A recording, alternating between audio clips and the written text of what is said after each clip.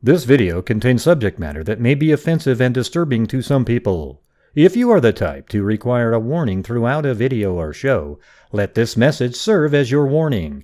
This channel discusses the harsh reality of true crime. If this warning is not sufficient for you, consider a different genre and unsubscribe from my channel immediately. Huh? Did you hear what I said? Have you lost the last 3 brain cells, or do you just have cabbage for brains? There's mosquitoes the size of bald eagles in that dadgum swamp. It's a house!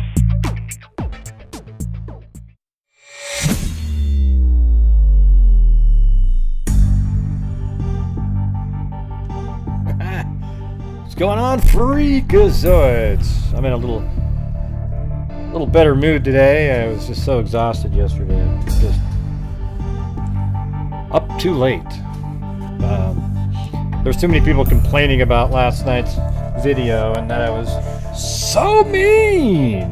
Did some callers. I just go, you know what? I'm just going to remove the video. Alright? I didn't think I was mean whatsoever. But I guess apparently enough people were thinking that I go, forget it. It's ridiculous. Anyways, what is it?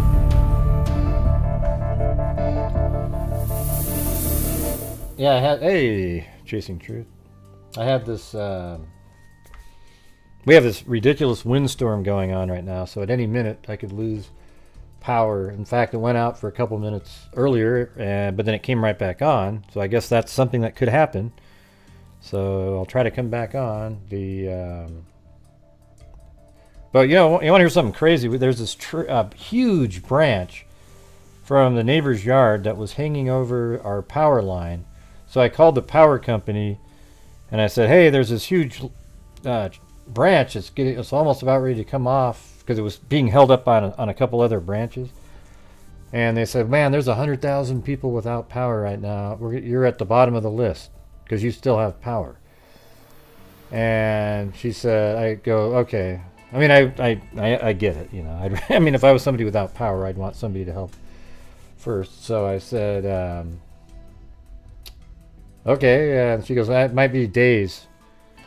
And then 20 minutes later, this huge orange truck with a crane shows up on it.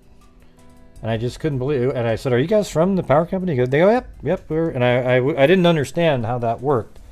But I literally called them back later and thanked them. But they got way up there, pulled this massive branch off onto the ground, and then just across the street there was these people doing leaf and yard cleanup, ironically. And then they took the huge branches away with them, and then they're going to come back. They come over here sometimes, and they're really good at yards. I mean, they can turn an ugly gray grass, or not gray, brown grass yard into complete green. So it worked. Yep, so this is an earlier show, everybody, so it's just like any other show, all right? And just so you guys know, earlier today I sent $1,000 to the Xana Kernodle endowment, and, that's the same, and it's a 501c, everything like that, and so it works for what we do, and so we just added that. So I'm going to... and that's what happens when you guys are supporting the channel. It allows me to take a large portion of the income and send it to various charities, and that allows us to actually make a difference. Okay, now I'll have to send you the receipt they said maybe tomorrow, but a physical one will be coming, so you'll definitely get to see that. But I already know that I did it, so I'm going to update our numbers here. So where is that? All right. Yeah, so far this year we're at $54,750 to various charities. I know that's offensive to some people. So let's see, it should be more apparently. $55,750. And we're going to have for our grand total since the beginning of us doing this, is now it's 120,250 since January 2020. And now I've got to put the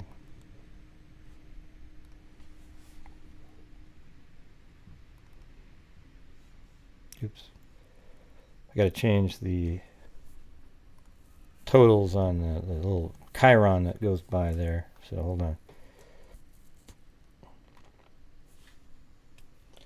Alright, so is there any on here I can take out?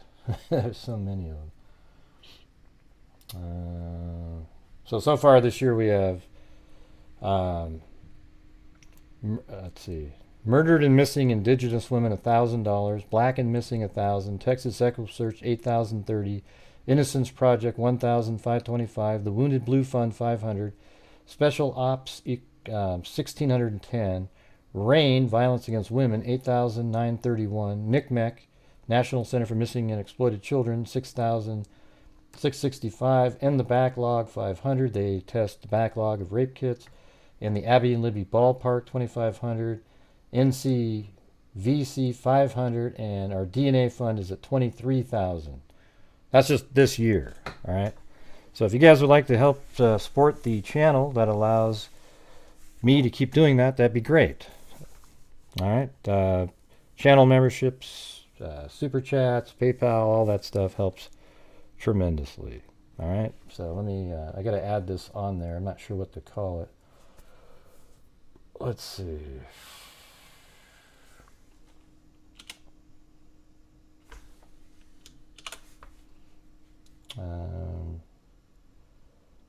Yeah, it's weird how the chyron can only be a certain length. Let me put it in there. Maybe if I had it scrolling. It does scroll. I wonder why it can only be a certain length. Let me put on the, what would you call this?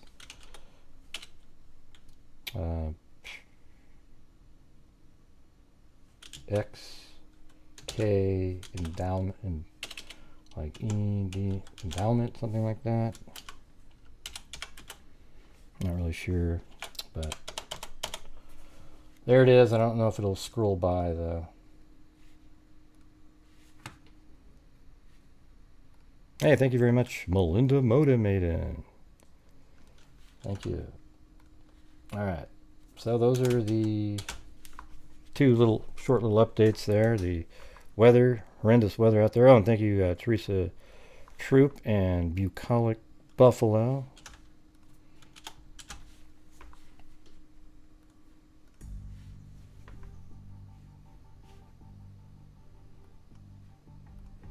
Yeah, I don't know if that updates. Maybe it did. Hold on. I just saw something on there. Let me see if it works. Hey, living it, as in living the dream. Yeah, so we make a huge difference on this channel, regardless if you don't like me or not. You know, you know, you liking me has nothing to do with how much we do. You know, maybe you could argue that, oh, we do so much better if everybody liked me, but then I'd have to sacrifice my personality to appease people, and it's hard to do that. Let's see, we're at 16, rain. Doesn't seem like it flips that over there. In the backlog, Abby and Libby 2,500. NCVC 500. Okay, it should be after this if it works. No. Ah, well. I don't know. I don't know why there's a limitation to how much you can put on the scroll there. Kind of dumb. Thanks, H-Doc. Yeah, you don't have to always agree. You'll be wrong, Mercy, but, you know, you don't always have to agree. See, that's what I don't like. I don't like when he... Alright, let's do the... So here's the image that came out. And by the way, you can call in and discuss this. But here's the image that came out right here, right? And so you can tell that somebody just took a photograph of a screen. Now, I don't know how many times this image here has been uploaded to Facebook, then somebody else downloads it, pastes it somewhere else. Every time you do that, it's removing, because Facebook applies their own compression to it. And then somebody else grabs it, and then they put it onto a website. And then somebody else does, and somebody else does. It seems like this is pretty early on in the sharing process, just because it's relatively clear. So, yeah, that's what we have to deal with here. So if you go to, oops, Jesus, that was the wrong screen there. In this program here, Photoshop, if you go to, there's a thing called skew here, which allows you to kind of, like, the thing is see how they took it at an angle? So you can kind of fix it a little bit by bringing these edges down like this. And then maybe, you know,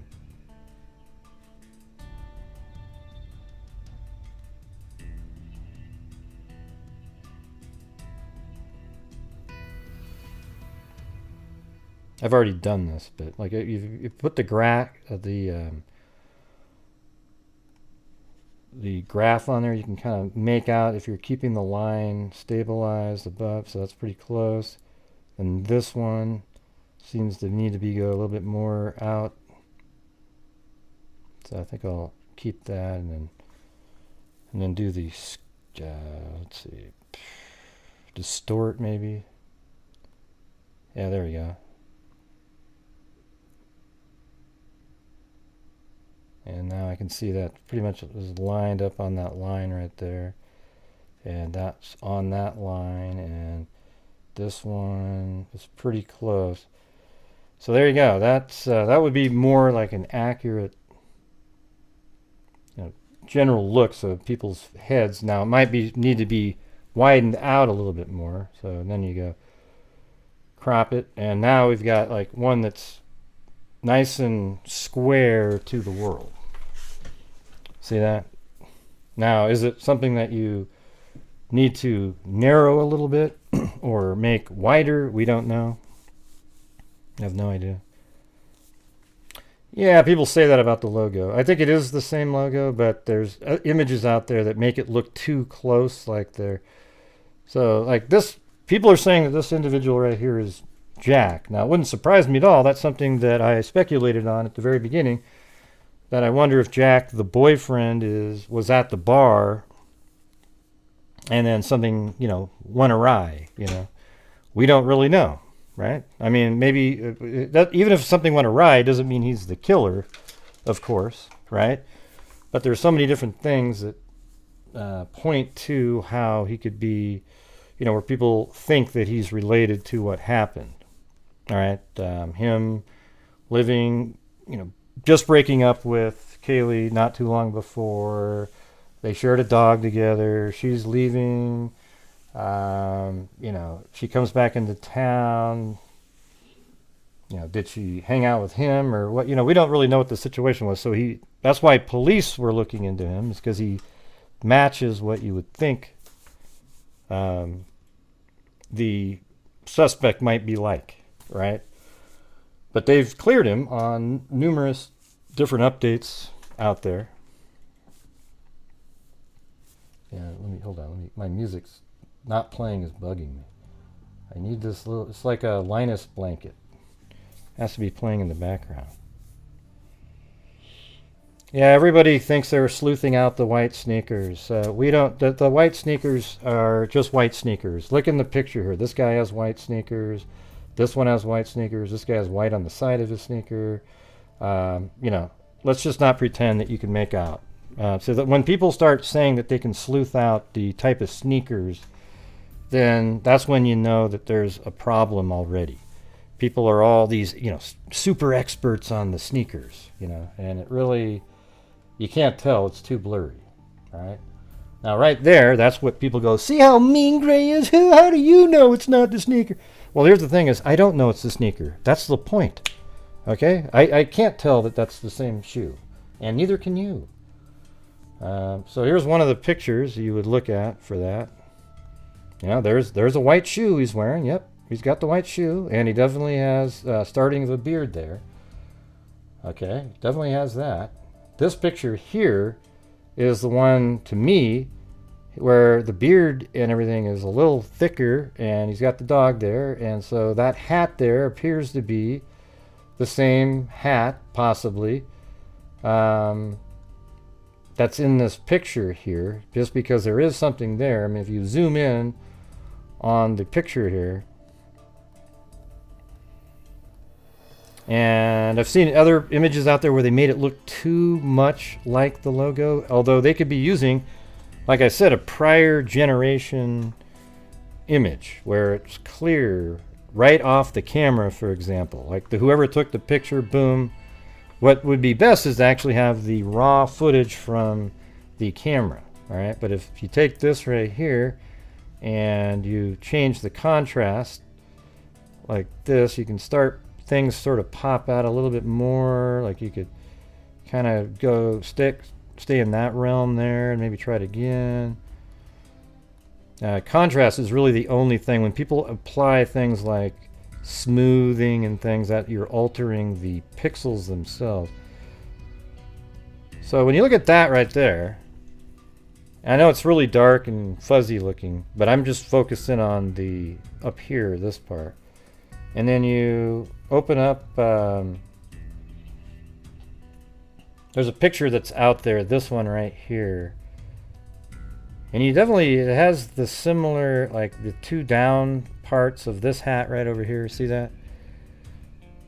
Or let's just go like that. Like see that and this and that kind of blocky area there. So it definitely seems like it could be the same hat. And I think it, I actually think this really very likely could be him. Okay? And it wouldn't be surprising at all. I think he may have been at the bar that night. And doesn't that make more sense about what was, like, why they might try to call him? You know, and maybe Madison was telling Ethan, or not Ethan, Adam, I mean, not Adam. Maybe Madison was telling Adam about what's been going on with them.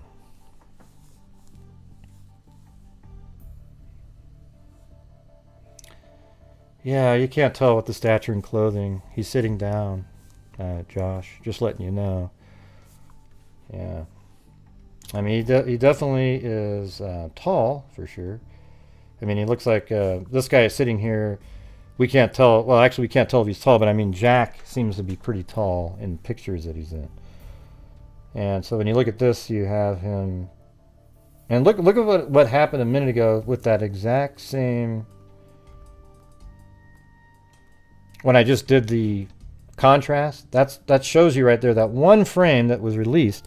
There's always a little bit of pixelation and distortion in videos, and this guy's face has no details in it. So if you ever see somebody, they're trying to compare this guy to the spokesperson, okay? And look how ludicrous that is. That's not him, okay? And not only that, you can't tell because I didn't alter anything. And look what it did to his face there.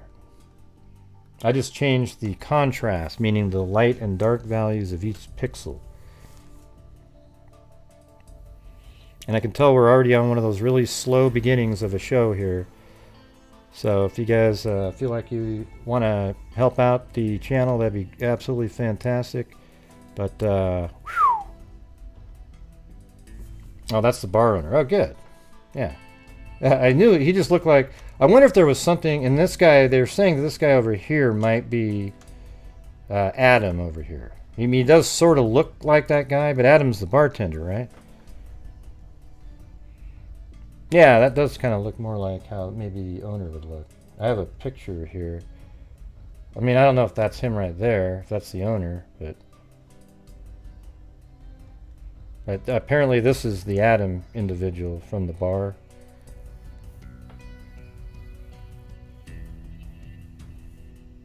Yeah, so what, Regina? I mean, anybody can say anything, right? I mean, yeah, so whether or not, I don't know who this guy is here, but this is Adam right there, and, you know, I don't know why people are saying they do these little side-by-side comparisons, putting up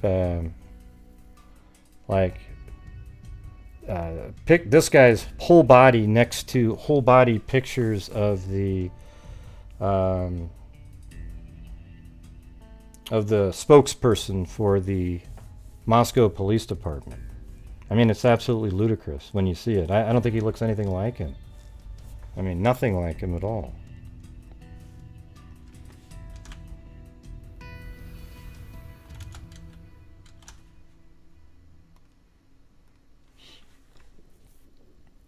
Yeah. Yeah, we're getting close to 100K. I don't know, though. You know, it just might take me like a few more weeks or something. I just know how it works sometimes.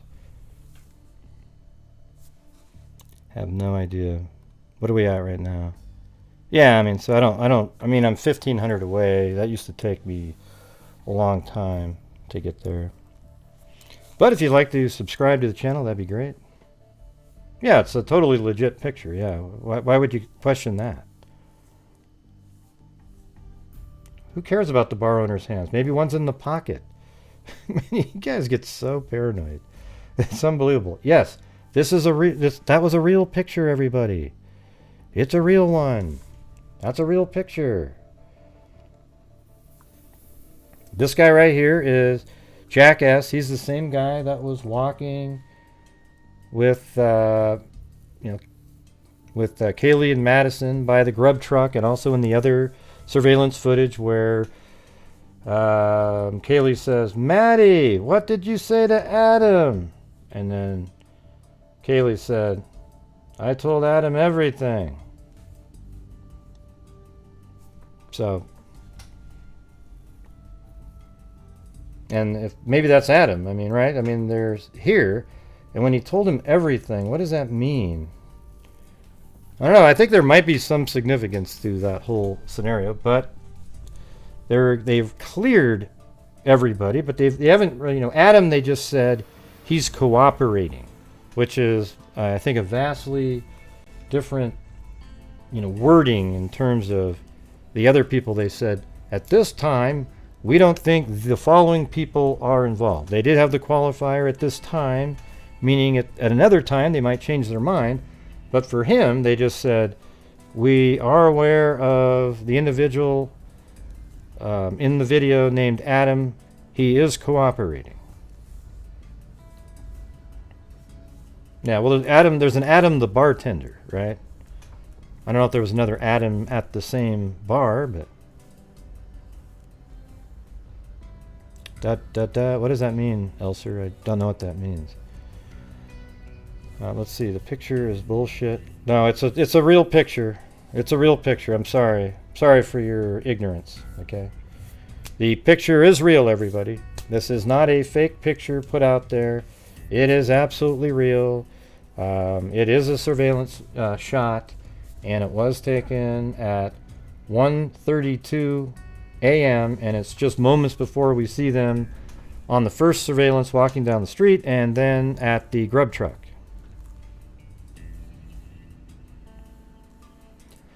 Yeah, I mean, all it really says is that Jack is at, perhaps, I mean, it really feels like that's him, at the corner club, and so maybe that's where we can start thinking that maybe that's why there was the phone calls at 2:26 up until 2:52. How do you know it's not him, Melanie? How do you know, Melanie? I don't know if it's him or not, but I don't know if when I look at it, I don't know if it's him or not. I think it very well could be, because it does seem like the hat matches the hats that he has, and he is talking to Madison and Kaylee right there. What do you mean not full pick?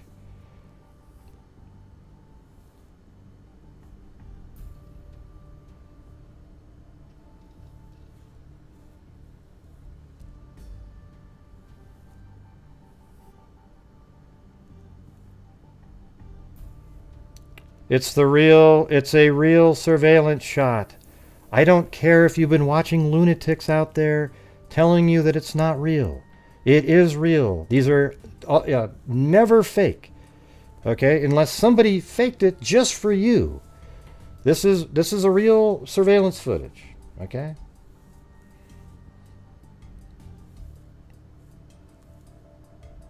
Yeah, what about him? Look at the football coach. What are you talking about? No, they don't have real questions, Millie. See, you guys always wonder why I sound a certain way. Is because look at the lunatics in the chat right now. Just look at them. Okay? Absolute wackos. I mean, just psycho individuals who believe anything. All right, let me...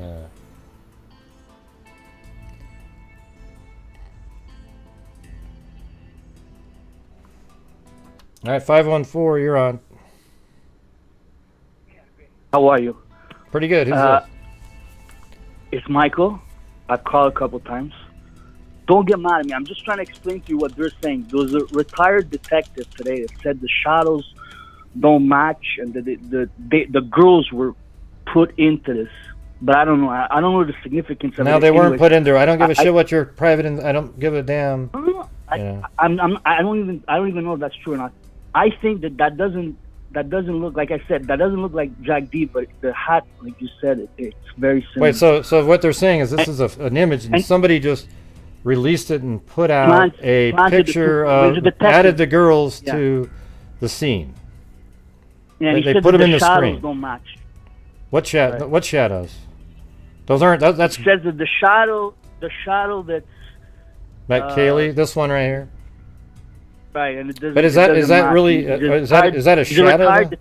I don't give a shit what he is. I don't give a damn if he's a retired detective. Okay. We got a lot of lunatic retired detectives on YouTube. Okay. Can I ask one question? Yeah, go ahead. Where was Jack D supposed to be during this time? Like, it's 1:30 and he's at a bar. What do you mean he's at a bar? He's at a bar. What do you mean? Where is he supposed to be? If that's him, well, if it's that, I don't think he's supposed to be at the. It wasn't his alibi that he was in bed with his roommates. Oh, you're talking about Jack D. Oh, Jack D. He just said that when the phone calls were made, he was sleeping. He said that he was sleeping, and those are at 2:20. That was at 2:26 to 2:52. Those phone calls. That's what he says he was doing. 50. That's 50 minutes later. How far does he live from the corner club? You know. Well, he lives. I think he lived right next to Kaylee and the 1122 King Road. Well, he lives close. He lives close to them. Okay, I didn't know that. Mm-hmm. Anyways, I think that we're making much about nothing with this picture. Anyways, we should be focused on that white Hyundai and the skin dog. In my opinion, the skin dog is. Yeah, but the problem is though, it's people like you though that come on and you add to the whole conspiracy notion. How do we even know that that's a shadow right there? Isn't that just cement floor in there? I mean, maybe that's just like a. Hey, why are you getting mad at me? I'm just repeating. I'm repeating what the. I know, but you're perpetuating it. You're perpetuating it because you're trying to give it credibility by saying, "Hey, it's a detective." I have no opinion of this video. One way, did I say I thought it was fake? I have no opinion of it one way or the other. I don't know if it's doctor. Yeah, you do. You do sound like that. Anyways, go ahead. What? I sound like that? Okay, whatever. Yeah. Anyways, I would focus on the white Hyundai and the skin dog there. I would, because I think it's someone from the area or that's familiar with the area because of the skin dog. Anyways, great. Don't get mad at me. I'm just repeating. Yeah, but I wasn't actually mad. It was I wasn't really mad. That's just how I'm talking, and you're assuming that by the way you sound. I feel like you hate me or something. I don't know. Anyways, I'm just. I don't hate you. The guy was. What are you talking about? I don't like some of the stuff that you bring up because it's always got an angle of conspiracy to it every single time. It's never just a normal, rational conversation about information. It's always something. I said we should be. I think you spent a lot of time on Reddit and 4chan. No, I don't go on Reddit. Okay. I don't go on Reddit. Yeah. I'm just saying it because put clarity why you were saying that everyone in the chat was saying that it was fake. I'm not saying I don't know if it's fake or not. I know Fox News is showing it. I think I don't know. Anyways. They're showing it. Well, that's what I heard. I think that they showed it too, so it has to be legit. They're showing it. Mm-hmm. Yeah. So look at the. I think you're referring to this. I don't know if that's a shadow of anybody there. And also, At the it also feet of matters. You body. know, also what matters is the light, you know, of people. Right, because anyways, he said that he would. I have no opinion one way or the other. I don't know if it looks legit or not. I don't know. So, where did it come from? Do you know? I have no idea, actually. No, I don't know. I mean, it was Anyways. just a leaked photo or something like that. I've got so Because all these people were just sort of thrown into the shot with a perfect angle of them. I mean, that's the part that's like just Marty. that's the part that's crazy. Is like, No, how you did they think get that- these but angles he's of not them sure. so perfect? You know. What bothered the detective, he said, because it would be just the two girls, and he said it's why isn't it a video? Why is it just a picture of a video? Why Right. wouldn't? Well, it let me be a just video? show you this though, really quick. So this that JLR guy, he took a photo through this window right there, and here's that table right here. That's this table right there. Then this chair right there. You can see it right below this guy. So that means that this really is that bar there, and unless you're going to say that even Jack, this Jack S guy that is 100% was at the, you know, he was there because he walked Madison and Kaylee home. So he's there. So what would be the reason that you'd have to dub in Kaylee and Madison when they were in fact at that bar the whole time, and that is a shot from the bar? Why would you need to do that? I guess that's the part that would be confusing. Yeah, that's right. You're making sense too. They were there, and you can see him. Okay, yeah, because it was maybe. Yeah, okay, I don't know. You're right. Anyways, Yeah, I just like to know where it came from. Like, anyways. Yeah, I mean, maybe somebody. like I said, it looks like what somebody did was they played the surveillance footage, and that's another thing too, is the original image. Again, let me open that up. Just a second. Is it this one? Yeah, this shot right here. So you're going to say that somebody took their time and took a photograph of the surveillance screens here. Then they went in and then they edited out that shot. I mean, why wouldn't you just release this nice, I don't know. It just doesn't make any sense. What he was saying was Thanks, that Annie the two T and girls Jamie. were planted there. Planted there. What for, though? Right. So when Jack S, you remember Jack S left oh no, wait a second. Is that before the taco stand, or is that after? This is way before. Well, not way before, but like a good 10 or 12 minutes before. They left shortly after this. Then they're seeing Jack, the same guy right there, Kaylee right there with the same jacket on, or same clothing, and Madison right there. They go walking down the street, and then they're seen on another camera, and then they go to the Grub Truck. This angle here is how did they get this angled shot of Kaylee and Madison to then place in the scene? Seriously.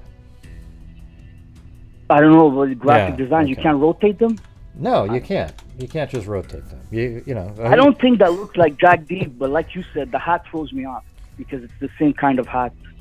Yeah, I mean, it's hard to Jack make D out wore for there. sure, but I can definitely see a lot of the same Unless features. It's it's too like blurry though. But he's got this, fraternity hat, you know, like he's got the same beard and Maybe- everything. He's got a hat similar to that. He does have white shoes.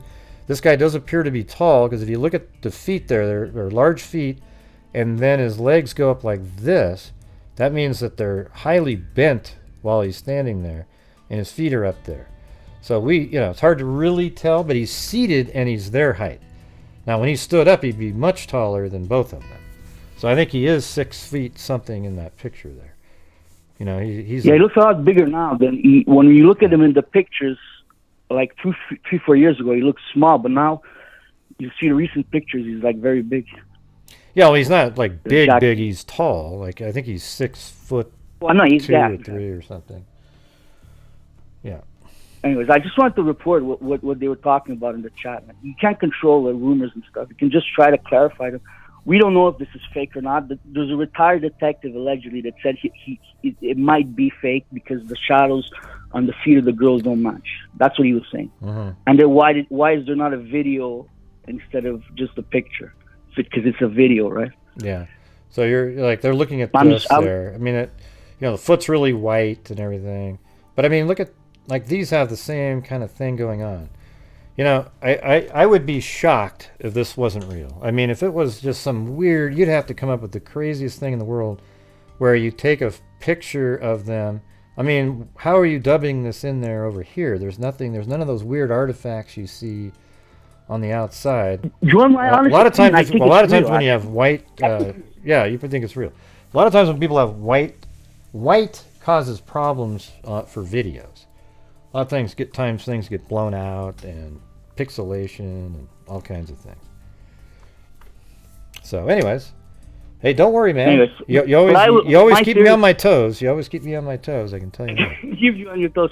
Like I said, I think we should watch for the skinned animal. There was a predator in that area. You know, you don't see skinned animals every day. That's a red flag to me, and I would seriously consider someone that's familiar or that lives in that area. Right. It's 3 weeks before the murders, so it's very, very suspicious. Mm-hmm. Anyways, I don't want tension between us. Well, I don't have tension. positive I don't have tension, but you do. I know, always but bring you're up saying like I'm a conspiracy theorist. I'm not. I'm not a conspiracy theorist. a little bit. Trust me. I'm just a little bit. I'm just repeating what he's a retired detective. You know, you have to take what he says a little bit more. No, I don't. I don't. And here's the thing: is the retired detectives that are on YouTube a lot of them are buffoons. I'm just telling you the truth, and they bring up stuff because they have inherent credibility. They can say anything, and wackos believe it. Okay, and that is the absolute truth. All right. Now there are some that are good, but there are a lot of them that are just absolute wackadoodle idiots. Okay, and there's a reason that they're not still detectives and they're only like 50-something years old. Okay, you know, you might want to look at that. I guarantee there's a lot of when you see that's what you just said is exactly what's scary, because they're retired detectives. They get to have this huge benefit of the doubt. Like, oh yeah, they're definitely telling the truth. Why would a detective tell me the truth? Well, you ask those same detectives why they would say that, you know, like in the case of Don Wells, that he was inside of a shed, or that Summer's in a dungeon below one of the sheds, or that the guy on Twitter is actually Brian Laundrie. And even after Brian Laundrie's body was found, that's still the guy on Twitter, because as we all know, there are some skeletons that are still able to type on Twitter. It's amazing. I don't know how they were able to do that. What about the guy that says that Ron Logan is the killer? That's writing a book about it. Detective. He's nuts, that guy. Now, whether or not he has something to do with it, sure. I mean, you know, the Ron Logan, we've always said, we don't know if Ron Logan and his property have something to do with something, but all I've ever said is he's not the guy on the bridge, and that guy keeps saying that is him on the bridge. And it's definitely not Ron Logan on the bridge. It's 100% not Ron Logan. It's not even just an opinion. It's true. I'm not saying don't follow. I'm just saying it was worth mentioning, and it was a topical conversation, so I thought I'd call in, because you're like, some people in your chat were probably watching. I don't know. Yeah. I didn't mean to offend you. You didn't offend anybody. Hey, look at man. Hey, this is just the way I am, man. You don't offend me at all. Yeah, I'm just man, what the hell are you doing? I know. All right. I always like it when you call in. Have a great holidays. Yeah. Good New Year's. You too. And, talk to you later. Merry late Christmas. All right. Have a good one. Oh, you already got off. Let's see. All right. We got 630. You're on. And thank you up there to Hi, Gray. Mag. Hey, hold on a second. Thanks to Mag. Hello. Hello. Who's this? And Jan Allison. And who's this? This is Alan. What's going on, Alan? Well, I called in today because I looked at that picture, and I wanted to hear your thoughts on it after I lay down a couple points. Yeah, what's that? Well, to me, it doesn't look like Jack. Yeah, it might not be him, yeah. There's no way to tell for sure. Yeah, that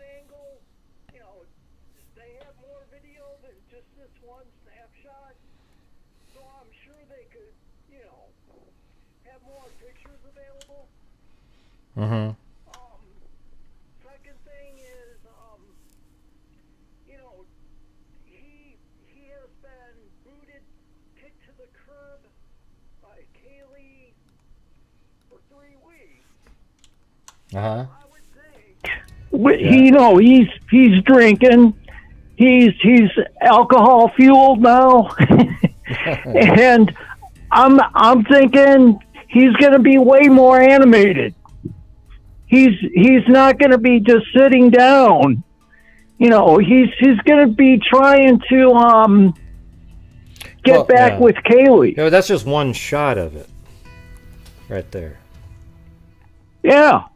So, and not only that, it's alcohol fuel.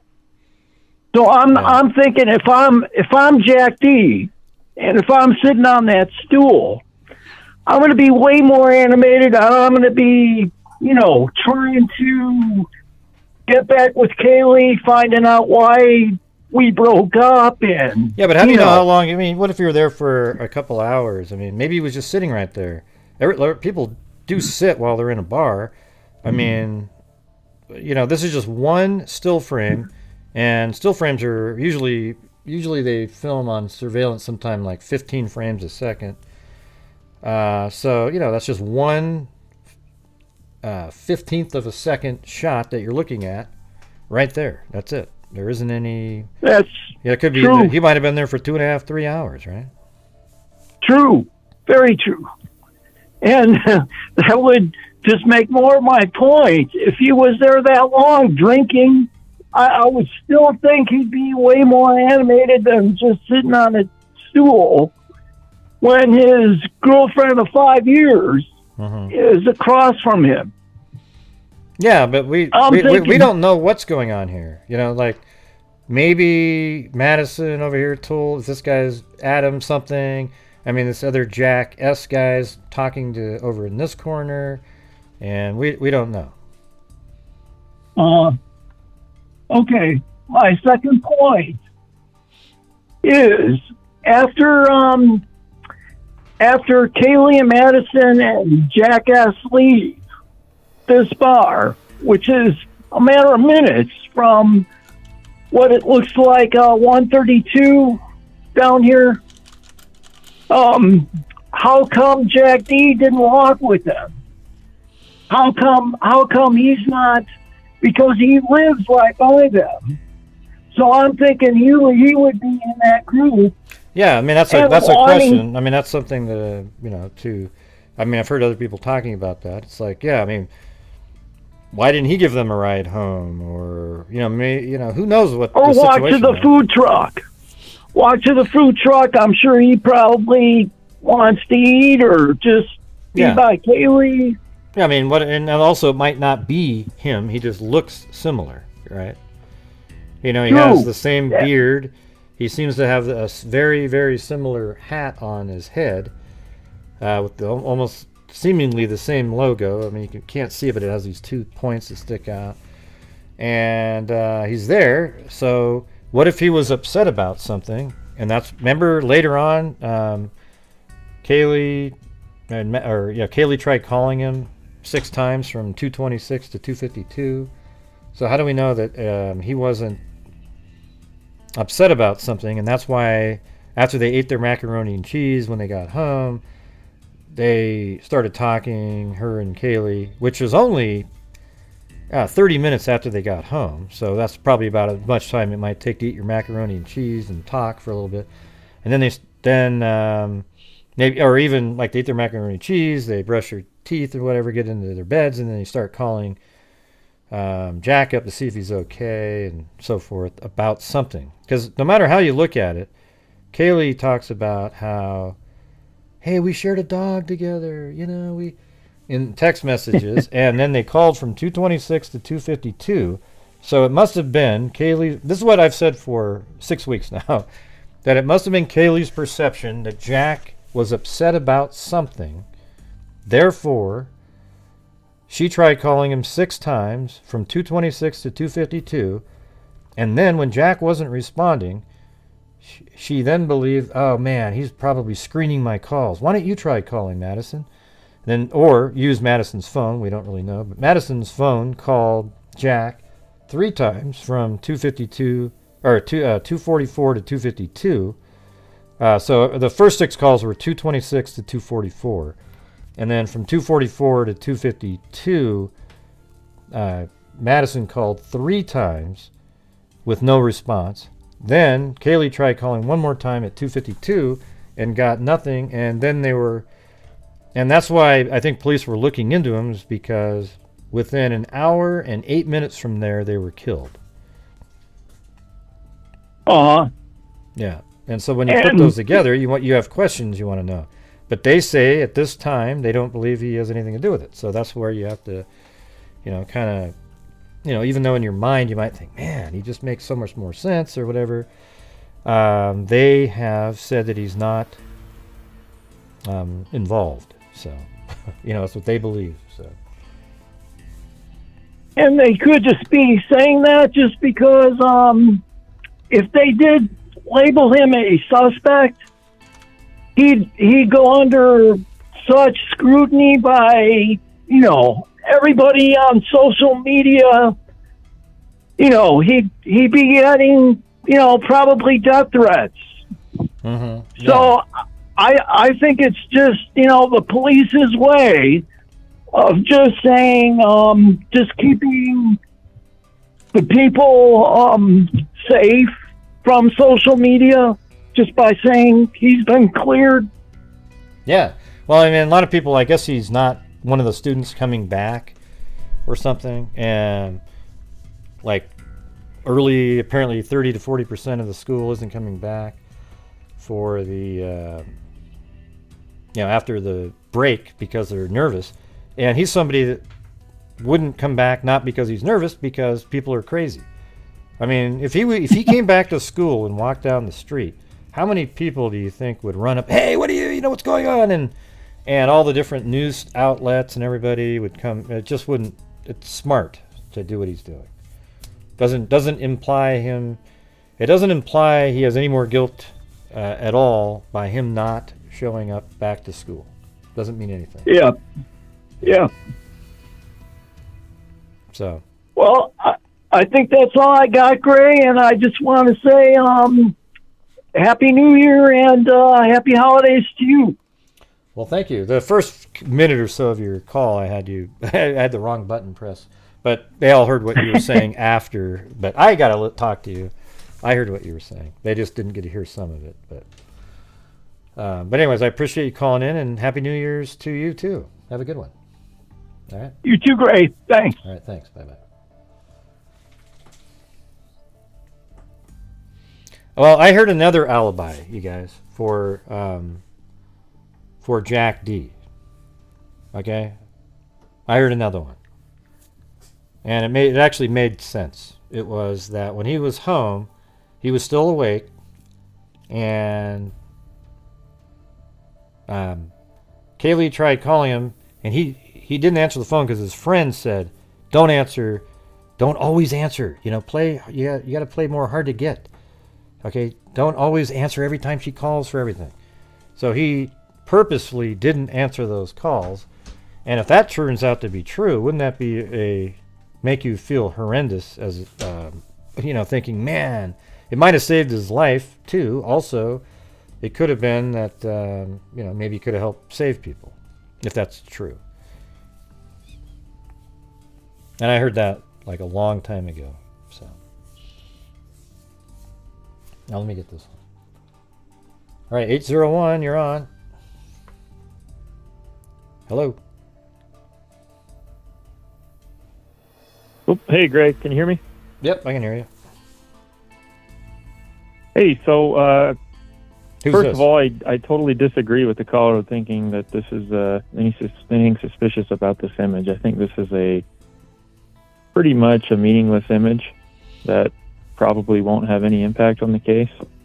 Yeah, it might. I don't know if you've stated your opinion on that or not, but I don't know what think? it means. It's just more like, okay, even if that is Jack, do you think that's Jack sitting there?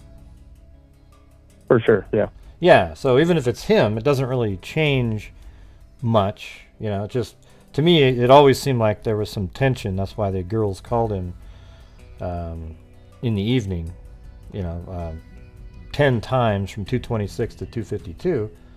So because they thought he was upset about something. And now it just sort of shows, okay, because early on I speculated that maybe Jack was at the bar and, something, he got upset about something, and that's why, and then it turns out, well, this sort of shows that maybe that is him there. We still don't know 100% if that's him, even though it does appear to be. Right. And I was in the camp a week or two ago where I was still very, 30-40% thinking he was involved somehow, just too many coincidences. But in the last week, I've listened back and to the interviews of Kaylee's family, and all this stuff that's come out. And then I think one of his aunts came out and spoke on his behalf. And you see this image. I think this image helps him, if anything. I don't think this hurts him at all. That doesn't look like somebody that's stalking anybody or wanting to hurt anybody. Her body language doesn't look like she's at all afraid of him or concerned about anything he's going to do to her.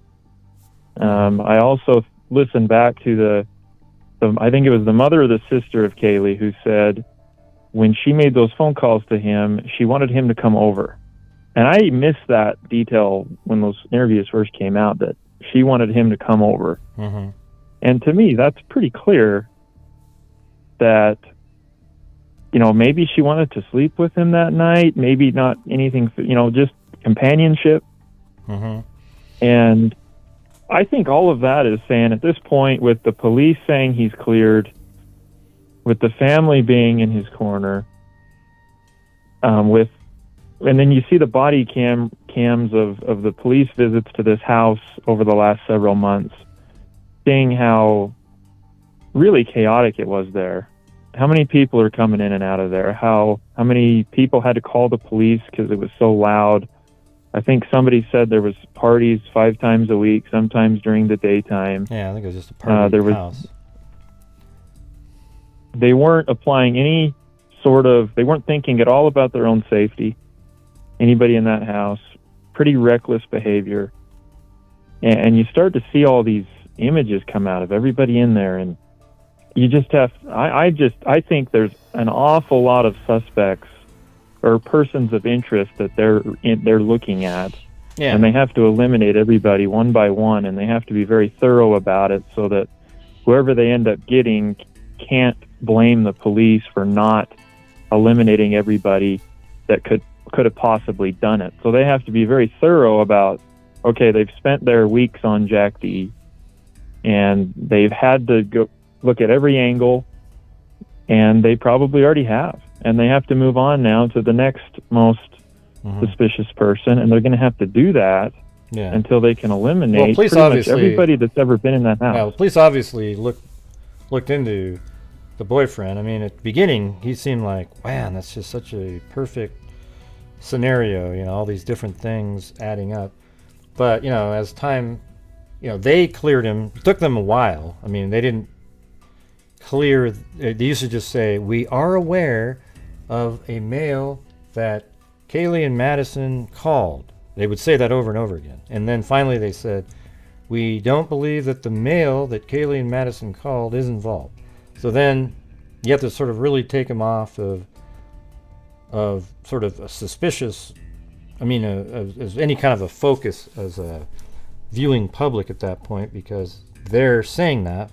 Do they say things like that sometimes to make somebody relax a little bit more?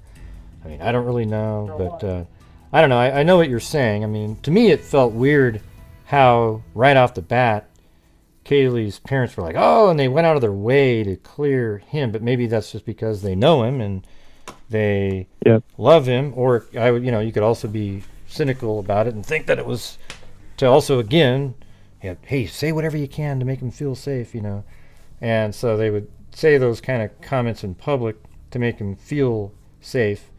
But it could also just be that he didn't do it, right? It has nothing to do with it, right? Yeah. And it's just bad luck on his part that all these different elements point in that direction. Even the Adam thing, right, is weird, right? Because then it's got, what'd you say to Adam? And then you think, well, wow, did Adam go home and say something? But then there they are together. So what did later on, did Kaylee become paranoid about what Adam may have told Jack? You know, I mean, so it makes you think like that. But it's just so little information to even think like that. That's the weird part. You know, right. So there's just so many things to think about here. It's wild. Yeah, and when you try to interpret what law enforcement's doing, I think you have to start with the question, do they have DNA of the perpetrator? If you think they do, then you're going to go down a different fork in trying to interpret what police is doing. Mm-hmm. Because if they have DNA, then they're going to be in a position of strength where they can do essentially whatever they want to do.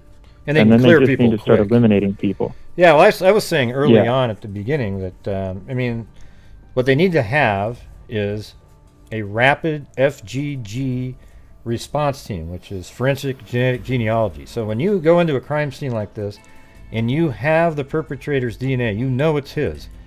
Skin underneath fingernails, a blood sample that doesn't match one of the 4 victims.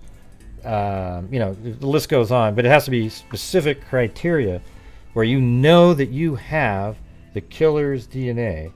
And then what you do is you just quickly get the sequence, takes like a day, upload it to GEDmatch using another company who formats it, and then get 2 forensic genetic genealogists on that shit and like see if they can get the guy's name in a week. I mean, it'd be amazing, but they always try to do it like the traditional way first, spending like hundreds of thousands of dollars, where that only costs like 10. So, man, if they have his DNA, just get going on that. Yeah, and if they have his DNA, they're still going to have to go through the process of doing the genealogy work.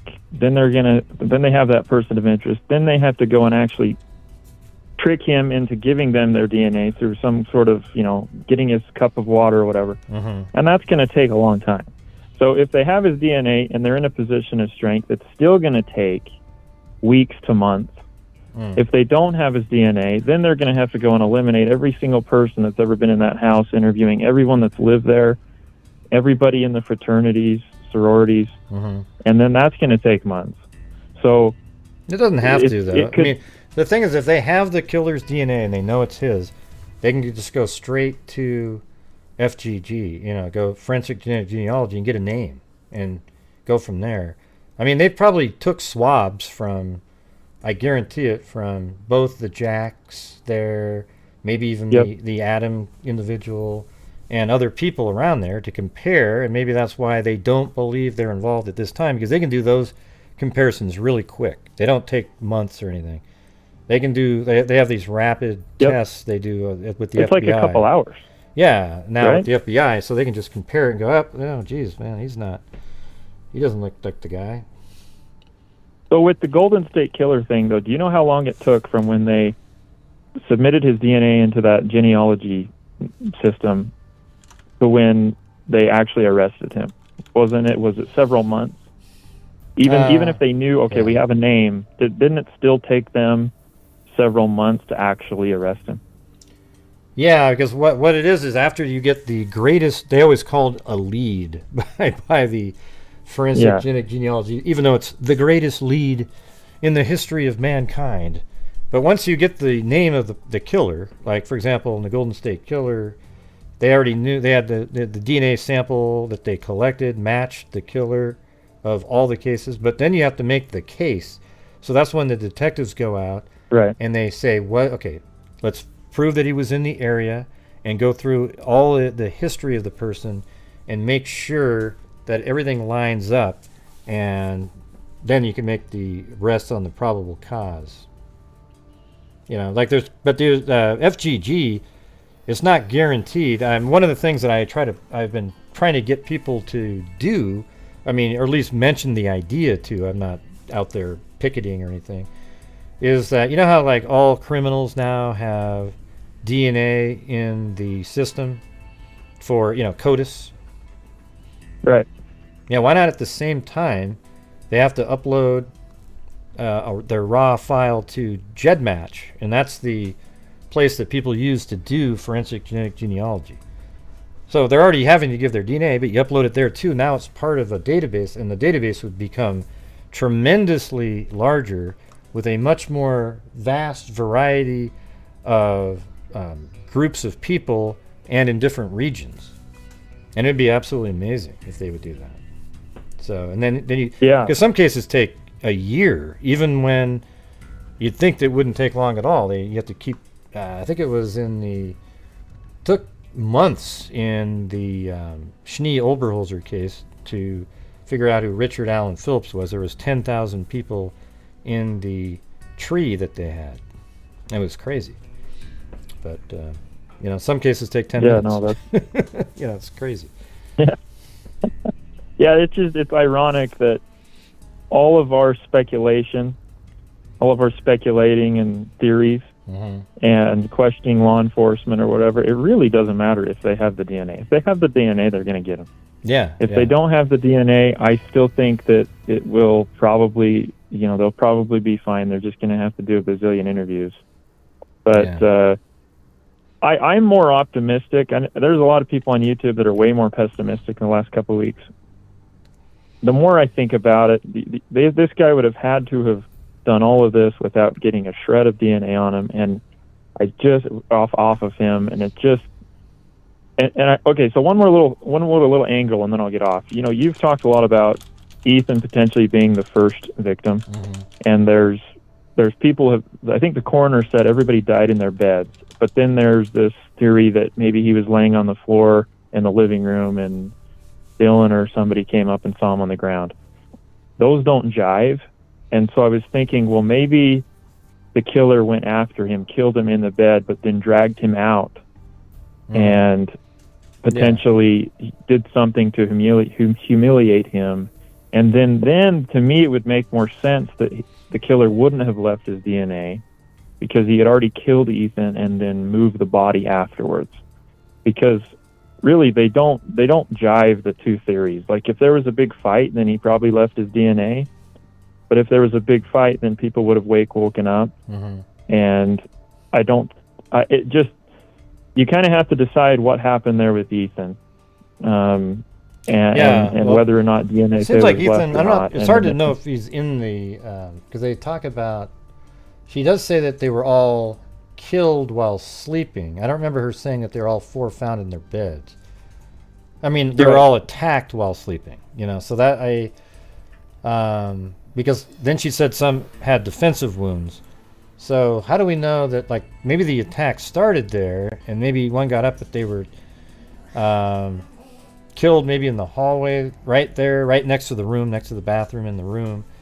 And then maybe Xana is still in the room, and then she kind of goes onto the bed to try to get as far away as possible back into the corner, and the person killed her there, and that's why there's blood out. I mean, it's sick as hell, but that's why there's blood outside the house right in that area. Yep. Yeah. I mean, it could be. No, it could go either way. Yeah, and the thing is we don't know. I think the person went there. It feels sometimes that the person went there knowing that they want to kill people in the house. Like the whole incel theory seems to make sense too, because they went in there and Ethan was just in the wrong place at the wrong time, and the person left because there was a lot of noise being made and didn't get to finish off the other two roommates. Because it just seems incredible that 4 people got killed, don't you think? It seems like it's somebody probably from the past who over time had just something been building in them, and eventually they just went and did it. And because to me, if you know the house and you know the people in the house, then you know the vehicles outside the house. Ethan's car was outside. So if it was somebody that knew them, why in the heck would you go in there if you know this, 200-pound kid's in there? Really? So his car was outside the house, for sure. Yeah, his vehicle was outside. Well, why would he need to do that? Doesn't he just live at the Sigma Chi house there? I mean, it seems weird. I don't know. I just know his Jeep was out there. Okay. So if it was one of their friends, then, I mean, they'd have to have a hell of a lot of guts to go and try to do that if they know he's there. And then I think maybe even the brother's car was there. So too, do you think or that something. I wonder if they can show when his car, if it is his Jeep there, like definitely was a surveillance camera on that house just down the street. I wonder if they can, here, let me go up on my screen here. If it showed the Jeep pulling in at some point earlier in the evening. Yeah. And then, but it didn't leave, because I would imagine, knowing that they're going to have some drinks and so forth, he might have pulled over there to come visit, and then they just walked over to the Sigma Chi house. So maybe I don't know how they know for certain that they were home at around 1:45, unless maybe the roommates said, hey, we heard them come into the house at around 1:45. Right.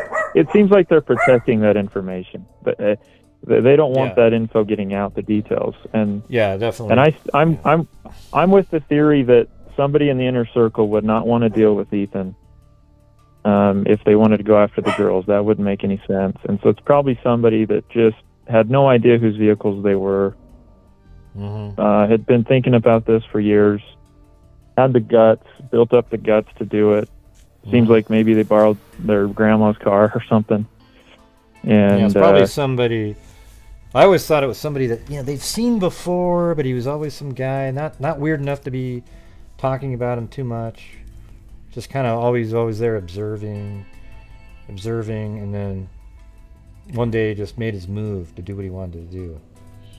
But he's not at the inner circle, but just on the fringes of a larger circle type of thing. Who knows? Yep.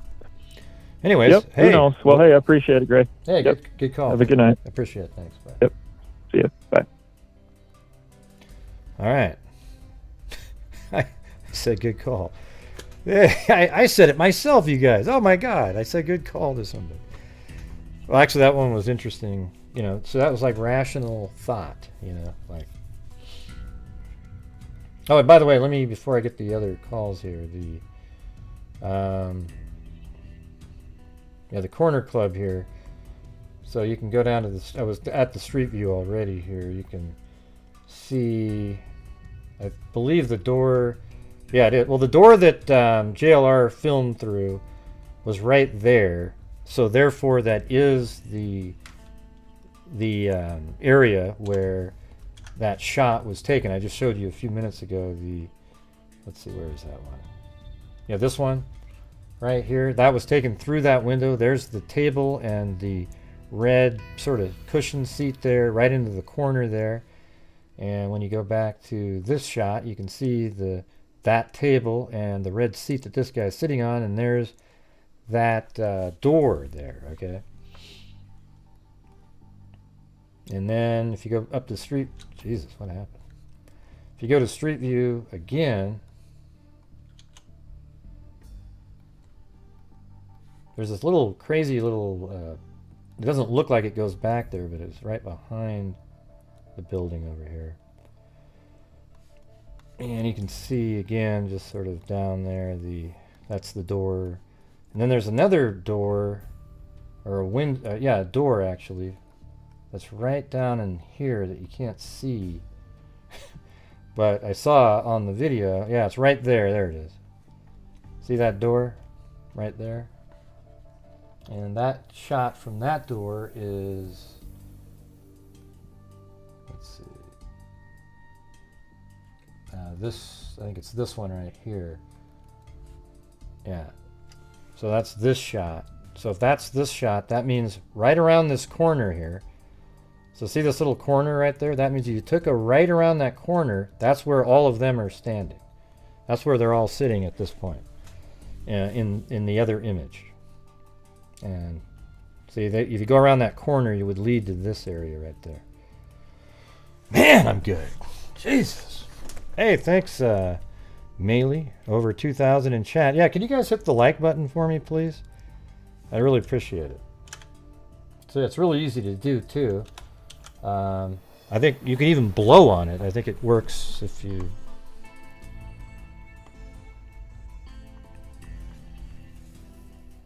Place looks like a fire hall. Well, to me, it looks like, you know what it looks like to me? It looks like a classic exotic dancing facility with not one freaking window on it. Okay, you got to admit that's pretty weird. I don't know if it was converted or what happened there, but all right, let me get these calls over here. All right, 323, you're on. Oh, hi. Hello. Did you hear me? Yep, I can hear you. Did you hear me? Yep. Oh, good. Awesome. My first time calling in. I don't know so much about this picture. Like, I feel like the time is off because it says 1:32. Yeah. And they would have to be leaving like at that like time exactly to make it to the food truck, to make it to the Uber, to make it home. You know what I mean? Well, Madison Like does have her the time- jacket on. I mean, do people just keep their jacket? Well, all of them have their jackets on. So I guess nobody it's cold. takes them I off mean, in the building, I guess. Yeah. Mhm. Yeah, they'd have to be out the door at like that minute, kind of, because that would get them to the truck at like 1:39, and then they call for Uber at 1:45, and then they're home at 1:49. Do you know what I mean? So unless somebody was saying in your chat earlier that the time stamp could be an hour off because of daylight savings on the bar. I mean, it Wow. could be, but it doesn't bother me. The time stamp. Why couldn't they have just? I mean, it doesn't matter. Why couldn't they have if just left anything, like it's- 2 minutes later? I mean, how come they couldn't Yeah, I have mean, just if- left 3 minutes later? Why? I don't know why that needs to be weird, because they got to the food truck because 7 minutes it took later. 7 minutes to walk, and so they would get there at 1:39, and they left the food truck at 1:45, or they called their Uber at 1:45, and they left at 1:49, and they were probably at the food truck for like 10 minutes. Where does it say So the they time that they literally- called the Uber and stuff like that? Did that come out recently? It was on like, I looked at Sleepy Goosey. She's on Twitter. She has like a really good timeline. But where did she of get it. that from? She got that from like the sister that said that, or you know what I mean, from like the begin. Right. Like her stuff is all like Okay, but let me just factual, like she even debunked. yeah, but let me just. There's people out there that say that it's like a half-mile walk from the corner club to the Grub Truck. Yeah, But it's not. 7 minutes. It's that's what not. They Though. said. Yeah, Oh, it's see, not. they're wrong. Yeah, it's only 0.2 miles. It's like not That even. would take about It's not 7 even a minutes, lap. 5. No, it wouldn't. No, it wouldn't. Yeah. No, it wouldn't. 0.2 miles. A mile Depends, takes you know. about 14, maybe a mile takes, if you're walking relatively quick, takes 12 minutes, but if you're slow, 15 minutes. This would have taken less than 5, more like 3 or 4 minutes. So if you leave there Okay. right So around then that time. that does change it. Yeah. Yeah. So that's what I'm That does saying. A change lot it. of So, people I mean, come they up would with have to stuff. literally be at the door. But I mean, it doesn't really matter. If anything, I think this shows that Jack is probably already cleared by the cops, even more so if they have him there.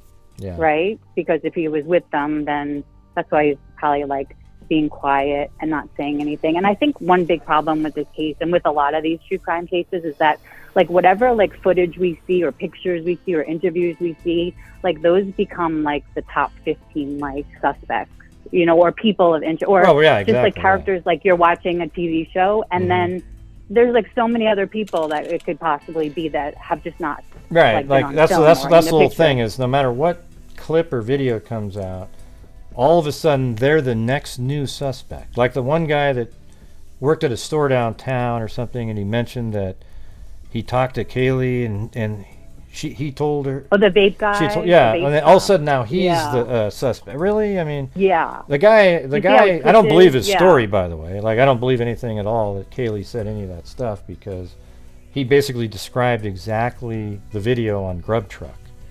It's like he wanted to be, like he thought, ooh man, so I want to let everybody know, and now it's not looking good. It's not because his story was Yeah, exactly let me the get Grub my Truck. 5 minutes of fame, or That's what not it even seemed like, 15. yeah. You know. It was ridiculous. Yeah, he just, I don't know. That seems like, I think that's the last with this case being so big too. Like a lot of people just are interjecting themselves. Like that guy that heard the scream, well, didn't hear the scream and then maybe heard her scream. Like he kind of all of a sudden like started a YouTube page and like is looking, you know. So I don't think it's any of these people. If anything, I don't know. It seems that unless they know who it is and they're not telling anyone and they're being really like quiet, you know. And that if that's what's happening, then we'll find out when we find out. But I feel like it's like if they don't have a DNA match, you know, it could be somebody that isn't yet in the system, is like a budding kind of serial killer possibly, this is his first kill, that he had a plan. It had to be planned. Like, I don't see Jack taking on, like, you know, so 2 people at once. I mean, I don't know him, you know what I mean? But it just doesn't seem like plausible, Right. you know, for him to be the suspect, just because, I mean, they always look at the ex-boyfriend, ex-wife, ex-husband, you know, they always look at that kind of person. But I just feel like we're looking too hard at these people because they're in our view, you know? But here's what I want to get back. Yeah, I mean, everybody does that. I mean, that's what I try to explain to people, what you're saying right now. I say it all the time. It just doesn't matter to people. You know, it's whatever media is available, those are the next new suspects, because we can dig into these people, like every single person. That's why I'm not a big fan of the, because so far the body camera footage that people have put out has absolutely had no effect at all on anything other than, ooh, look at this, we can have another suspect here.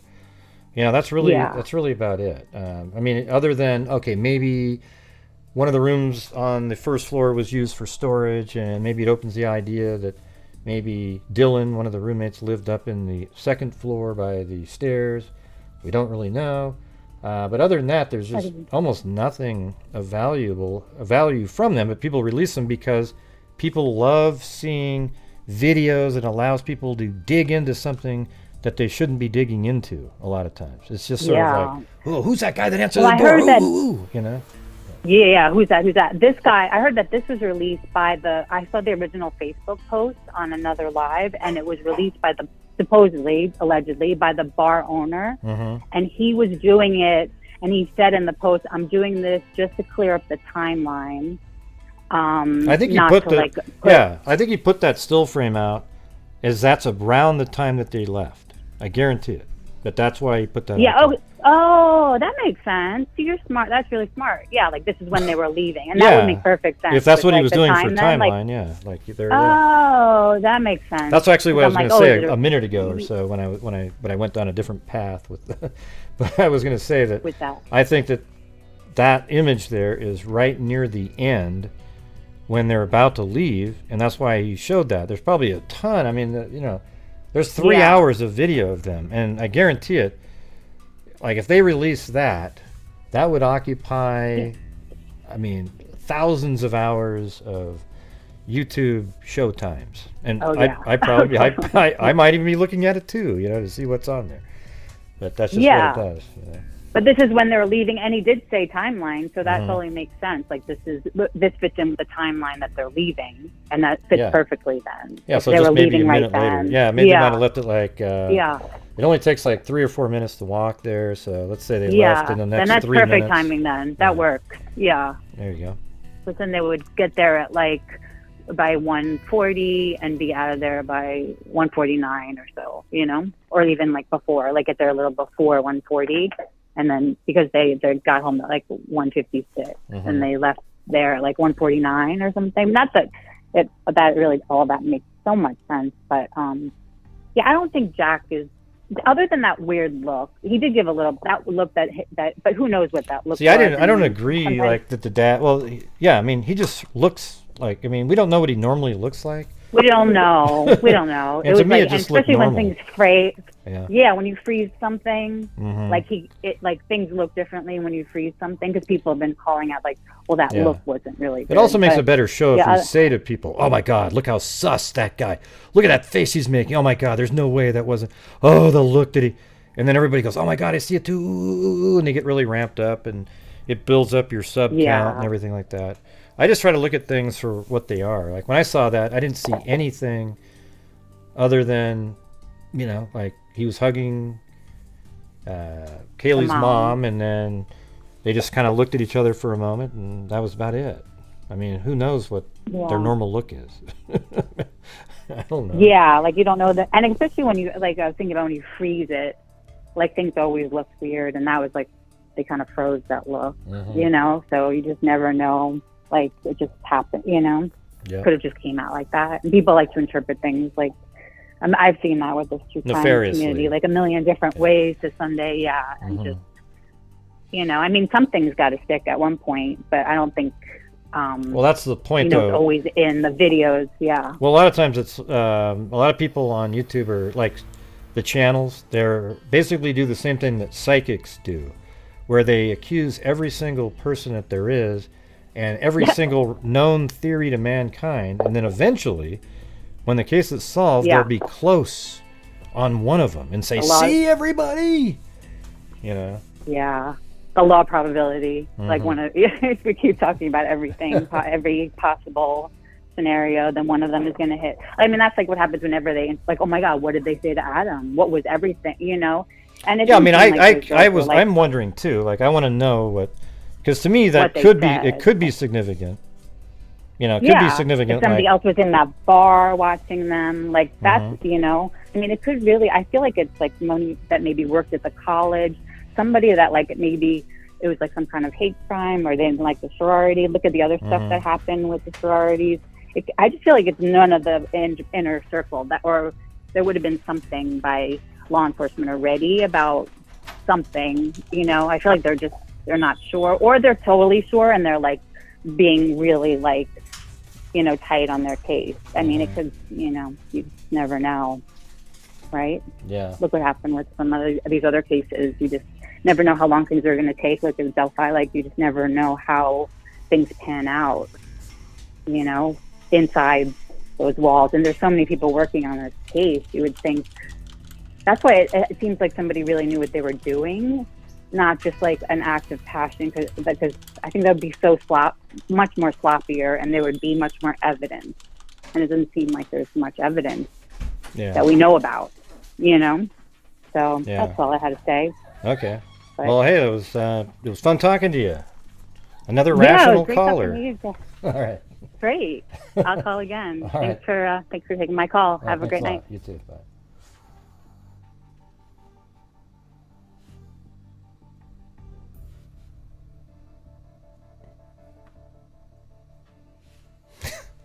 Hey, thanks, Miss Frellis. All right, thank you. And if you're just getting here, earlier today, the Freaks, we donated $1,000 to the Xana Kernodle endowment at the University of Idaho. So, you know, boom, the Freaks making it happen. You know what I'm talking about? And for the year, we are at $55,750. Our goal this year was $50, and we're already way over that. And I'm kind of shooting to get to $60. We'll see how it goes. All right, hold on 1 second. I'll be back in just a second, or a minute, or two.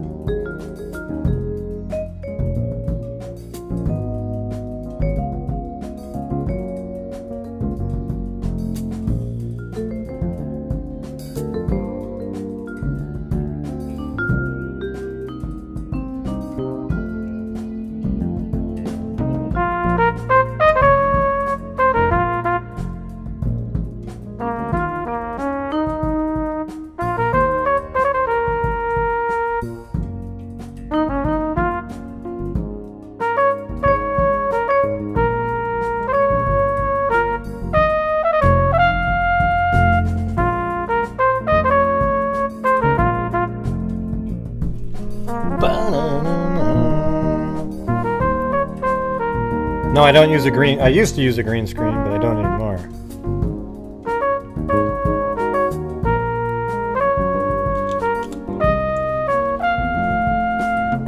All right, by the way, everybody, listen. If you're still out there, it's Madison's boyfriend that lived 5 hours away, not Kaylee's boyfriend. He went to school there, goes to school there, and lives right there. Okay? So if you're out there and you're still confused about that, it's not. I mean, this is something that's been cleared up since the beginning, yet people still think that. I don't know why it keeps being so prevalent in people's minds. All right, let me get to this.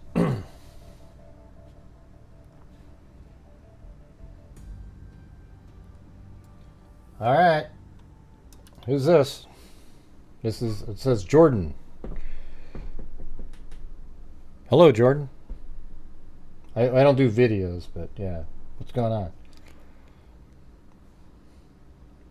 I can't hear you.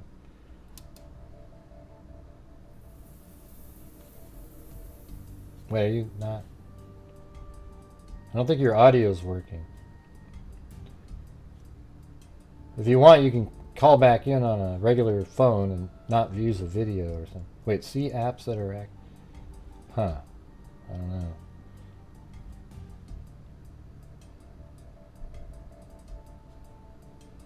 I don't know, it doesn't work. I'm gonna have to just remove that. Sorry about that. Alright, now the next one is one that says, I'm back gray. What do you think that is? Okay. Alright, go ahead. Here comes the troll. I'm back gray's on. Hello.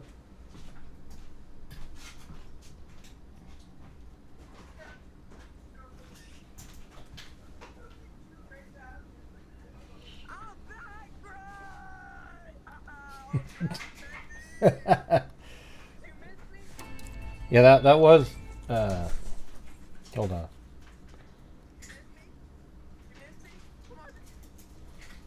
That was the same troll. The little kid or a kid that's going, yeah. So I don't know, man. I don't know who's next on here. There were callers, and then one tried to call in. You just got to use your.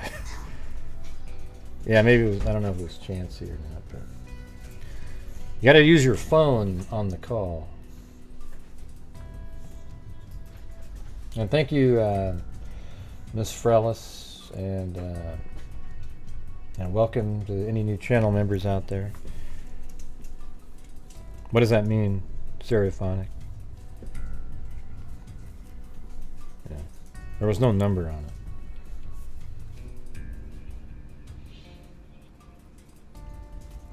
Yeah, so the lines are open if anybody wants to call in. I've had some good calls tonight.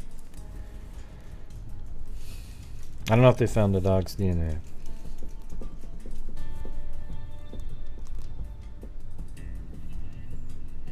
Yeah. There are quite a few mental health facilities in that.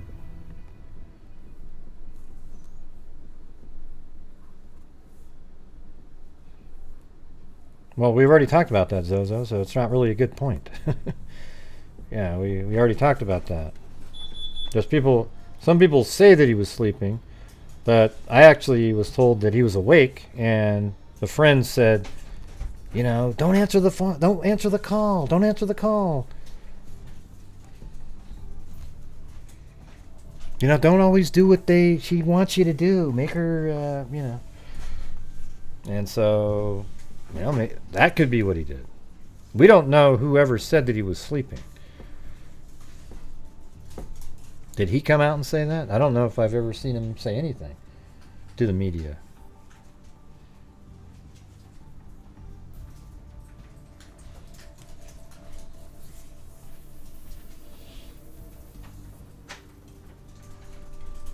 I don't know if that. I mean, that could be what that was. That's what I'm saying. I mean, I think Adam, may have came home and talked to Jack. Now that we see that Jack was there, I mean, maybe they could have easily went home together, right? Because we don't see either of them later. It's just the other Jack S. with the backwards baseball cap and the hoodie that walked Kaylee and Madison down the street and then to the Grub Truck and then waited for them, and then they sort of ditched him, like they got their food and had called. You can kind of see when, I guess that's how you could tell, is on the Grub Truck video, when they're on their phone, approximately what time they called it, and then obviously what time it got there, because that's when they went around the corner to get into the car, right? So that's how you would know that.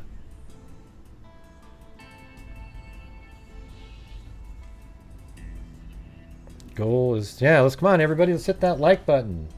It's pretty easy to do. Let me explain how you do it. Now, down at the bottom of the video, there's this little thing with a thumb up. What you do is you press on that. And you only press on it once, because if you do it again, it actually removes the like. And yes, that sounded condescending. Because it was. It's so simple, you guys.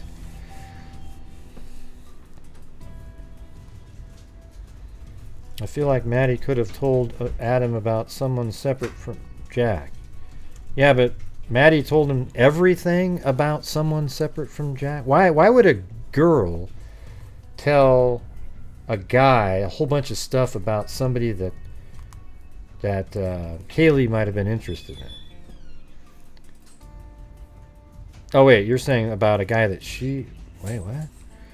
I don't know.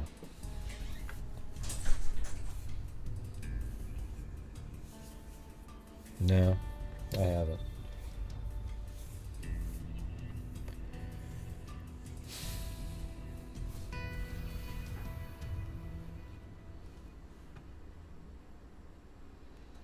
Oh, thank you much to Cheyenne. And Merry Christmas to you as well. That was on PayPal. Thank you. Then, let's see. Kim Howells, thank you very much.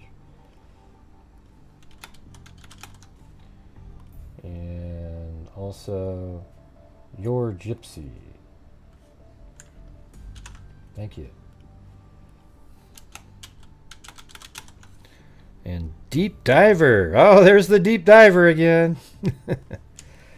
What have you been deep diving into lately?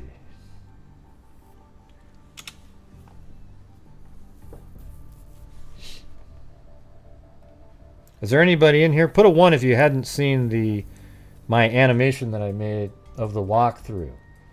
It's actually an animation that I made a video about, where you go through. It's only 2 minutes long, but it goes through the entire house. So if you haven't seen it, let me know.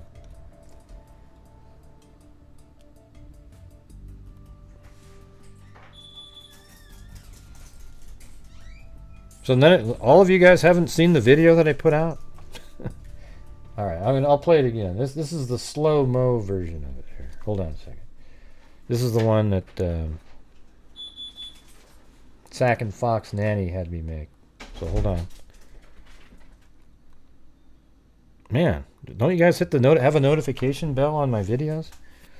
It had almost 40,000 views, and I put it out yesterday. So, anyways, here we go.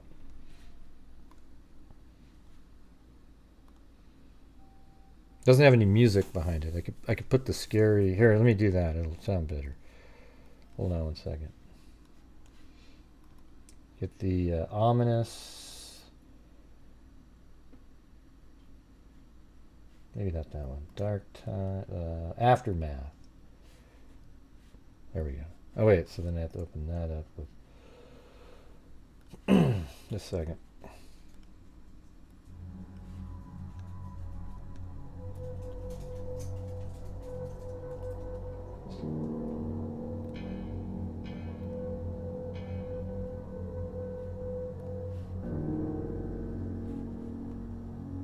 All right, here we go.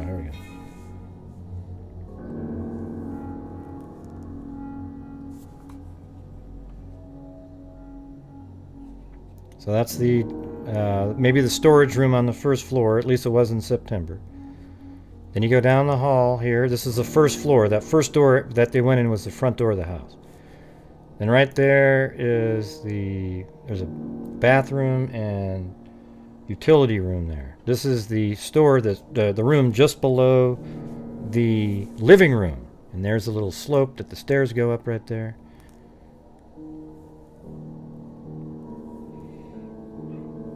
And this is only at 50% speed of the other one. And then shut the front door that they came in.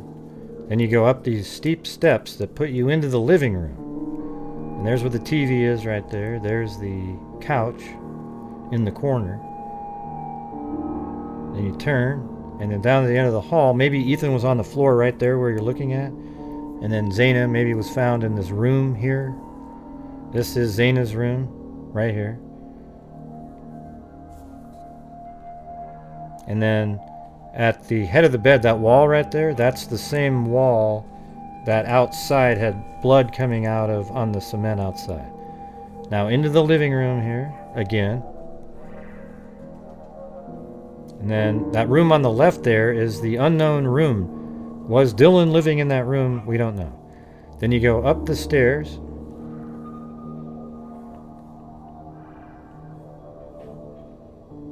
And then now we're on to the third floor. To the left is Kaylee's room. Maybe Murphy the dog was in this room, because that would be her room, right? So maybe Murphy was in here. And then out of that room, there's the window that goes out, looks outside there.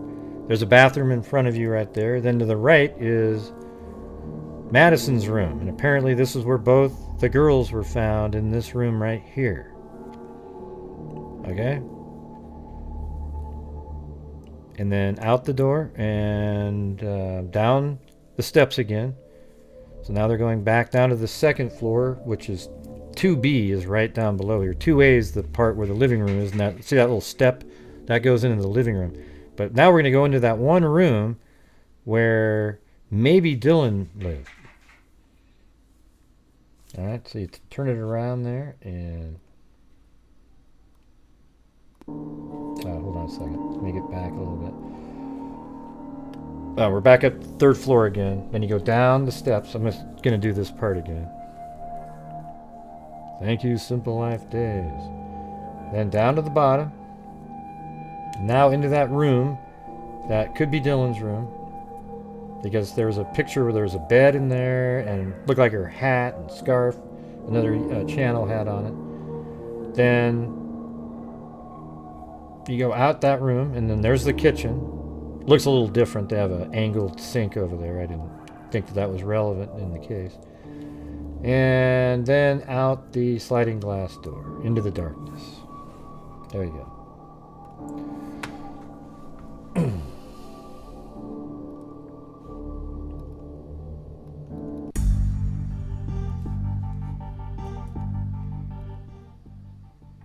Well, what do you think of that?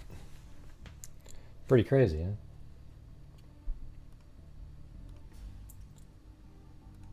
All right, 502, you're on. Hello? Hello, who's this? Can you hear me? 502, you're on. Yeah. I wanna, hello, can you hear me? Yeah, but you got to turn off the audio in the background because your phone is real time, where the audio in the background is like 20 seconds behind. Oh, okay, I did. Okay. So I want to talk about the case today, and I want to know if you've heard of True Rocket Crime Science. No, I sure haven't. But anyways, go ahead. What is the point that you wanted to make? I don't want to talk about the other channel. No. True Crime. I know what you're saying, but just talk about what's the thing that you're observing. Oh, basically, there's these two channels on YouTube. True Crime Rocket Science. I know, but why do you keep bringing those channels up? Are you a sales pitch person for them? No, I'm just saying they're very good. He's made a good point that I really think Jack's the one who made the murder. Okay, well that's what you say. But anyways, I'm gonna have to. No, why? I didn't say it wasn't, but I'm gonna have to let you go. You're strange. Yeah. All right. We'll move on to the next one. See, I know a lot of you go, God, Gray, that's so mean. Right. You could tell that call was going absolutely nowhere at that point. Right? Oh, I was called so mean. I guess so. I'm going into prison now. When your strange people come out in the rain. Man, sucks having to go into the so mean prison. Love and Livin' actually confirmed it, and so did Lourdes G.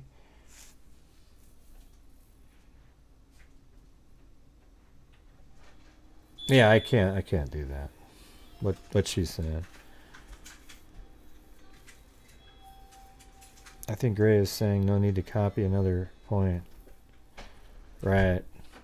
Well, here's the thing: is I don't watch other channels to get theories or information from. I sometimes watch for a while to see, what, like, what's being presented in terms of, is it real or just sort of this bogus kind of presentation. Oh, there you go. Maley's bribing the guard. Those freaks are all leaving me in prison for a long time tonight. You can sense it. FBI released that photo because... How do you know the FBI released it? Apparently the bar owner said he released it. Thank you, Marisol.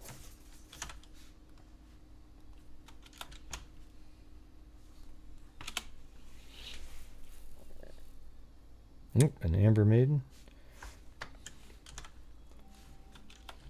Yep, we just got enough to hit the like button. Yes, it is. It's free to hit that like button, and yet some people just struggle doing it. It's wild almost.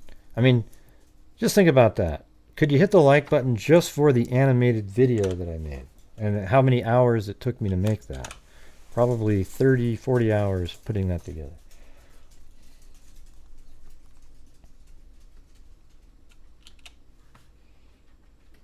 Thank you, Calamity Jade and Mrs. Matt Murphy.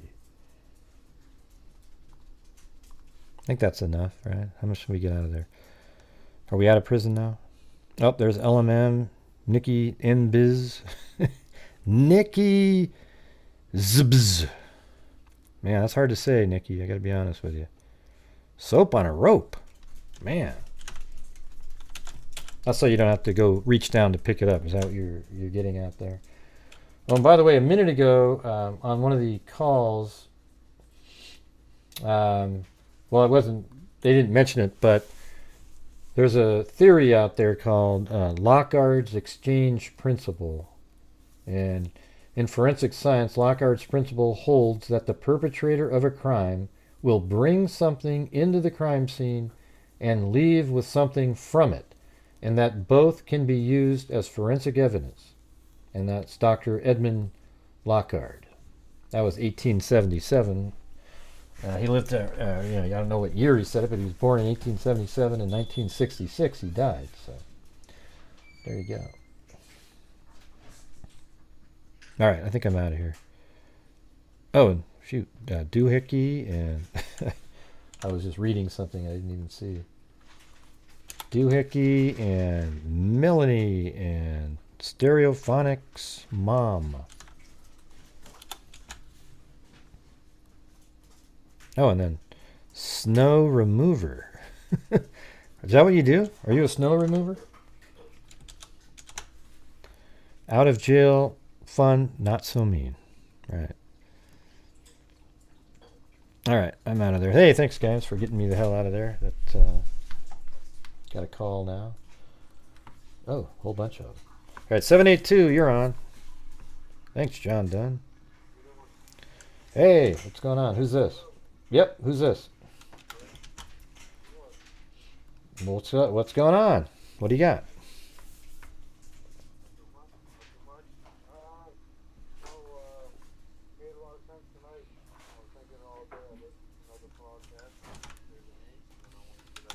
Yeah, well, I just don't like it because people seem to do it almost as like they're promoting another channel. Yeah. Well, it's not that. It's just when people bring up the names, and then people go check out, and sometimes you get people siphoned. You didn't do that. I'm saying why I feel like that. You take a lot of time to get your. Yeah. I'm not going to bring up any names, but I listened to one today that's good, and it's detective on there. It's like, well, why? She was at the bar. Why would she be calling him? Why would she be texting him to come over? And I was like, What? man, it's so simple. Yeah, I know. What? Oh. Evidence, whether that's him or not, I don't know. And if it is, then I already think he's like number one guy anyway. But if like the guy don't understand that the content there off guard, and he didn't even know she was in town, and then Rick Soul and his best friend or roommate or whatever, everything, and then grab one of them, like, what you tell him? Mm-hmm. And you tell them, oh my God, Yeah. texting him and calling him. Except, well, the only part on that though is that that you could say is counter to that is the time they spent at the Grub Truck. They were just laughing and giggling and doing all this other stuff. Then on the ride home by the private drive, they said that they were just happy and gonna go eat their macaroni. But you know, people are drunk and they sometimes quickly forget something that was sort of bigger for a moment, and then later they might have been sitting around and thinking about it, something like that, right? I don't agree with that. Did you go to church as a child? Were you forced to go to church? Well, what part didn't you agree with? I don't know what you're referring to. That they look happy.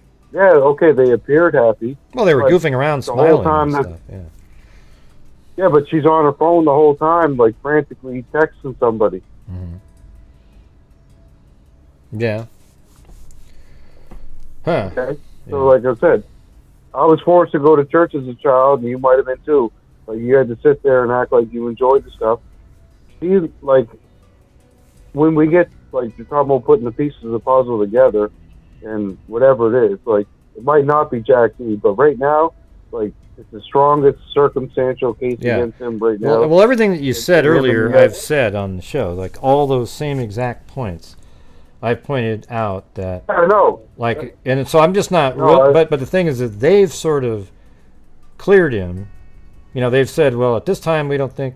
So I kind of have to lean in that direction. If they still hadn't cleared him or said anything like that at all, that would be a prompt. Like I would be like, whoa, I'm more interested at this point, or I wouldn't say more. I'm also interested in how they've only referred to the Adam person, whichever Adam it is, as he's cooperating. I mean, that's a little strange wording compared to everybody else, don't you think? Okay, but don't you think that's all like chess game to throw everybody off? Well, it could be. I don't know. Come on. You can't, come on. Them probably saying they cleared the guy and all this stuff, and then saying Adam's cooperating. That's all a chess game, man. Like, I worked in corrections. Mm-hmm. I've been in that arena. I know what it's, come on, man. Like, yeah, I mean, I even said that on tonight's show, that they could just be saying those things to make somebody relax a little bit and drop their guards. Exactly. Or and turn people against each other, because right now Adam can't talk to Jack and Jack can't talk to the other Jack, and there's a bunch of gag orders going on. They can't talk to each other. Everybody's sitting around wondering, well, who's saying what? And maybe they have nothing to do with it. We don't know. But right now it looks real bad for Jack D, because oh man, it looks bad for him. Mm-hmm. And Jack, but there's all this drug dealing stuff, and there's no way this is a drug deal sending a message. Yeah, I don't even look into any of that stuff. Can you say what you said at the beginning? No, that's just so, about, like, I think part of that first part was cut off, but about, like, what a YouTube detective said about, like, wow, why would they, say that part again, about why would... No, it wasn't a YouTube detective. He was a guy. He was an actual detective. Oh. He's on a certain. Well, that's what I meant, like an ex-detective. Yeah. But he was like, "That's not Jack." At the bar, 100%. He was like, "It's not Jack." Why would she be texting and calling him 15, 20 minutes later if that was Jack? Because whatever. I mean, that's His a reason, I ludicrous was thing like, to say, don't you think? I mean, it's so obvious. I was like, you not see it? You not see it? yeah. Like, so if that, like, I don't know if that's Jack D sitting on that stool, but it very well could be. And even if it isn't, his best friend is still sitting over there, who they told everything to. So it's like, if that was him, that's very bad for him. But let's I think just say very bad it's for me. him. Let's just say it's him. When they weren't texting him just 20 minutes later, we don't know who they were texting. I mean, honest to God, Exactly. this is something we don't know who they were communicating with at the Grub Truck. We do know that they communicated with getting a hold of a driver, and then we know at 2:26 phone calls were made, and that's only, I guess that's 30, let's see, 26, 40, 36, 46 minutes later or something like that. So, I mean, it isn't that long later, but yeah, it's not 20 minutes or 15 minutes. But, okay, so, good point. So that means Maddie, whoever Maddie told Adam everything, but you hear the audio too, and Kaylee's at the Grub Truck and she's texting furiously. You can see her. She doesn't even put her phone down. She's like, so obviously there's somebody else in the middle. Maybe the guy she was seeing, maybe she's texting one of the other roommates, but there's somebody in the middle of all that mix right there that knows something. And obviously right now the cops should probably know it. They're playing spades right now. I think they got the ace under the bottom. People are getting mad because there's not a microwave arrest. But you got to understand, all these kids, they got wealthy parents and they're getting lawyers, and the cops got to jump through the hoops. It's not the first 48. They can't just chuck these guys and lie to them and be like, well, you're never getting out of here, so you might as well tell the truth. It's not like that with this. This is more complex than what it seems. Yeah. Well, I think you could be right there. And a lot of the messaging that's gone on might be purposeful messaging. And that's why they're not giving us a lot of information. But they're putting out specific information about people. Maybe that's intentional for a reason. You know what I mean? Like, we're not getting any details, hardly any at all, of the crime or anything. But they're pointing out, like, who the people that they don't think are involved are. And maybe some of that is intentionally said that way for a reason. Don't know. I think it's all intentional. I think the white car is intentional too. I think a lot of the stuff that they're putting out or not putting out is all intentional. I think that they have a very good idea of what went on that night, and right now they're stonewalled by lawyers and all that stuff. But it will come together, and that's what I believe. But can I lay something down for you, like real talk? Yeah. From a real guy to a real guy. Yeah. These girls were smoking hot Barbie doll looking girls. These guys that they were with were nerds. Like, they were partying all the time, doing what they want because they knew they had a guy that was a nerd that was going to get a good diploma, and there was security there. But on the same time, they're all doing their own thing. So come on now, man. Like, I wasn't born yesterday. Like, this is these guys, like Jack and Madison's boyfriend, who got up there and said, "I really fell in love with her." Like, buddy, you live 5 hours away. Well, let's just say that's true and everything, but like, okay, but you're still thinking that maybe Jack found out about something like that and got really enraged about it. Maybe that's what Adam was told, something like that, right? I feel like that. I think he was side-blinded, like fucking sideswiped, and he didn't, like, he probably thought in his mind that they were going to be together, and they were just taking a break. By the way, like, she's plotting a whole life behind your back, plus who knows, whatever. And when, I mean, that was sort of the basis of the original theory that I had a long time ago. But currently, the way that, you know, the law enforcement's saying is that they've cleared him. I don't really feel comfortable still talking about the same thing. You know, that's the problem with it, because even though they might be just using it to as a ruse. They might not be also.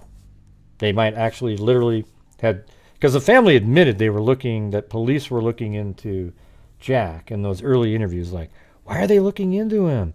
He has nothing to do with it. They should be focused in on da-da-da. Yeah, you know, so they were talking to law enforcement. And so those people, you know, obviously there was a reason to look into him.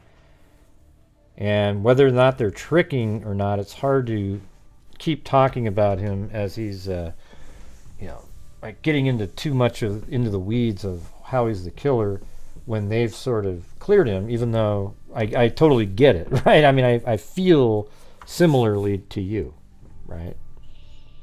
Okay, well, listen, they cleared him, whatever. He has the most motive, but I'm not so the drug dealer thing is out the window for you, obviously, because you got a brain in your head. Yeah, the cult thing is like the cult angle is some like Netflix like cult ridiculous stuff. Cult? I never even heard of that one. Yeah. Wow. The cult stuff. They're talking about the cult stuff up there and how these people are involved in cults, and it's so foolish. It's a very simple explanation to a crime. It's a very personal crime. Yeah. So I think so too. There's a very small circle around those people that have that connection to that person, or think they have that connection to that person.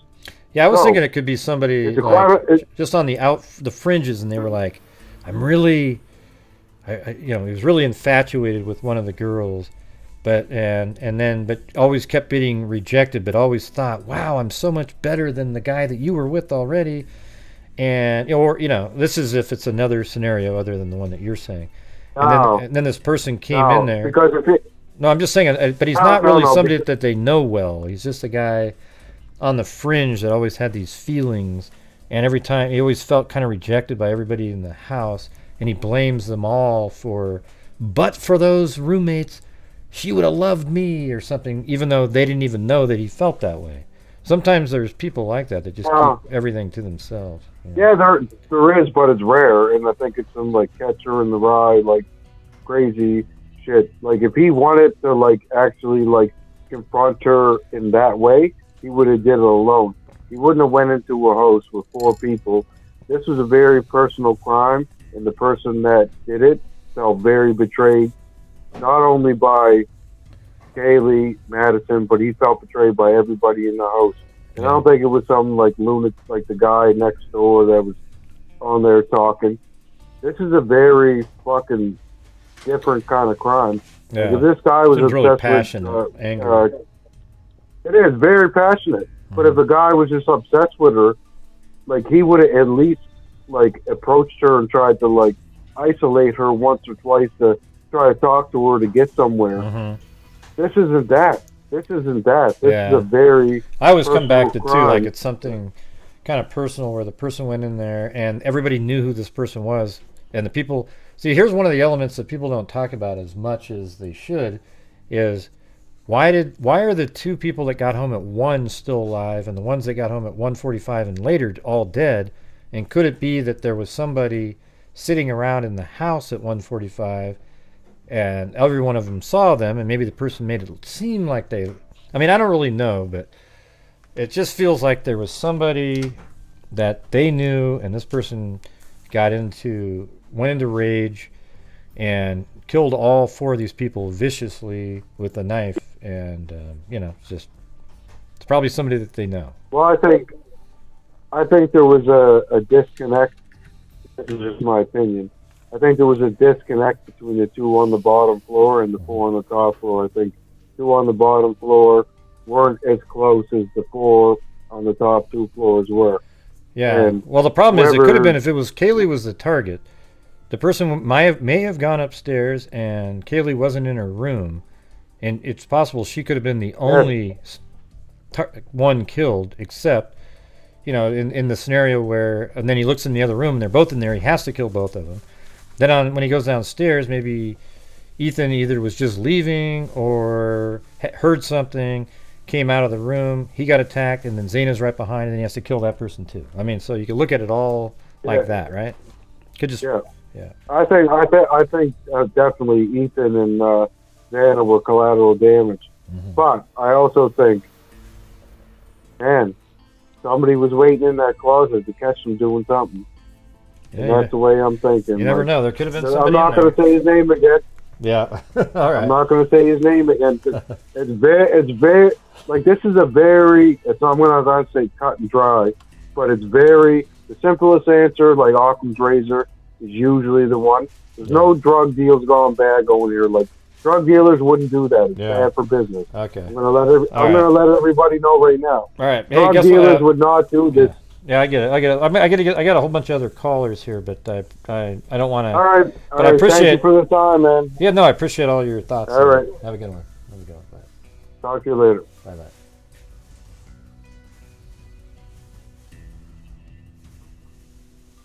See, like, you guys think that maybe that's rude how to get off, but sometimes you just gotta. I gotta get going. I gotta get to the next one. 858. How's it going? Hey, how you doing? Not too bad. Who's this? This is Matt. Are you sure? Because you paused when right before you said it. Yeah, no, I've just been waiting a while. Okay. That's why. Yeah, well, that's... how you doing? Hey, not too bad. Just doing the show. What do you got? Not much. I've been staying up on this case for a while, and it kind of seems like an isolated attack, maybe like somebody that has nothing to do with it, you know? I mean, the longer it takes, the more sometimes it feels like, man, this could be just some random serial killer-like person, right? Yeah, that's what I kind of think. I think that maybe just like somebody maybe had a altercation just at the bar, maybe went home with them, like afterwards or something. They said, hey, come to my place a little bit later. Mm-hmm. Yeah, it could have been. The only problem is it doesn't appear that way because Xana and Ethan were together. Obviously, they're going to be in the same room, and then Kaylee was trying to get a hold of Jack to have him come over, and they were all asleep. Everybody apparently was comfortable and went to sleep, so there wasn't a fear. It doesn't seem like by anybody at that time, which is that's part's interesting that none of them felt fear. I mean, when you're really scared of something, do you go to sleep? Like, I don't know anybody that can just fall asleep when you're really like, oh my God, there's something really bad's going to happen. There's a weirdo downstairs. Well, I mean, I don't think I could sleep if there was a weirdo in the house sitting in a couch or something. No, that's a good point, actually. I mean, definitely, I agree with that. Mm-hmm. Doesn't appear that way. The only thing is, I think maybe I can hear your audio in the background. Yeah, sorry, I'm walking away from the TV right now. No, I was just thinking that maybe I don't know, maybe somebody exchanged some number with somebody and it was maybe a one-on-one thing. Somebody had a late night call. Mm-hmm. You know what I mean? Like somebody just texts, they'll be like, hey, come on by or something. Maybe they talked at the bar. Did you see what Drip Drop just posted on that new video? No, I don't. I mean, he dresses up like a clown, so it's hard to... It's that new image. The image of them all at the bar? Yeah, no, I played that on the show already. That's what we're talking about. It's on the thumbnail. Oh, yeah, no, so I was just thinking maybe at the bar they exchanged, maybe said, hey, come over later, and then whoever came over later that night, Yeah. Well, I mean, that's just sort of speculation, right? I mean, don't you think, though, if that happened, that they would be right on to somebody? Like, they would have had Kaylee's phone or any of them and went, oh, wow, geez, look at this guy. He texted him right before. He probably came up, That would have been an arrest a long time ago. It sounds like they all went to sleep and they weren't expecting anybody. Because why would they... Yeah. They're already in bed sleeping. If they had texted somebody, hey, stop on by, she would have still been awake, right? Yeah. That's a good point. My other idea is that it's John Jack, the one who ran over to Africa. That seems a little sketchy, doesn't it to you? No, I don't think that guy has anything to do with anything. Plus, we don't do the names of people. You don't think? No, it doesn't seem weird at all. Okay, well, because it could be, well, first of all, he didn't go to Africa. He didn't do that. That never happened. And secondly, you see him in the videos walking down the street. They're just friends, He's walking and waits for him, and then they get into a car and he goes his own merry way. He doesn't look. Okay, I was going to his parents and everything took him to the zoo or somewhere to sell his animals. Maybe he was out of the area. That's because the conspiracy nutter channels talk about those kind of things. That never happened. Oh, I'm probably watching the wrong stuff. I'm in deep. I mean, my Christmas consumes well, this. Well, it's easy to get deep when there isn't really anything to get deep about, honestly, except when you watch certain channels that make it deep by inventing material for you to dive into. Yeah, that's how it works. I just try to talk about head first, you know what I mean? Yeah. Yeah, go ahead. Yeah, I'm in deep on this one. Yeah, I'm in deep on this one, basically. Well, it's an interesting case for sure. But anyways. No, definitely. It blows my mind. All right. Well, anyways, I got to get the next callers, but I appreciate you calling in. Thank you. Bye-bye.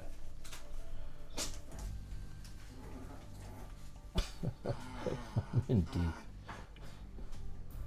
Oh, man. I'm in deep. I'm in deep over here myself. Hey, would you guys hit the subscribe button? We're trying to work our way up to the 100,000 mark. Be part of the solution, okay, you guys? Yeah. What are we at now? Yep, 98,535. Not too bad, I guess. Might take a while. 717, you're on. And thanks, PS, and everybody else. Hi, Greg. How are you? Not too bad. How are you doing? I'm good. My name's Michelle. I'm from Pennsylvania. I'm first time calling, so I'm a little nervous. All right. Well, don't be nervous. Here we go. Here we go. Yeah. I get your dry humor, but yeah, I've been a little scared to call before. But I missed the beginning of your show, so I know that we have this new picture, and with I believe it's Jack. I didn't get your opinion on that in the bar. Did you think it looked like him? I do think it does resemble him. It's just hard to know for certain because it's kind of blurry. If I saw the video and you could watch for a moment and see movement, maybe that would mean something. You know? Right. I just saw a picture of him wearing that hat, like another picture, a side by side, and I was like, wow, it definitely, you know, if it's not him, he definitely has the same hat. That's what I could, you know. Yeah, the hat looks very similar. The logo on the front, I don't know how that one person put a picture out there where it was really clear, like, not clear, but the shape was perfect. I have this an image. Right. I don't know what generation I have, though. Like, so the way it works is if let's say somebody took a photograph of the screen. That's all we have, right? So someone took a photograph of the surveillance monitor itself. So right there, you're already losing detail because it's not even the original video. You're just taking a picture of the original video on a still frame. And then somebody uploads that to Facebook. And then Facebook applies it compresses it itself. And then that makes it more pixelated. And then I get it and go, oh, look at that. And I do a screen grab, I save it, and I load it up. And it just keeps going on and on and on. So after a while, you start losing a lot of detail. So if we actually had the video, it would be a lot better. Right. My opinion on it, I mean, even if it is him, I'm sure, obviously, law enforcement has probably had that video for a long time. It doesn't necessarily mean that, you know, he could have been there and went home and then went to sleep. I believe it's been said that he was sleeping whenever they were calling him, like around 3. But, yeah, I don't know. I hate pointing fingers. This case really has me puzzled. My gut is kind of telling me that out of all the known people, you know, the people that we know, the food truck guy, you know, every week it seems like it changes to everybody thinks that it is. But I think it's possible that we don't know who it is. It may not be somebody that's been brought to light yet, you know? Mm-hmm. Yeah, well, I mean, that's what it sounds like. They keep saying they don't have any suspects arrested or in custody or anything like that. Right. So whatever. Yeah. It kind of seems like maybe we just don't, you know, it's not someone that's known to the public yet. I mean, there is something interesting about the statement when they say, we don't have any suspects in custody. right? So, Right. um, Right. you know, like, what does that mean? Or do they have suspects that aren't in custody? Because all they say is they're not in custody. But they, I mean, I could easily see we have suspects, they're just not in custody. You know what I mean? Right. They never said we right. don't have any people of interest. I haven't heard that. Right. And they can have people of interest that we don't even know who they are. You know? It could be likely. I don't know. Maybe not. I don't know. This whole case is just really, I don't know. It's got me. I don't really know what to think. I mean, I don't know. I feel bad because, like, everybody wanted to blame the food truck guy. And then, to me, I've always thought from the get-go that he just looked like he was concerned mostly just to see if the girls got home once we learned a little bit about him. I didn't think that he did anything suspicious. I don't think that if, you know, I think probably most of the people that go to that food truck know that they stream on Twitch. And, you know, I don't think they would be seen. Yeah, he put his hood up. It was cold. But, I mean, you know, I think he's still pretty easily recognizable. So, you know, I just don't, to me. I mean, it looked at the beginning. See, he looked suspicious to everybody at the beginning because that's all we had. It was this guy lurking. We do see him walk in together, but then he sort of lurks in the background, puts the hoodie on, and then it looks like he's angry when they leave, but that's just all guesswork. And then the thing that they put out recently, the other surveillance where he's walking with them, I think that almost completely exonerates him. Like, he is absolutely not important at all at this point because it's just, he was just walking with him and they were okay with him walking with him. They were even leaned on him a couple times. And apparently he just didn't, he didn't have any money, and he didn't want them to be sort of required to buy food if he stood up there, because apparently there's still guys out there that buy food for women, which is amazing. Yeah. I mean, yeah. And then I guess I don't know what your thought. I can tell that you kind of think, I don't know, you seem to kind of lean. Do you think that this was more targeted towards the girl, like Kaylee and Maddie, or do you not know? Because I'm thinking maybe. Well, I've said maybe Ethan. Like, I mean, I don't know. I think Ethan may have been the first one attacked in the house, but I mean, I don't really know for sure. It's just something I think about sometimes. Right. Yeah. I don't know. It just seems like a lot of people are really focused on thinking that Kaylee and Matt, or one of the girls, Kaylee and Maddie, were well, that would target. seem more likely, like, especially Kaylee, because she's single, right? Not that that would matter to some psycho, but yeah, and there's not a whole lot of information being put out about Xana, really, a whole lot. Her family's been pretty quiet.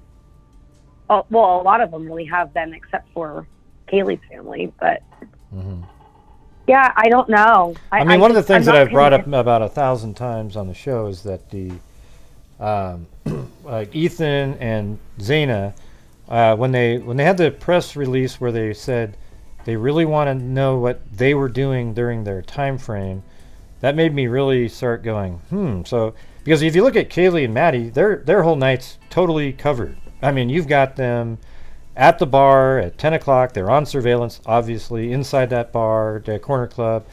You even see them walking down the street to get to the Grub Truck with this individual. Then they get into a car, and then they get dropped off at home at 1:56, I think. Yeah, 1:56. So that their whole evening is completely known. What they're struggling with, though, is dialing in Xana and Ethan's night, when that should be one of the easiest things in the world. I mean, my God, they're at this fraternity party. There's probably people that saw them throughout the entire night. I'm sure there's no surveillance cameras at a fraternity, but, you know, there should be easy. Oh, yeah, I was talking to him this time. I was talking to him then. And did they leave at a certain time and go somewhere and then come back? And, you know, maybe that has something to do with it. Yeah. Hopefully, I just, really hope this case can get solved, and the family gets closure. It was really tough. I don't invest myself to the point that I'm like sad and, you know, I don't want to get like that, but you know, that's what I I'm a tell mother. people. Yeah, it can be hard. You got to step away sometimes when you're a parent, and you know, I have college age kids. It's hard. At Christmas, I thought about it, and tonight's the first night for about 5 days or so that I've even looked at YouTube. So yeah, I saw you were on, and I hopped on quick, and I was like, I'm going to call. But I'm not scared anymore, so hopefully I'll get the call in again sometime. But it was really nice talking to you, though. Oh, you too, and good points in there, all right? All right, take care. Have a good one. Be safe. All right, bye-bye. Bye.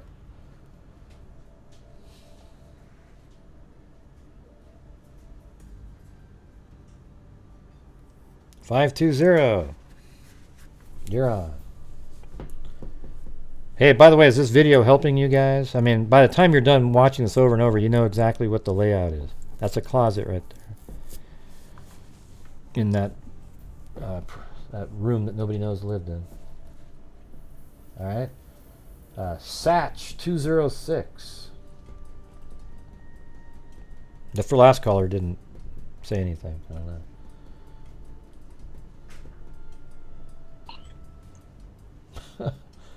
Why are people using video? Yeah, what's going on? Hi, Gray. Hey. Thank you for taking my call. Hi, and thank you to you and to all the freaks for what you do. Well, cool. Thanks. I want to comment on the video. Thanks for making that. It helps really to have a perspective on what the house is like. Wanted to say there are so many doors, and it would be so confusing to be in there for the first time. I'm imagining if I were in that house for the first time, how confusing and turned around I would be, and how it seems that this killer must have been familiar with the. Do you think that that's what part of what your animation says or tells us? Yeah, I mean it's. And sometimes I look at it and I think, man, the house is really small. Really, I mean it's only 2,000 square feet. So, I mean, how much time would it really take for somebody to look around to find people? But also, I don't know. It does seem like you would more than likely be aware of the house and inside of it to be able to get into the rooms. And, I mean, that's another point is, how did you get into the rooms and attack them? I mean, is it possible that these people were sleeping? See, I don't know what they mean when they say they like the attacks were when they were sleeping. Does that mean that's when the incident occurred? Like they're in their beds, and let's say the person even knocked on the door of one of these rooms, and then somebody opens up the door and they recognize them, and then things go absolutely haywire. Does that count as being attacked while sleeping? I don't know. Right, and I have the same questions around that, and imagining that you peek into this door. Oh, nope, that's the bathroom. And nope, that's a closet. Oh, here's one, and it's compelling, the layout, and it's a weird house. That is weird. And it really shows. Well, I think it's been like remodeled 3 times, so it's sort of like at least twice. But you can almost seem like there's these other guys. 3 different architects jumped in and were like, hey, yeah, let's add it this way. And, it's just sort of convoluted. I would tear it down if I was them. Yeah, really. Can you imagine they were trying to re-rent it right away or something? I wonder if maybe that was not so. But, I don't know if anybody would. I mean, would you want to live in there? You'd have to cut the roof. If you made it like $5 a month, maybe. But okay. I'm just saying. Great. You have the killer walking in through the ground floor entrance. Is that something we know? I mean, is that something?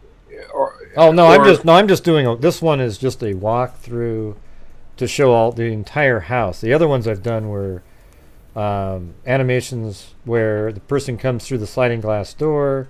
By the way, I have hardwood floors on this now, but like goes through the sliding glass door, and then goes upstairs, then down the down the stairs to encounter Xana and Ethan. So it would have been like sliding glass door, Maddie, Kaylee, down the stairs.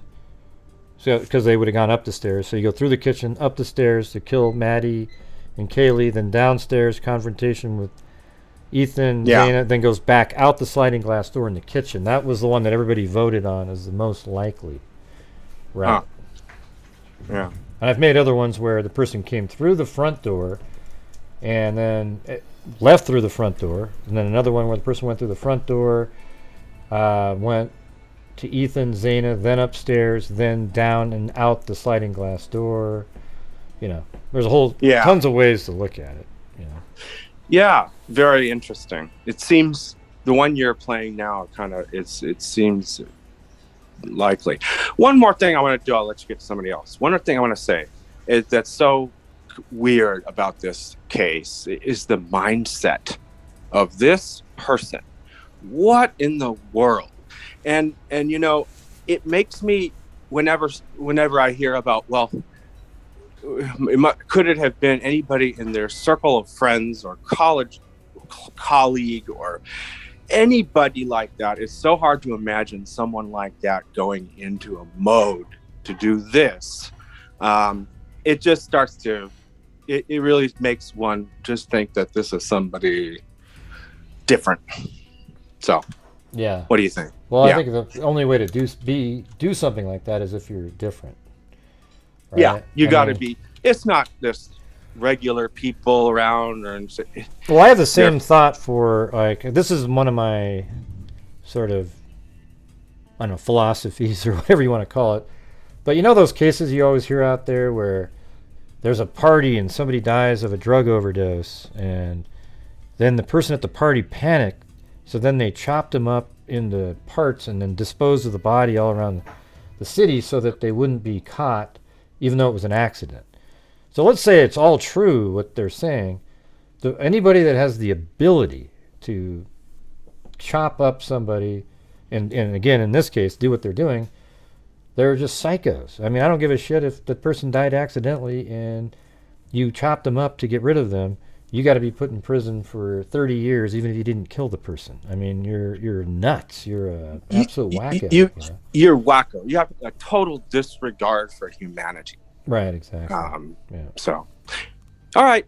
Hey, I'm a subscriber. Thank you so much, and I'll keep on watching and listening. Well, I appreciate it. Thank you. Have a good one. Yep. Thanks. Bye. You too. Bye. That was good audio there.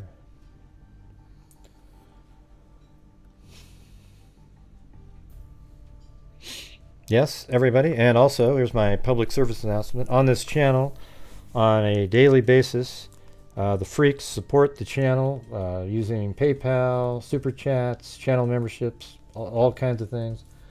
And that allows me to keep doing the show and justify doing the show every single day for 3 or 4 hours. Also, I decided to donate a large portion, usually over 50% of the net revenue from the channel from YouTube.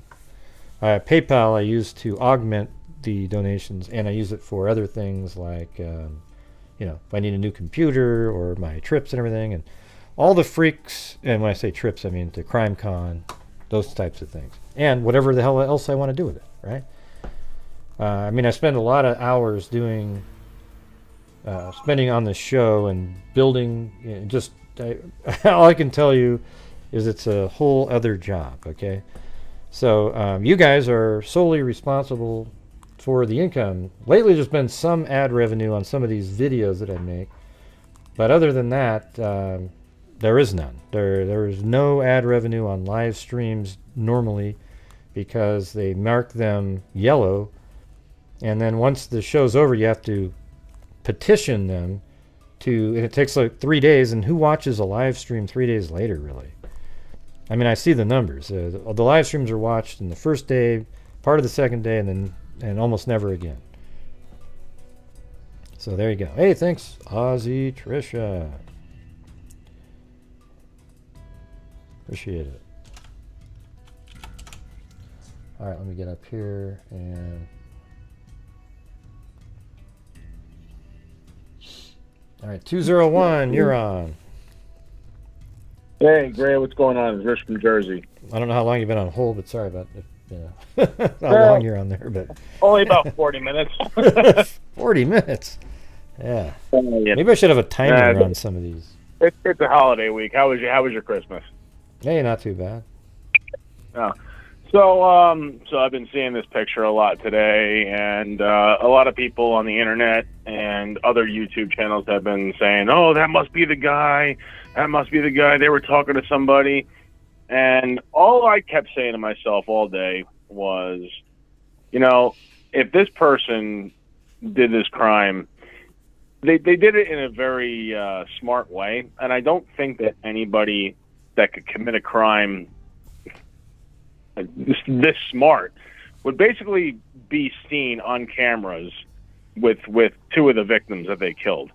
You'd have to be very, very reckless in order to, be with these people in public places where there are cameras, especially bars, and then go commit something like this and have 7 weeks go by where there's no activity, and to think that someone could do that. Yeah. I mean, that's a good point, but I mean, it's also, it could have just been spur of the moment thought after that, and it's still, all it is just surveillance of somebody at a bar. It doesn't mean anything.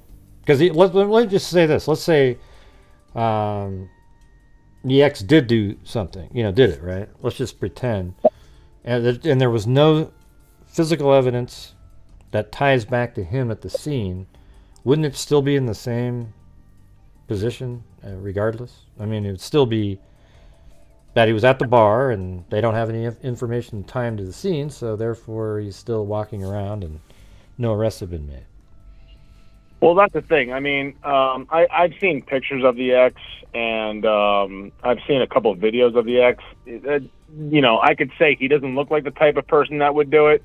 I would more lean towards that, but having been to college and going to bars, especially in a town this small, that place kind of seems like the place where anyone who's everyone would go there, and just you kind of run into somebody and they're there, and there might be some drama stirred up, and that might be where the whole I told Adam everything comes from, because Jack just happened to be at the bar, Kaylee's talking to him, everything's weird, the other one's talking to the bartender, and the bartender kind of knows the ex-boyfriend, and he's like, well, what's going on between those? And she's saying, well, this is what's going on. But I don't think that someone that would go in to this house and murder 4 people in this fashion, even if it is a spur of the moment thing, I don't think that he would try to be near these people hours before, a couple hours before they go commit this crime. And if it was a murder in the heat of anger for, something that an ex-boyfriend would do, I think there would be a lot more evidence pointing towards him than what we're getting out of the police and what we're hearing on the news so far. I think it would be a lot sloppier, a lot more sloppy. Yeah. Well, I mean, they referred to it as being sloppy. That's what. Did they? That's what. That's what Kaylee's dad said. That's what he's saying, though. But he's also been spouting a lot of stuff, and I think a lot of it comes out of anger. I don't think it's as sloppy as people think he's saying, because if it was, I think they would have had this kid in handcuffs by now, because he would have left some sort of trace, some sort of trail, and we would know a lot more than what we're being told now. As of now, it seems like either the police are not telling anybody anything because they know who it is and they're trying to gather evidence. But then when you bring the parents into play, they're like, oh, nobody knows anything and they're not telling us anything. I honestly, something's not lining up here. Something's not lining up here. And I'm starting to think it might be someone who is really more distanced from this crowd. And seeing, the body cam evidence of the noise complaint, and knowing that there were people just going up and partying in this house and blah, blah, blah, blah, blah, I don't think it's someone necessarily that close to these people. And when I look at the picture that got put out today, there was a like a voice analysis of the food truck video where quote unquote hoodie guy, allegedly from what people were saying, once the girls left, the hoodie guy was all pissed off, and he was like, "Well, that girl just left with my jacket." Yada. He doesn't say any of that stuff. What they do is they do the EVP reading kind of stuff. They hear a little comment, and then it's like,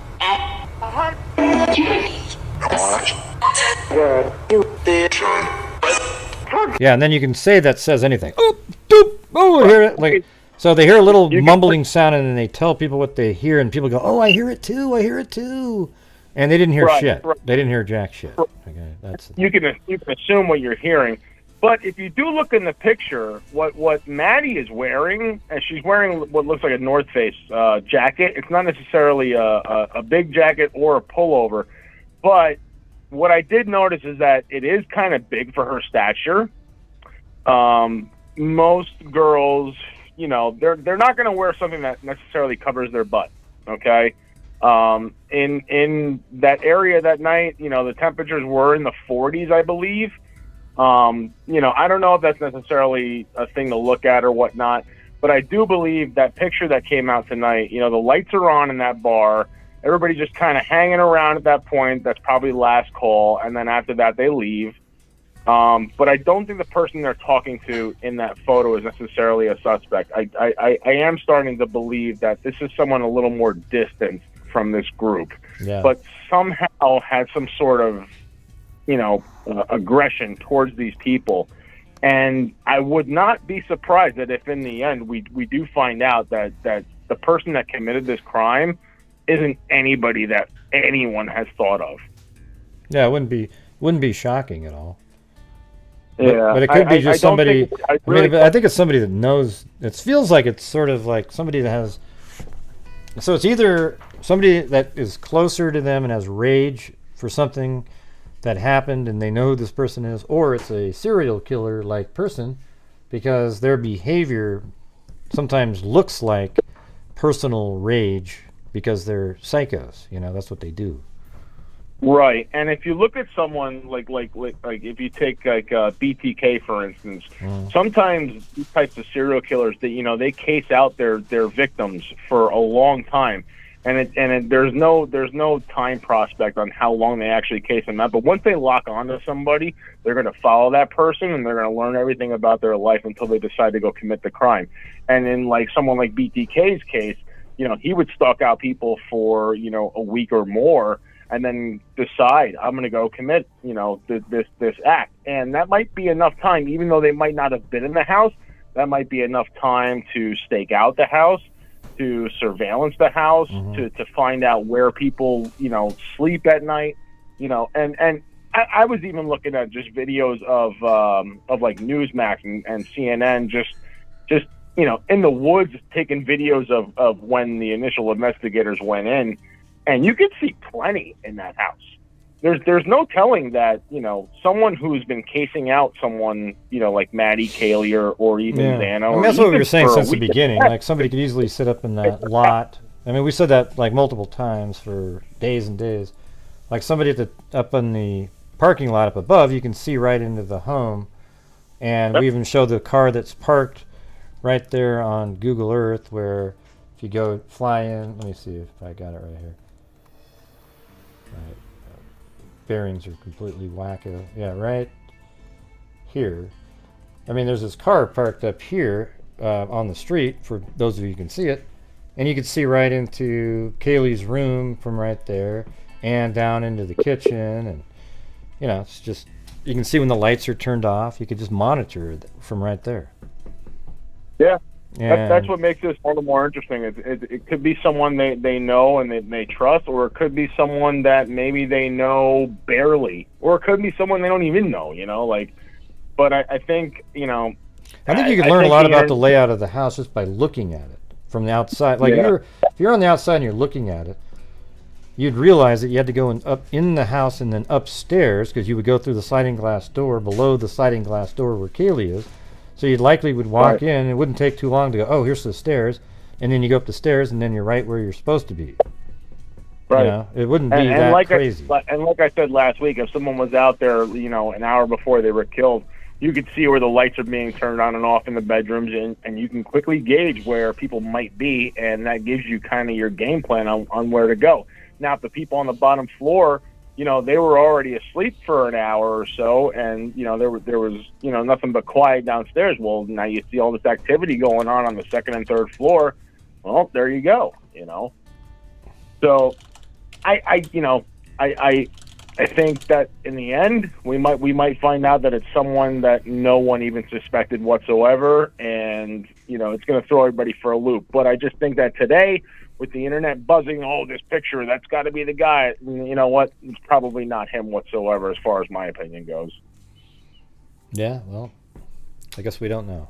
But anyways, well, we good. don't know. Yeah, well, I mean, it's interesting to. I mean, you made some good points there, but I guess we don't really know at this point. It's so crazy. It's gone on for so long, 6 weeks. You know. Yeah, and it's going to go on for longer, I think. But you know, we'll just keep following it, and I'll keep up with you, Gray. I'll keep it short and sweet. But thank you for taking the call, well, and thank you. Have a happy New Year. And you too. You know, we'll see what happens. All right, we'll see you later. Call in again. All right, have a good one. All right, okay, Gray. Bye-bye. Yeah.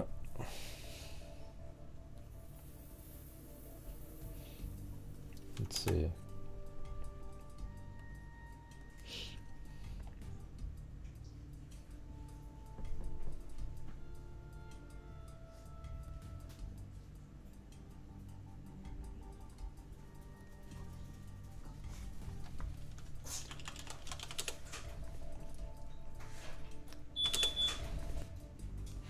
Just a moment here.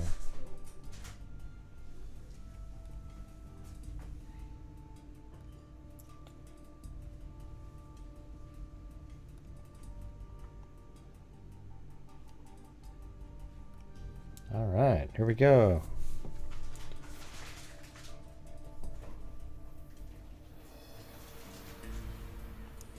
All right, who are the lucky new 5 members here? Deer feeder probably hated my guts, but now has to like me. I want let's see. I want Earth to touch Richard. There you go. And Criminology and Firefly. There you go. There you go.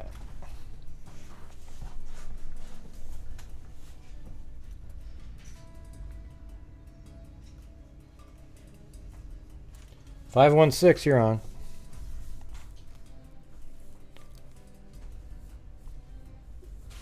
Hello? Yep, hello. Hey, how are you? Not too bad. I'm a new subscriber. Oh, nice. Thank you. Yeah, I'm glad to find your page.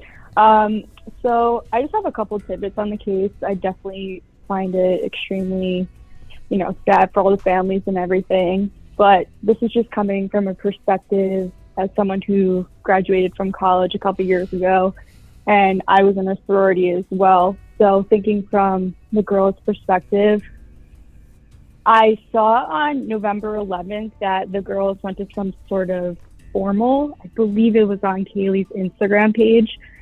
So I feel that possibly, something happened at that formal that may have stirred up some emotions with somebody, and then it turned into a crime of passion. I'm not entirely sure when Kaylee and her ex, broke up or anything like that, but this definitely feels like a crime of passion for sure.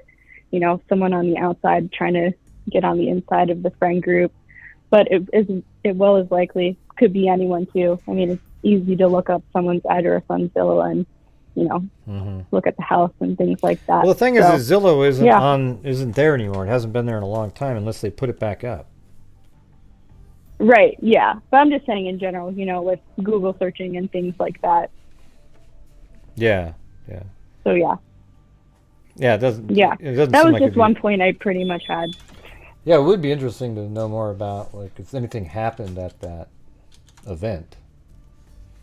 The party. Right, yeah, and exactly. And, this house is allegedly, they're all in college, allegedly a party house. I'm sure they've thrown a couple of parties. They're all in Greek life. This kind of seems like someone who, you know, maybe tried to get into a fraternity or something like that, was not given an invitation, or someone who is in the fraternity, one of them, and found out that Kaylee and her boyfriend broke up and was like, oh, great, this is my chance to, you know, be with her. And then maybe she rejected him, and then he took it personal, obviously. So yeah, that'd be interesting, I think, right? Like some guy I that think she went to that the formal with something that the wasn't her formal boyfriend, and then possibly happened. Yeah. Yeah. Okay. All right. And it happened on November 11th, so yeah, pretty close to when the event happened. Yeah, That's maybe all I it pretty was much had to maybe say, it was somebody but that was. I'm glad for all your info. I wonder if when I'm talking, you can't hear me, right? Like when you're talking and I'm you know, talking, trying to interject, like you no, can't. I can't. No, the phone is actually. I'm on my phone right now. I'm using AirPods, and it's breaking up quite a bit. But now I can hear you clearly. Okay. Yeah, I don't remember what I was going to say now, but. All right. Well, you know, good points. Thank you for calling in. Yeah, thanks. Are you having fun? Is it interesting? I don't know if you're still there, but all right, hold on. Wild Mountain Time, thank you. And Richard. Thank you. Was that you, Richard, that just got the channel membership there? And you just called in too, right? A double whammy. Jessica Schubach gifted somebody, and Cat K got it. Cat K. All right, 707. Good point. Thank you for calling in. Yeah, thanks. Are you having fun? 707. Oh, you must be like 30 seconds behind. 36 seconds. Hello? Oh, jeez. Yeah, you got to turn down that. Yeah, what's going on? Got a whole bunch of people on hold here. Yeah, what do you got? Hold on, this stupid thing won't stop. Sir, hi. I do have a question, and we're putting a lot of strength on what the one girl said. You know, you told him everything. You know, one girl said, "What did you tell him?" And the other one said, "I told him everything."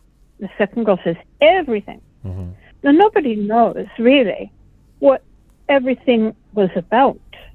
Right? We don't know what everything is.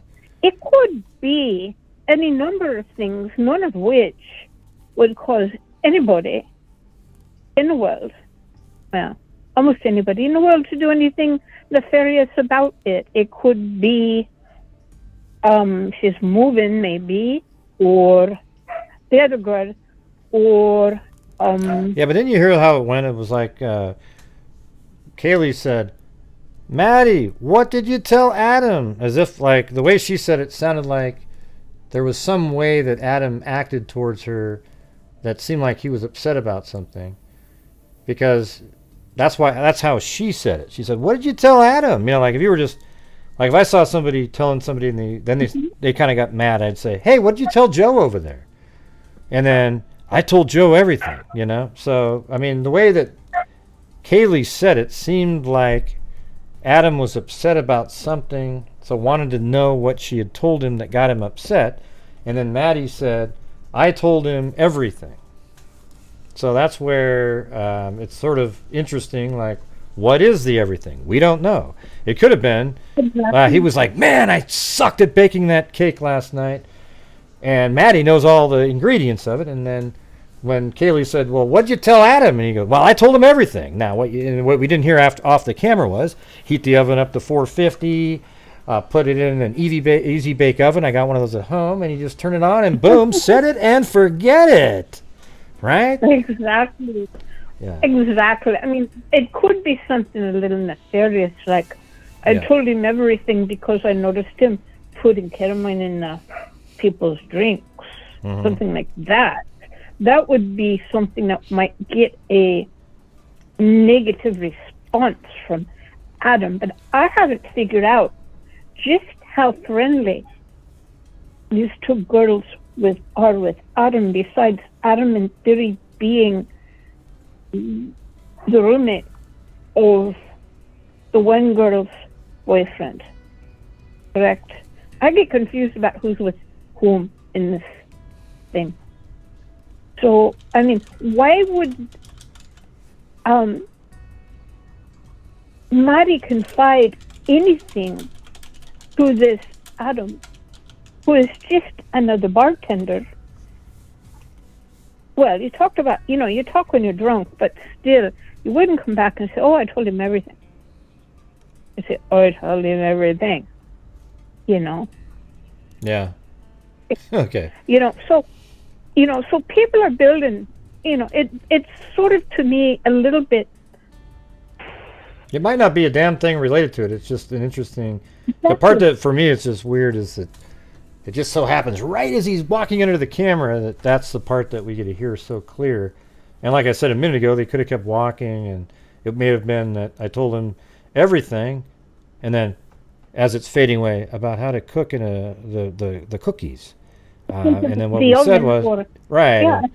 and then but Adam was really frustrated about how the cookies weren't really turning out for him, and then so she corrected him on it. Yeah, I mean, I don't know. It's interesting to me because it's something that's not just sort of normal that happened. Had they just said, "Oh man, that beer was awesome," "Oh yeah, it sure was," that'd be nothing. But instead, it almost feels like we're hearing. I mean, I guess this was intentionally released, but if you look at it, that's probably the only audio that would have been on that little video, anyways. Because it's right as they're walking underneath the camera, you hear this clear audio. Exactly. Yeah, and then of course the girls were drunk, and my experience is that you can get over dramatic when you're drunk. Little things become big things, and big things become little things. So if one of the girls was being stalked, okay, then it could have been that the other girl was confiding in Adam, and so what did you tell Adam? And the other one says, well, I told him everything. About yeah, it could have been that, but then that's related too, right? I mean, then it's like, oh wow, that's. But it sounds like whatever it was. To me, I don't know if it was just drunk sound, but the way Kaylee said it was that to me it sounds like the way you would say it if Adam said something that wasn't very nice, or I was acting a little certain way, and could see that Madison and him were having sort of a heated conversation, and then remembered while walking and said, "Hey, what did you say to Adam?" So that's what it seems like to me. It doesn't seem reasonable to think that she just saw Kaylee talking to Adam and they were just having a beer, it was a casual conversation, there was nothing going on, that she'd even care and ask the question. So to me, there was something that happened that made her want to ask that question. So that's where I'm at with that. But anyways, got some. Yeah, well, that doesn't make sense. Of course, I have two 16-year-old daughters, and they're not that much younger than these victims, and they can go from 0 to 60, in I don't know, in minutes. It's like, I hate you forever, and then of course it goes away very quickly. I just don't know about the conversation under that mic, that camera. It could be a way to kind of misdirect people, because I don't put anything past the Moscow police. They're not very good at what they do. Or they're really good at what they do, and they're good at misdirecting people. One or the other. Anyway, I think I'm done. Okay, well, thanks for calling in. Bye-bye. Bye. Oh man, look at there's a face right there. You see that, everybody? See, I have people on YouTube looking at it like that. They do that sort of level of crap. They zoom in on a picture that's already blurry, all right? So just check it out. This is the, quote, original size that I have. I don't know what the original. Then you zoom in, right? And they'll go, oh, look, see, right there. That's the mark that you could see when he was a kid. he got a knock on the forehead, and if you can just see right there, notice that's a little, right there, it's a little bit darker, and we can just, oh, wait a minute. No, that was on his nose. Ah, forget it. All right, 412, you're on. Oh, let me mute this. Yeah. Hey, Grade Steve, calling from Pittsburgh. Hey, how are you? What's going on?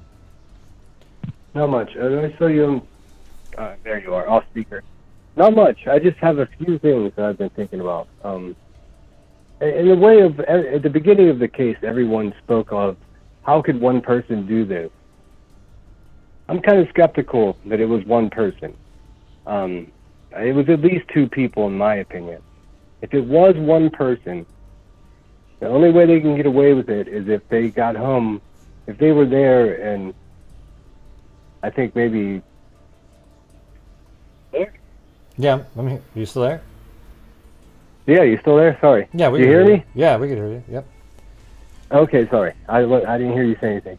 The only way I think one person could have gotten away with this is if maybe the couple was murdered first, and they waited.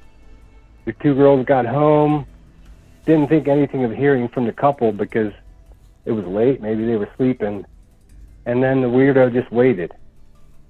I mean, it doesn't rule out two people, but that's the only way one person can get away with it, I think.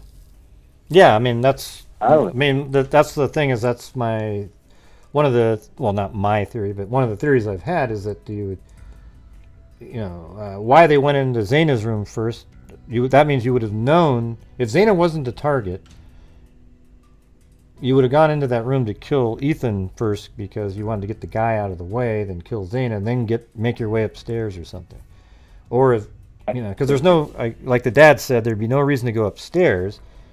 It almost feels like the dad's letting us know that Ethan was one of the first people killed, Ethan and Xana. So then why did you go upstairs? But it's also, maybe he's saying, well, why would you need to go upstairs when you're already on the second floor where somebody was already killed, unless you needed to go up there because that's where your target was. I agree. I'm not going to say correct, but I will say I agree 100%. Correct! Yeah, the only other thing I think is a curiosity, and I don't know, even the weirdo channels aren't looking at it, but why was the lock changed the week before this happened, or the weekend before this happened? That's strange to me. Could be nothing. Well, they were saying, somebody said that maybe it was like parents' weekend, and the dad was there, and her lock wasn't working or something, and maybe he just came by to fix it. Or I don't really know for sure that whole thing. I'd love to know if it was broken or if maybe like an old roommate had a key. They didn't want them to get in anymore because that happens, Mm-hmm. I don't know. I did think it was weird at first, like if the dad made a specific trip to go down there just to help with the lock. That would have been sort of a signal. Away. That would have been sort of a signal, but it sounds like maybe he was already there, and he was just like, I can fix it. That didn't have anything to do with it, though. Don't misunderstand what I'm saying. Jeez. These channels are paying rent off of this garbage. Who said that? Or what do you read? Did you read a chat comment or something? Or no, there was that one blurb on News Nation or something that said it spoke on the dad being the suspect or something like that.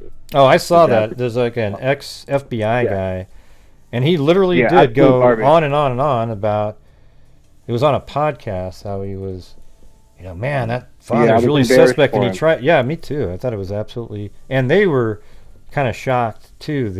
Which was good on News Nation. They're like, "Oh wow," try to give him cut him off a little bit. They tried to get him some time to backpedal out of it, but he wouldn't do it. I mean, he even tried to connect it later to some other thing. I mean, it was just it was stupid. Oh, I didn't watch the rest of it. I had to turn it off. That was enough for me. Oh, I have to watch all of the bullshit in its full glory. I gotta watch God bless your heart. I don't have it in me. I don't have it in me. Yeah, but thanks for taking my call. I'll give it up to someone else. All right, man. That's all. I hope they figure this out fast because I'm so sick and tired of watching all of these garbage channels pay their rent off of this horrible thing that happened. It's crazy. But yeah. I mean, I don't mind like the thing is my channel makes an income on YouTube, and and other channels make No, income. I'm not speaking on you. Well, no, I don't mind people members- making income. What I don't like is when people make income by inventing things and just creating sensationalism to get excitement.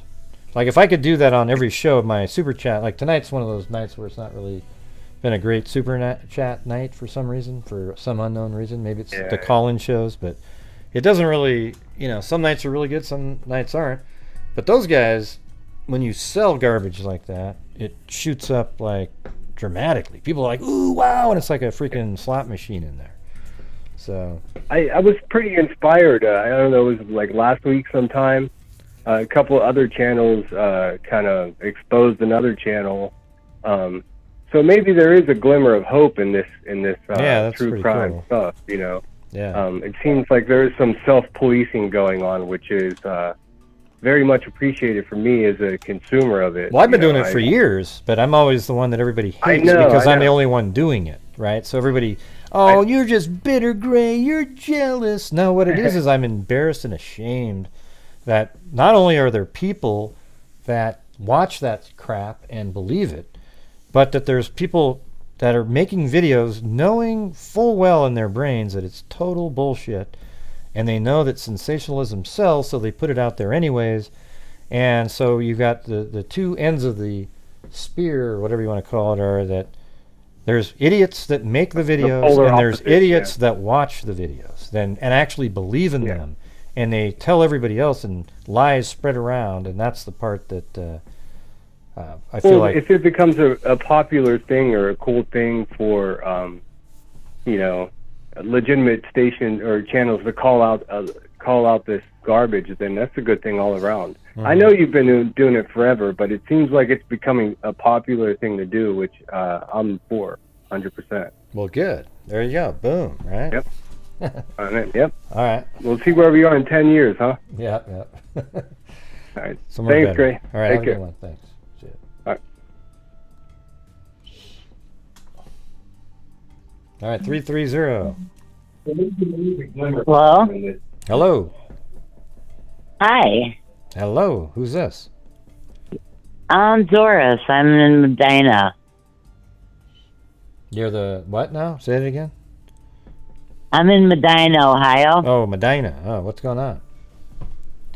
Oh, nothing. I hear another people talking right now. Am I? You just have to turn off did the. you take my call? No, the way it works is you got to use your phone to communicate and turn off whatever it was that you were listening to while you were on hold. Oh, okay. Yeah. Oh, you took my call? Yeah, we're already on the air talking and everything. Oh, okay. I wanted to say, I wanted to ask you, how does everybody know for sure that Kaylee was the target? Because I saw the knife on the news, and now they said that knife was dull from hitting the bone, going through each person, and the last person would get the worst because it would, when they kept hitting them with the knife, they would have to hit them really hard. So that person would look like they were the most, it would be the most vicious cut. I also think because it's, they would have to- well, the reason people think is because Kaylee's dad says that, but he isn't an official source. But he's somebody that might have been told that, so you kind of give some weight to what Kaylee's dad said. But I also put out the question the other day, or a comment, that maybe Kaylee's wounds are different because of the circumstances of the attack itself. Like, let's say you're in there and somebody's sleeping, you just you kill them. But then let's say somebody wakes up and you're battling with them. There might be more vicious types of wounds and different wounds altogether, and then they end up on the bed too, but the fight itself was different. It doesn't necessarily mean that they were the target just because the wounds are different. See? Okay, because wouldn't the knife dull out after a while from the bones from each people, like all the people? I mean, they take a while. I mean, it also depends on if you're always hitting bone. If you're stabbing and it goes through, But I mean, I think it would take quite a bit longer to like make it where it was so dull that you couldn't be used anymore. And it's really the point that gets in there, and it sounds like the knife maybe wasn't very sharp anyways. Like it was sort of a, they said it was more of a ripping. I mean, that's just really disturbing shit. But I mean, that's what they said. Tears. Okay. Yeah. Okay, because I saw it on the news when they showed it on Fox News, and it had the thing on the bottom right before it would go to the knife, and it had like a ledge, so that the knife wouldn't go and he wouldn't slide down onto the knife. Like there was a ledge, so he wouldn't cut himself as easily, or she. Yeah. And I want to ask you now, what about those roommates? Why is everybody so easily let off the hook? Now, they were downstairs. They're ladies, okay, but who's to say? Why did it take them so long? Now, why weren't they really, like, shaken out more than that? Who's to say that they wouldn't have done it? Now, they didn't. It would have been easier for them to jump in a shower. I mean, women are pretty wicked sometimes themselves. I'm a lady. I mean, I'm older now, but I know some women came after me pretty hard, Mm-hmm. I mean, who's to say they didn't have, like, a jealous streak or an argument? Why weren't they really, like, shaken out more? They could have jumped in the shower. They had all the access. They didn't have to get in and out. I mean, and they didn't even call. I think they thought they made so much noise on the first, on the killings that they probably were like, I got to get the hell out of here. People were screaming and at some points, and they got out of there. You're not going to go take a shower. Let's say you're attacking. Let's say Xana screamed, and let's say Kaylee screamed. Are you really going to sit around and take a shower in the house? Well, I mean, after you did that, you would want to clean up. Wouldn't you just want to get the hell out of there as fast as possible, thinking maybe somebody might be coming? And maybe that's why they're checking those tires. Remember, we talked about this before, but and Zozo brought it up the other day again, but those tire tracks outside that they were looking at on the street, are those related to the white vehicle that drove by? Because the white vehicle drove by maybe the A&W restaurant, and maybe those tire tracks that looks like they're spun out, but I mean, would you really spin out too in the middle of the night and wake people up? So I mean, there's a lot of stuff that's just kind of sounds like the person got in and out kind of quietly, Yeah, see, that would have been a perfect thing. Now I heard about Dylan's boyfriend too. That might be something looked at also, because they were both kind of like shady. From what I mean, I don't know anything about them. I don't want to. Yeah, I know. I understand. Who cares about it? See, what happens is you hear something on a Facebook page or a Reddit page, and I mean, as far as looking at people, don't you think they release people way too easy and fast? Well, they didn't release anybody. They just said at this time, we don't think these people are involved in the case. Probably maybe it's possible that they did it to give some people a sense of, made people to feel a sense of ease, or it really is that they don't think that they're involved. Well, yeah, see, I was an investigator and an inspector. I wound up being an inspector, but so yeah, I mean, like as far as like really intensely looking at everybody. What were you an inspector of? Like, pardon me? What did you inspect? Oh, I ended airline brakes and stuff like that, and it ended up being mechanical things and stuff like that.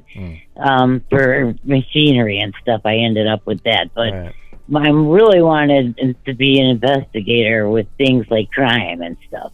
But that's what I might have heard of that.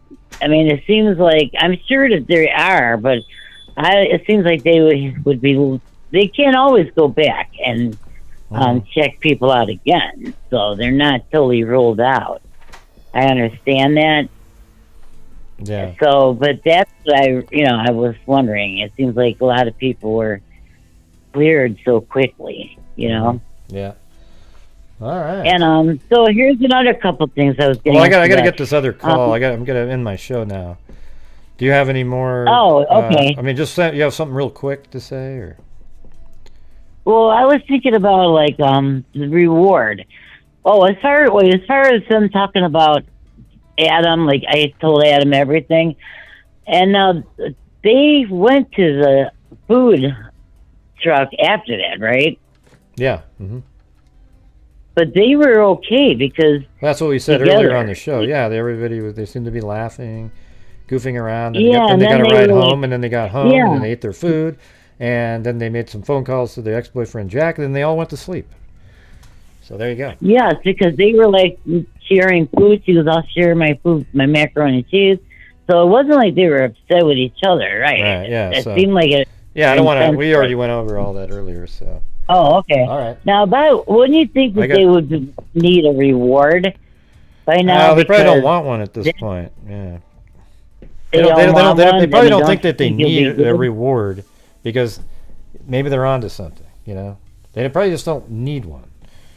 So, anyways, I gotta get this last call here. All right. I gotta get this last call. So, thank you very much. Appreciate it. All right, let's see.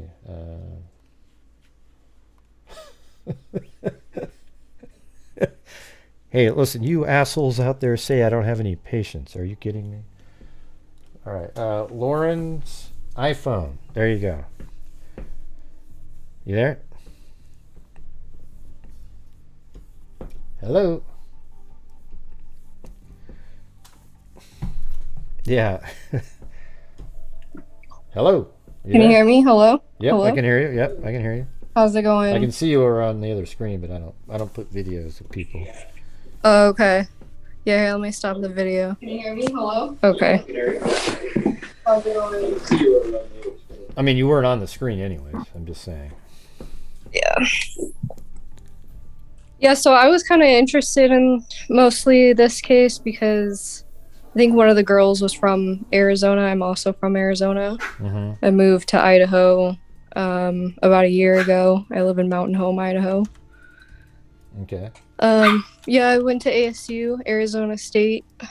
I was never involved in any of the sororities or anything, though. So I was interested, though, in do you know who actually owned the house?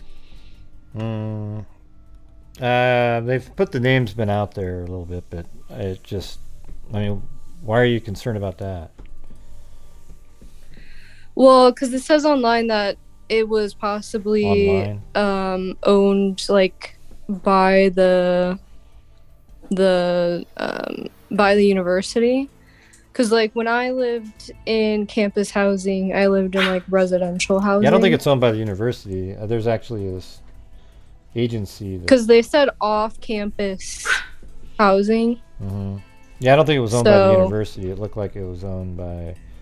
There was a name out there, and then people were trying to associate it with the white Elantra, but it had nothing to do with that either. So. Yeah. Well, I do think there's a lot of things that they haven't released to the public on this. Mm-hmm. But I did want to kind of piggyback off of what someone else said earlier. They said that they thought more than one person was involved. Mm-hmm. And from my perspective, I definitely think that this was like a hitman situation where someone hired someone to go in and do this. How come you use the word definitely? I think that's so unlikely. And you said definitely. Like, what made you say that? Yeah, I mean, I definitely think that because of all of the evidence that has come out about the group and the way that the sororities and fraternities interact with each other so much, the way that the like the culture is and stuff like that. I definitely think it was, someone inside had intel on these girls that other people might not have. But what they would be the hired point of a someone. hit? Why would somebody hire a hitman to kill college students? I don't get it. Because there was a motive inside the group.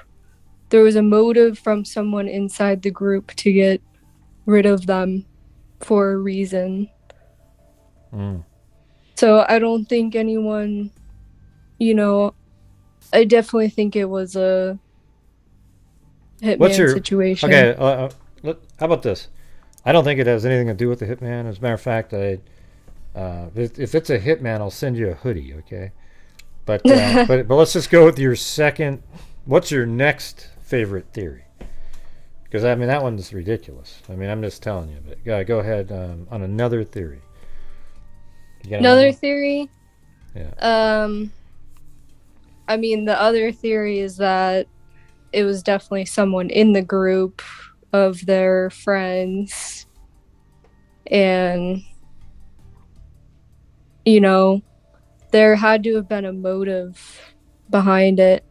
So it was either someone in the group or someone hired outside of the group to kill them for some specific reason, Yeah, well, there you go. Well, I think that's the one that most people think is more likely, something like that. The hitman one just is. It sounds more like your imagination than anything based on what we're looking Well, I don't at. necessarily mean like hitman. I just mean hitman in the sense of like someone inside their friend group hired someone. Well, that is a hitman. To yeah, but yeah. why? But I mean, I don't know. I mean, it just sounds. It sounds like more just sort of an imagination, right? I mean, the other one, your other theory, sounds more like the. I mean, I'm not saying it's impossible, everybody, okay? But everybody always thinks I'm mean if I shut an idea down that I don't think is very likely. So I don't think that's very likely at all. As a matter, I'd actually bet a lot of money on it, but I won't bet you. But I mean, it's absolutely possible, sure. Yeah. I just can't think of a reason why a kid would want to pay, and they'd have to come up with a ton of money. A kid, so it'd be a wealthy kid. Yeah, well, these somebody kids else have. to kill I mean, people. their families have money. Right. But I mean, there's definitely some motive. There had to have been some motive. It couldn't have just been out of nowhere. But I definitely don't think any of those clips and any of the things leading up to that night have any relevance at all. I think, it's you been keep saying definitely. years Yeah, I mean, it's and definitely. years. I mean, it's possible. That's all you can say. That. Yeah, I mean, it's yeah, possible. I don't think but any of those body camera footage at all has anything to do with the damn thing that's been put Yeah. out there. The the closest one that might have something would be the 3:00 that night body camera footage. Just somehow there was some random, like the car that drove by at 3:00 had something to do with something. But other than that, it's just all it is more material to talk about, and it allows people to pretend that they're really sleuthy and look at the people in the pictures and look up each one of them and look at, ooh, he looks sus. Well, that was September and they were at a party and it was a noise complaint. So what does it have to do with anything? So it doesn't. It's just. Well, I think it is what it also is. Interesting. You know.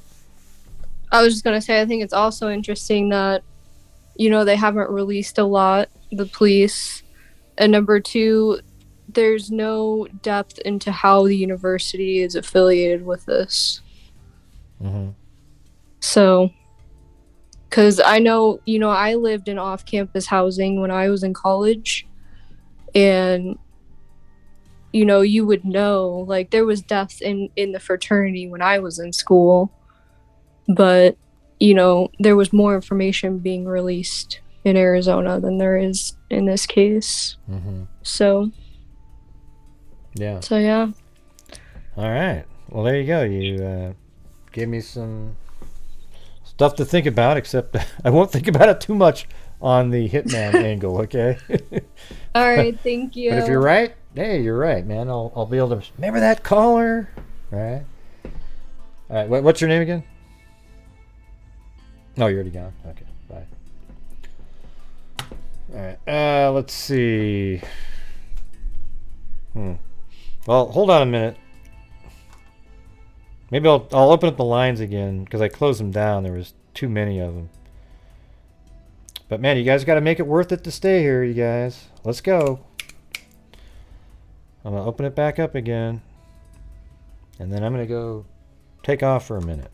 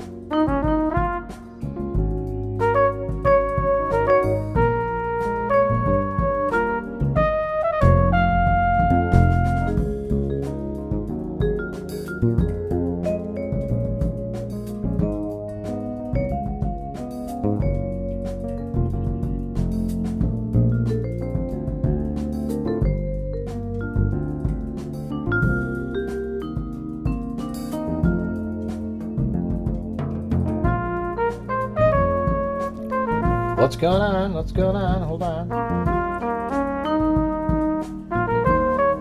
Well, it looks like Garden Girl definitely wanted to help keep me on here, but man, you guys.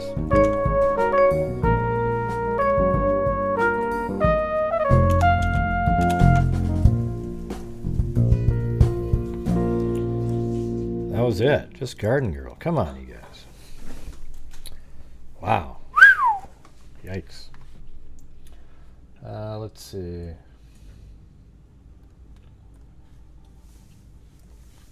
Anybody calling in? Yeah, Patsy Cline won't be calling in here. She got really mad. For no reason, actually.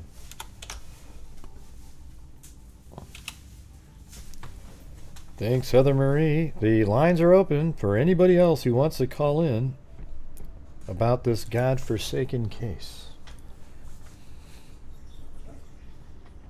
Oh, and I do exist. I am a human. I'm right here.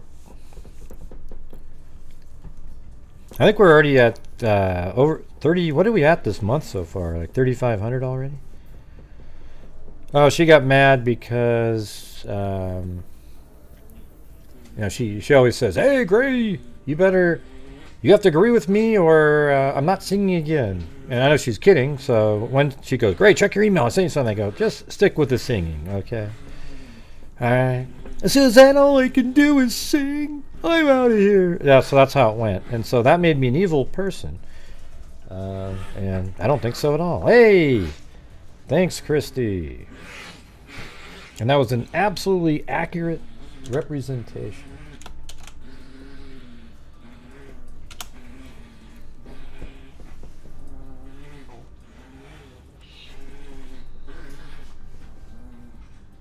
Yeah, we sell them on... I'm sure one of the mods could get a link. It's on Teespring. To the hoodies.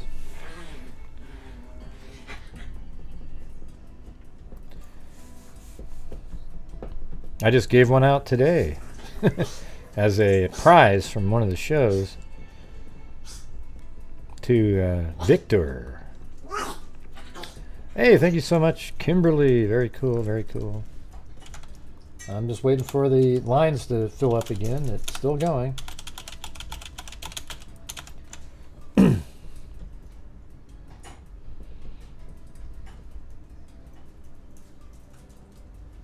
Or maybe you guys can just type in things that you're thinking about and I can comment on those. I mean, we had like, what, 15 callers? Quite a few. That's for damn sure. And if you're out there, if you could hit that subscribe button, I'd really appreciate it. Trying to get up to the 100,000 number here pretty soon. My channel generally grows slower than others because I typically, not recently, because I'm trying to, this case is, it's pretty crazy. I mean, it's, and lately there's just been all these big cases that I just happen to be covering. Debbie Collier, Delphi had a bunch of stuff. This one, I've been covering Delphi for years, off and on. Like sometimes there'd be months where there's nothing to talk about, but recently there's a whole bunch to talk about. And I think once I get to 100, I'll kind of do like a hybrid of covering current cases and then continue to, look at the old ones. I don't know if you guys saw the video I made the other day. That was a pretty good one. It's a standalone video from 1967. If you guys you should check that one out. And tell me if you like that style. It was kind of a scripted one. I think Stacy wrote most of it. I just changed wording sometimes. From my show. Like I did a show on that case and had all the documents and let her go through it. So that was pretty cool. I haven't seen her in a long time.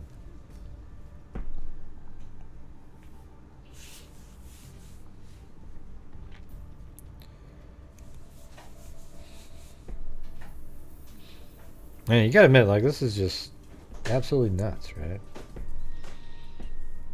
I mean, what if there was a guy just sitting right there on that couch at one point in the evening, and the girl that lived in that room right there, maybe Dylan, who may have lived in that room, saw something.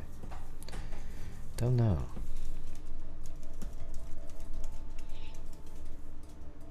Yeah, I think it's going to be like right in that time frame too. I mean, it depends. If I put out a couple of videos in the next couple of days, I could easily be over 99. for sure. Those videos seem to really help out a lot on that. And live stream gets some. I mean, so you might notice I'm not trying to be sensationalistic here, but like, watch.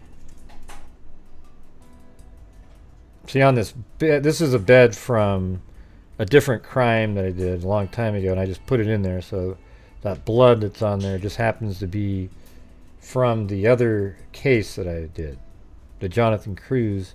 And notice how this blanket goes up right there? That's because an entire body is in the video that I made. It wasn't really a video for YouTube or anything. It was for a case.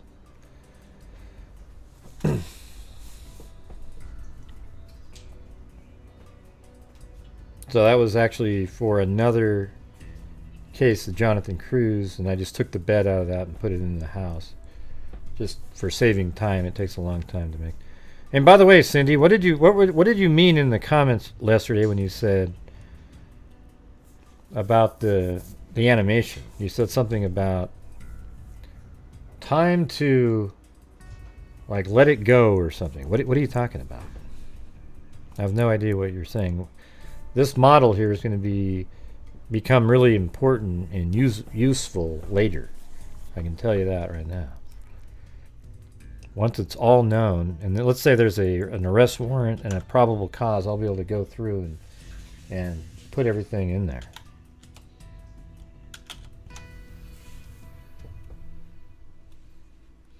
Yeah, I mean, this shows the layout of the house really well. You know, I'm not saying it's inch perfect or anything, but this is what it looks like. I mean, you can compare these to, well, I mean, for example, here, let's just, for the hell of it, let me open up that 360 one that guy made, or a guy or girl, I don't know who made it, but mainly guys are 3D people, animation and stuff like that, but there are women who do it too. So this is that one site this guy made. So you look at that right there, right? So hold on.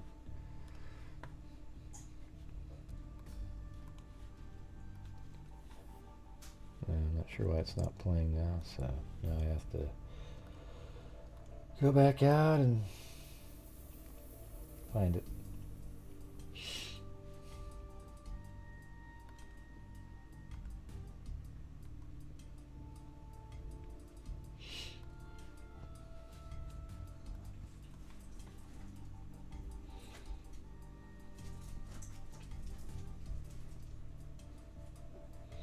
Yeah, so after going into that room right there,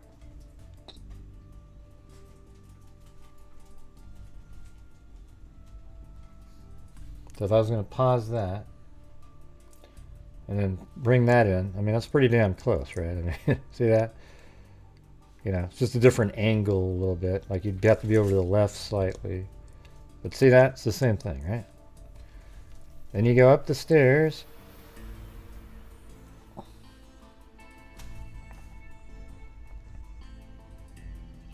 Let's see, this is the other room, so hold on. So you go into here, and let me go into that room on this one. So they have a bed at this end over here, but then look up there, there's that little angle here. I don't have this little square up there, I do have that though.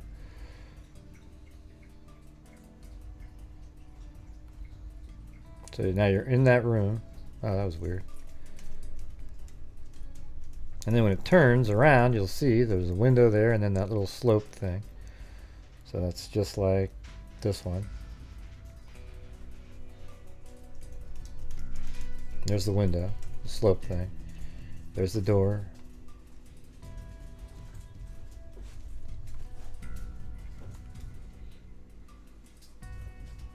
So I think it's pretty accurate. Hey, thank you, Lark E. And Cheated No More. Right, and now we're going up the stairs. Now he has a little different looking, I think mine's more accurate, this little corner piece here, but I don't know. So here we are in the living room, and then we go to that set here.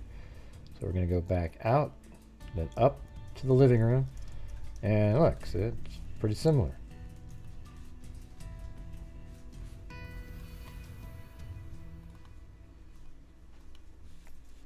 Oops. Right there down the hall.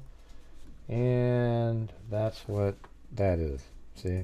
Just different angle though. This is right above the stairs. Mine's in the room. And so there you go, right? So I'm just saying, I think it's pretty accurate, right? It's not like it's... And this is a bathroom. I didn't do anything in the bathroom. There's just walls because I'm not using it for anything.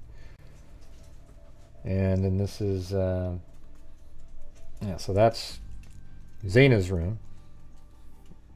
See, then it's leaving Xana's room, and then watch, there'll be a couch in the background. Just like that.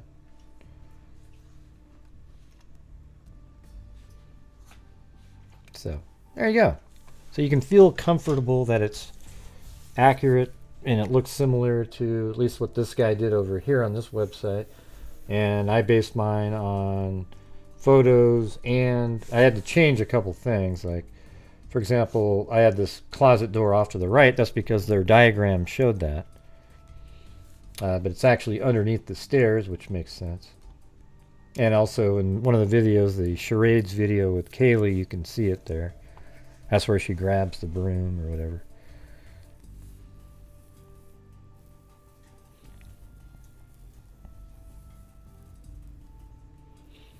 Did anybody? I didn't see what Cindy said up there, but she said, "It's time to let it go" or something. Like, I didn't know what it meant. It was confusing. And thanks, Nicole Loves Biggie up there. I think I got you before, but yeah. Put it in there again. I think it's a landscaper, handyman. Lots of weeds in the September body camera.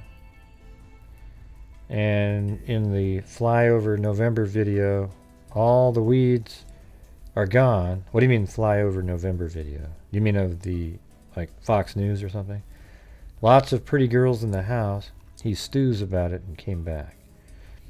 Yeah, I mean, it's not impossible. Plus, you'd also probably know how to get around in the house. Right? Larky, your Zoom call and meeting has been locked by the host. Oh, is it? Hold on. Is it really? Oh, shoot. Maybe that's what I need to do. Oh, well, there you go. Oh, okay. Sorry about that. Yeah, we did get a win last night, Lark. That was good. Okay, it's unlocked now. All right. Sorry about that. God, I was wondering what the hell happened there. Lenny, what's going on? Or Lenai, or I don't know if it says L-E-N-I-E. Is that Lenai or?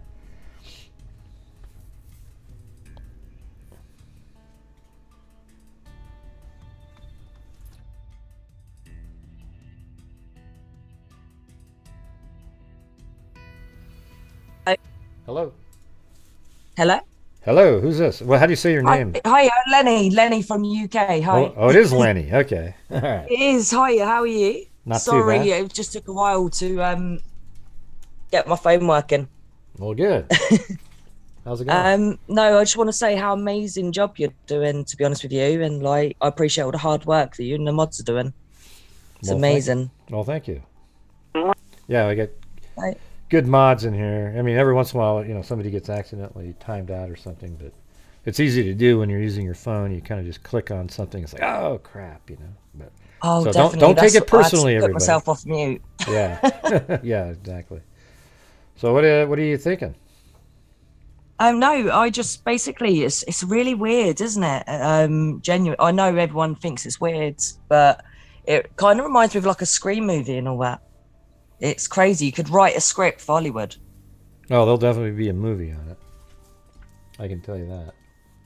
No, definitely. It's like there's so many different twists and turns and stuff like that. It's like 1 minute you think there's a suspect, and then it could be someone else. Sorry, a little bit nervous. Oh, you don't have to be nervous. I'm just a regular dude doing a show, you know. But Yeah, No, I think over time I kind of like I just learned. I think we all have better instincts about crime on this channel specifically because we cover so many different ones, thousands actually over the last three or 4 years. So, after that you have longer, isn't it? No, I've been following you a little while and everything. Yeah, but we've been doing the all live stream on all kinds of cases since probably 4 years really, like 2018. Yeah. But I've been making videos since 2012 or 13. Can't remember. Yeah, and it's just like it's just incredible, like genuinely the way how you explain it and everything as well. But you put it all in like perspective of like the walkthrough and everything like that, and I really appreciate it. Thank you. Well, thank you. Do you have any like thoughts? I mean, like just in general. I mean, what do you think happened, other than a scream? Do you know what? It's one of I don't know. I think personally with it,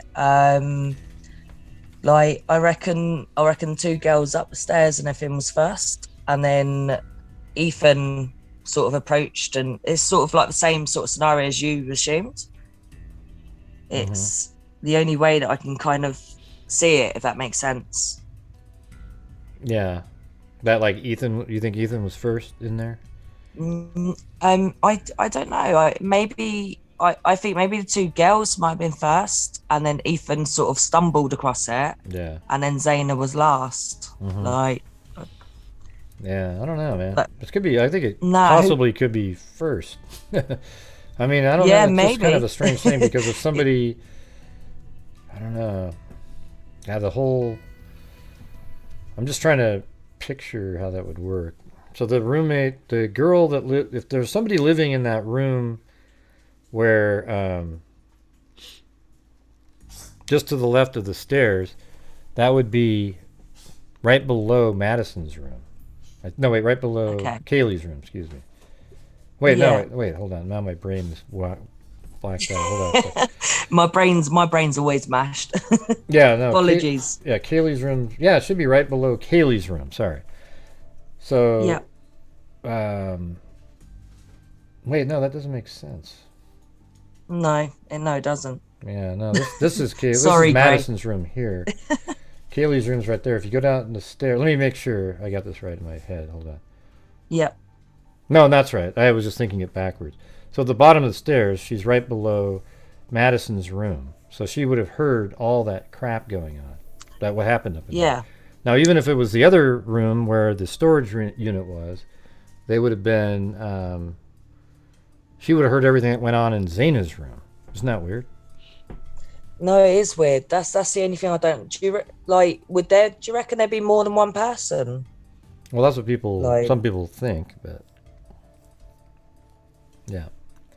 Yeah, I just don't understand it, to be honest. Yeah, it's just that's one of those. Obviously, no one does. No one understands. Well, it's really. I think what makes it so crazy is because it's not normal at all. This isn't something. No. The only thing you hear about something like this, or is like a Ted Bundy story from a long time ago. It's like just totally 4 college students, all very attractive, murdered in their slightly off-campus apartment. I mean, just feet off. And in the middle of the night, and nobody has a clue who did it. I mean, they might have a clue, but nobody in the public really has a good idea. Like we could be right on some of the theories that we have, but we don't have any extra information that really makes us feel confident about it. They do, so. No, exactly. And fingers crossed it be solved soon. Fingers crossed. We can only hope. Fingers crossed. All right. Fingers crossed. Well, sorry. I ain't got anything else to say. Well, it's okay, Lenny. Well, thanks for calling in. It was good. I'm sorry. It's good to hear from somebody from over the pond.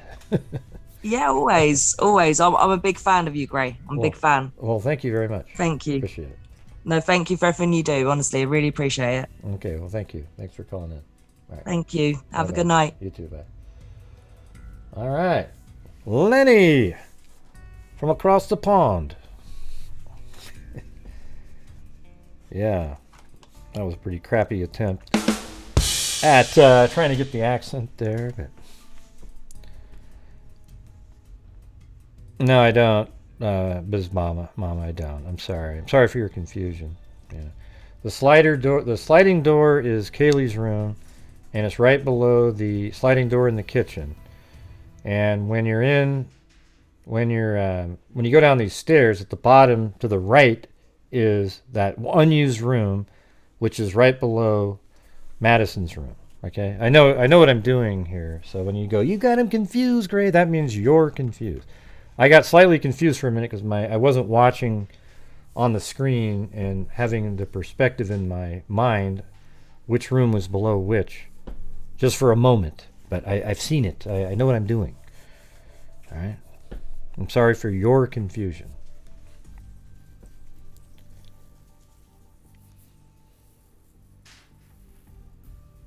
Yeah, we know that the third floor bedroom has a slider. Yeah, exactly. Yeah. As a matter of fact, I have it in the video. Were you watching it? Yeah, because watch when they go up the stairs here, you'll see.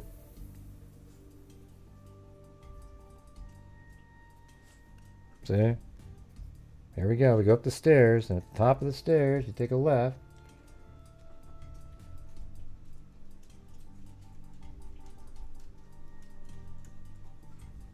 And there's the slider in Kaylee's room.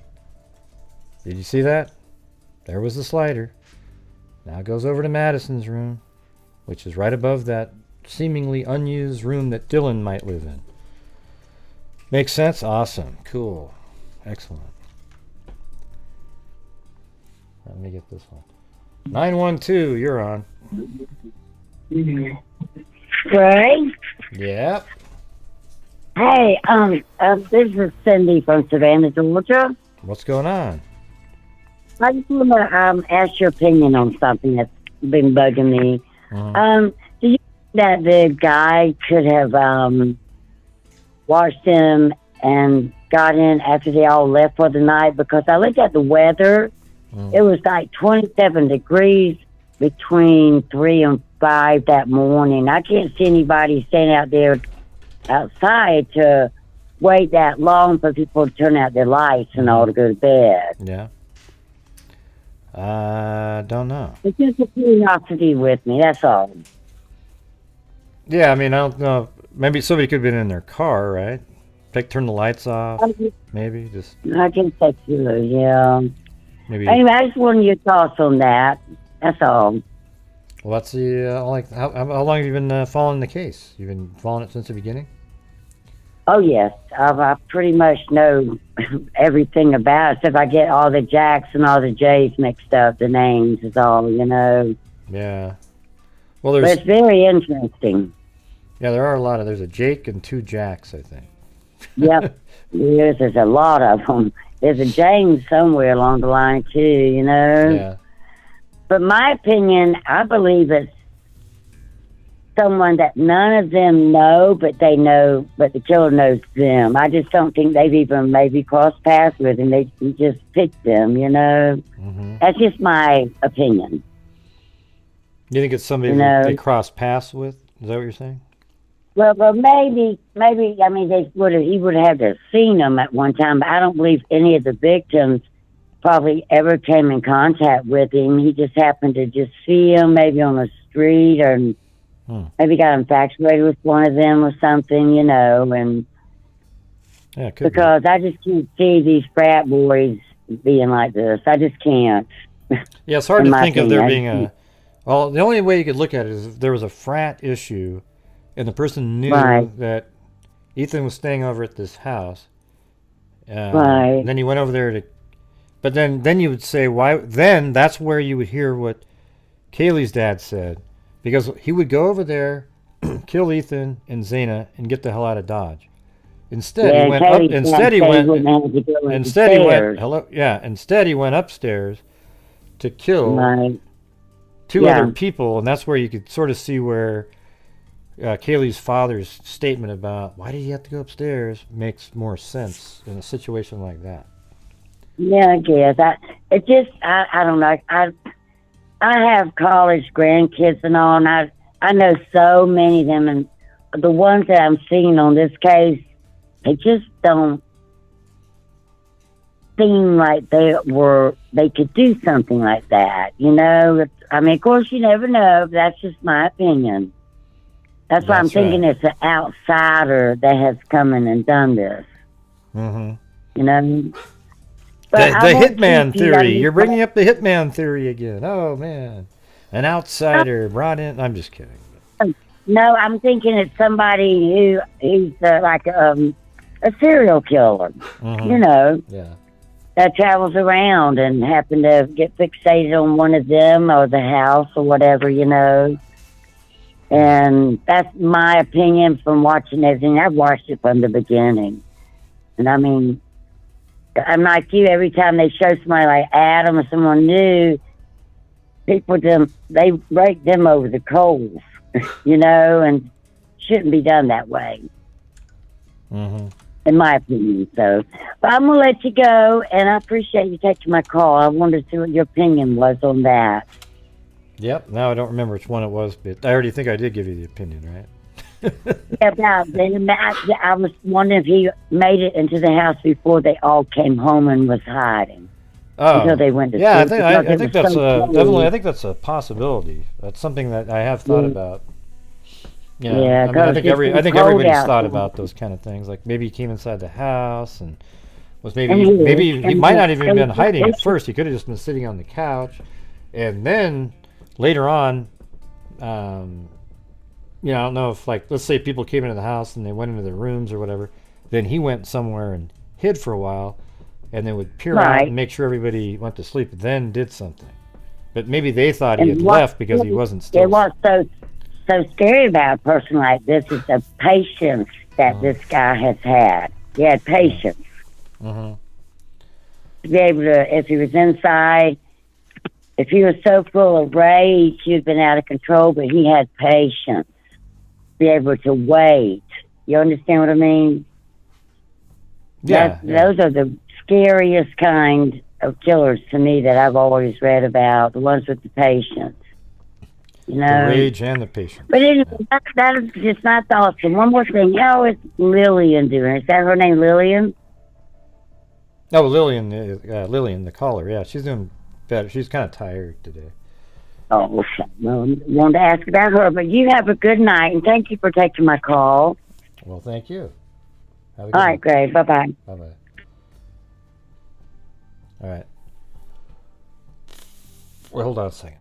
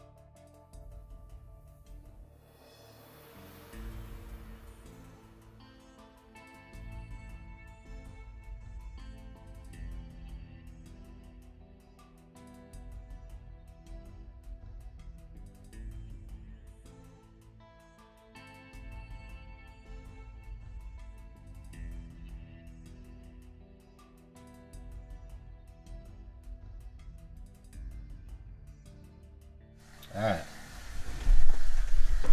Yeah, hit that like button, everybody. Hit that like button. I haven't even done the auctioneer once tonight. 657. 657. You're on. You're on. Yeah, Greg, Yep, that's me. can you hear me? Yep, that's me. You have to turn down the audio in the Can you hear me? background, though, because I can hear me 5 times. 5 times. Yeah, I don't think Hello? Jackie would kill his. Yeah, turn down Can the you hear me audio. now? Yeah, turn down the I said- audio of me in the background. Okay. Like whatever Can you video hear me it is. now? Like whatever. Yeah, no, I can hear you. What I'm saying is I can hear you. What I'm saying. you got to turn down the audio. You got to turn down the audio. Okay, I'll do that. Just a minute. Sorry about that. Oh my god. Oh my god. Okay, now can you hear me? Yep, I can hear you. Oh boy. You know, I can't hear you. What do you mean you can't Okay, hear I'll me? call back later. Sorry, I can't hear you, okay? Well, I can hear you. There's a delay though on the. Okay. See. God. Hey, I put a 1 if you think you could have a conversation where you hear yourself yelling, speaking back every 2 seconds when you. No way, man. I could too, Gray. I used to work as a customer service rep. How dare you? Okay, good for you. All right. This is 704. Okay. Can you hear me? Yep. I can hear you. You can? Yep, I can hear you. Okay. Am I talking to, what's your name, Jerry? You're talking to, well, my name isn't Gary, it's Gray, but yeah, you're talking to Gray. My name Gray, isn't Gary, and it's you- not Larry or Carrie or Jerry or, yeah, or Barry even. It's Gray. It's Gray. Well, I don't really know what I'm doing, but I just, are you at the Idaho? This is about the killings in Idaho of the college students. Well, can you hold, like right now, do you have a video playing of the show in the background? Do I need to turn it down? I think. Yeah, I would just turn it off completely, Yeah. Let me turn it down, okay? I'm sorry. You know what's funny is I listen to these talk shows on the radio, how many times the host tells the caller this exact same thing. You have to turn down your audio. I don't know. I don't even know how I got you.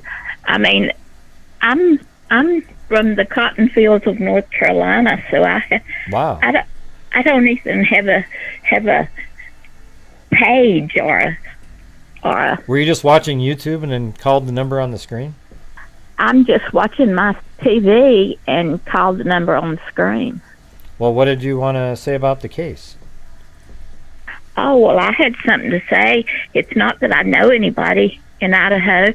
It's not that I think I know more than everybody else, but I have an ability. I'm not a psychic. I don't have cards I read, but I have the ability, and I have all my life at different times. I can tell things, and I can get a energy from people. And I usually have to meet them or be near them, but I can get an energy from them. A narcissist, there's a lot that's narcissists. Are they killers? And, yeah, but what do you mean by what do you mean by interview? What are you talking about? If I say that, you're going to say, "Oh, you one of those psychics." Yeah, because I don't do that normally. I mean, like, I don't allow. I don't do psychics. I don't do tarot cards. I don't do. I'm not a psychic. I'm not a psychic. I'm just. Okay, you're not. Okay, watch this. Watch. I'm not a psychic, but I can listen. I can speak to spirits, right? But you're not a. How about this? I believe in Jesus Christ, the Holy Spirit. Okay, but are you a That's spirit the box only reader? one there is. Are you a spirit box reader?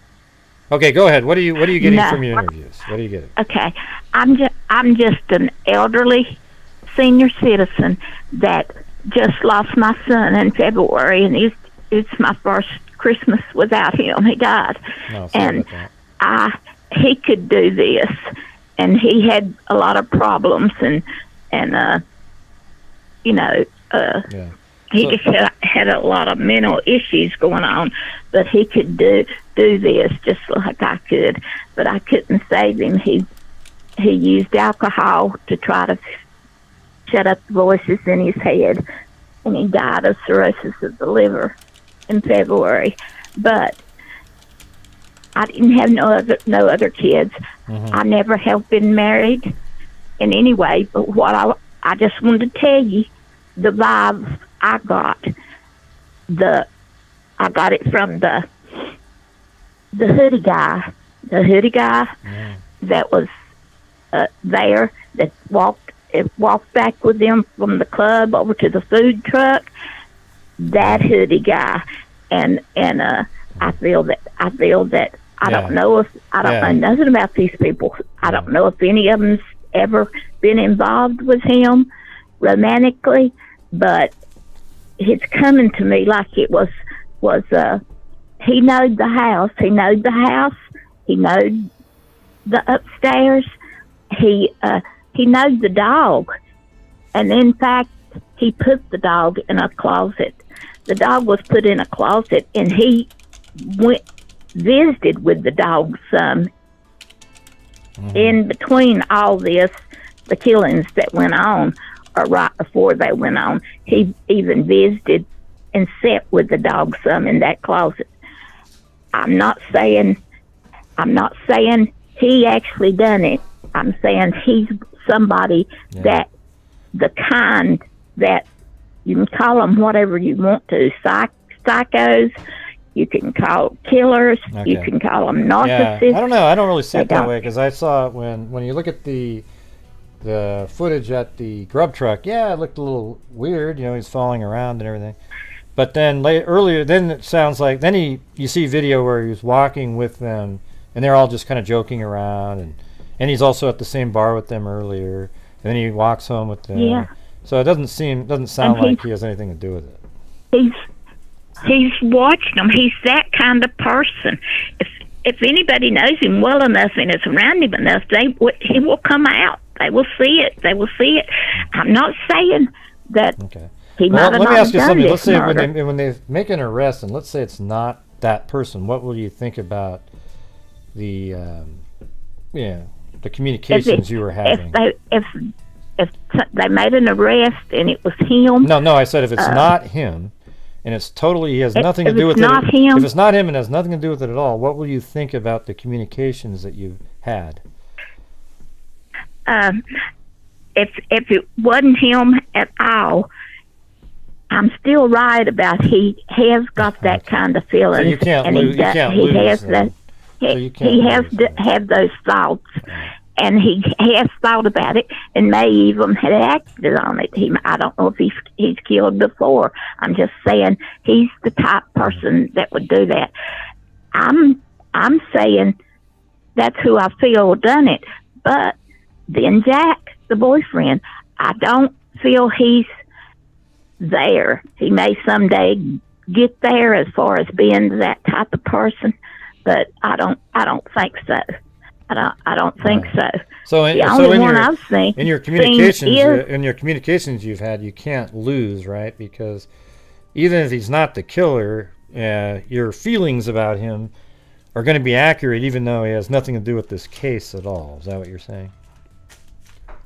Oh yeah, they're accurate. Because I've, like I said, I'm a senior citizen. I go way back. I've lost a lot of people to drugs, to murder, to being in prison and everything. I have a lot of kin people. That's my sister's daughter. They just found her the last couple months.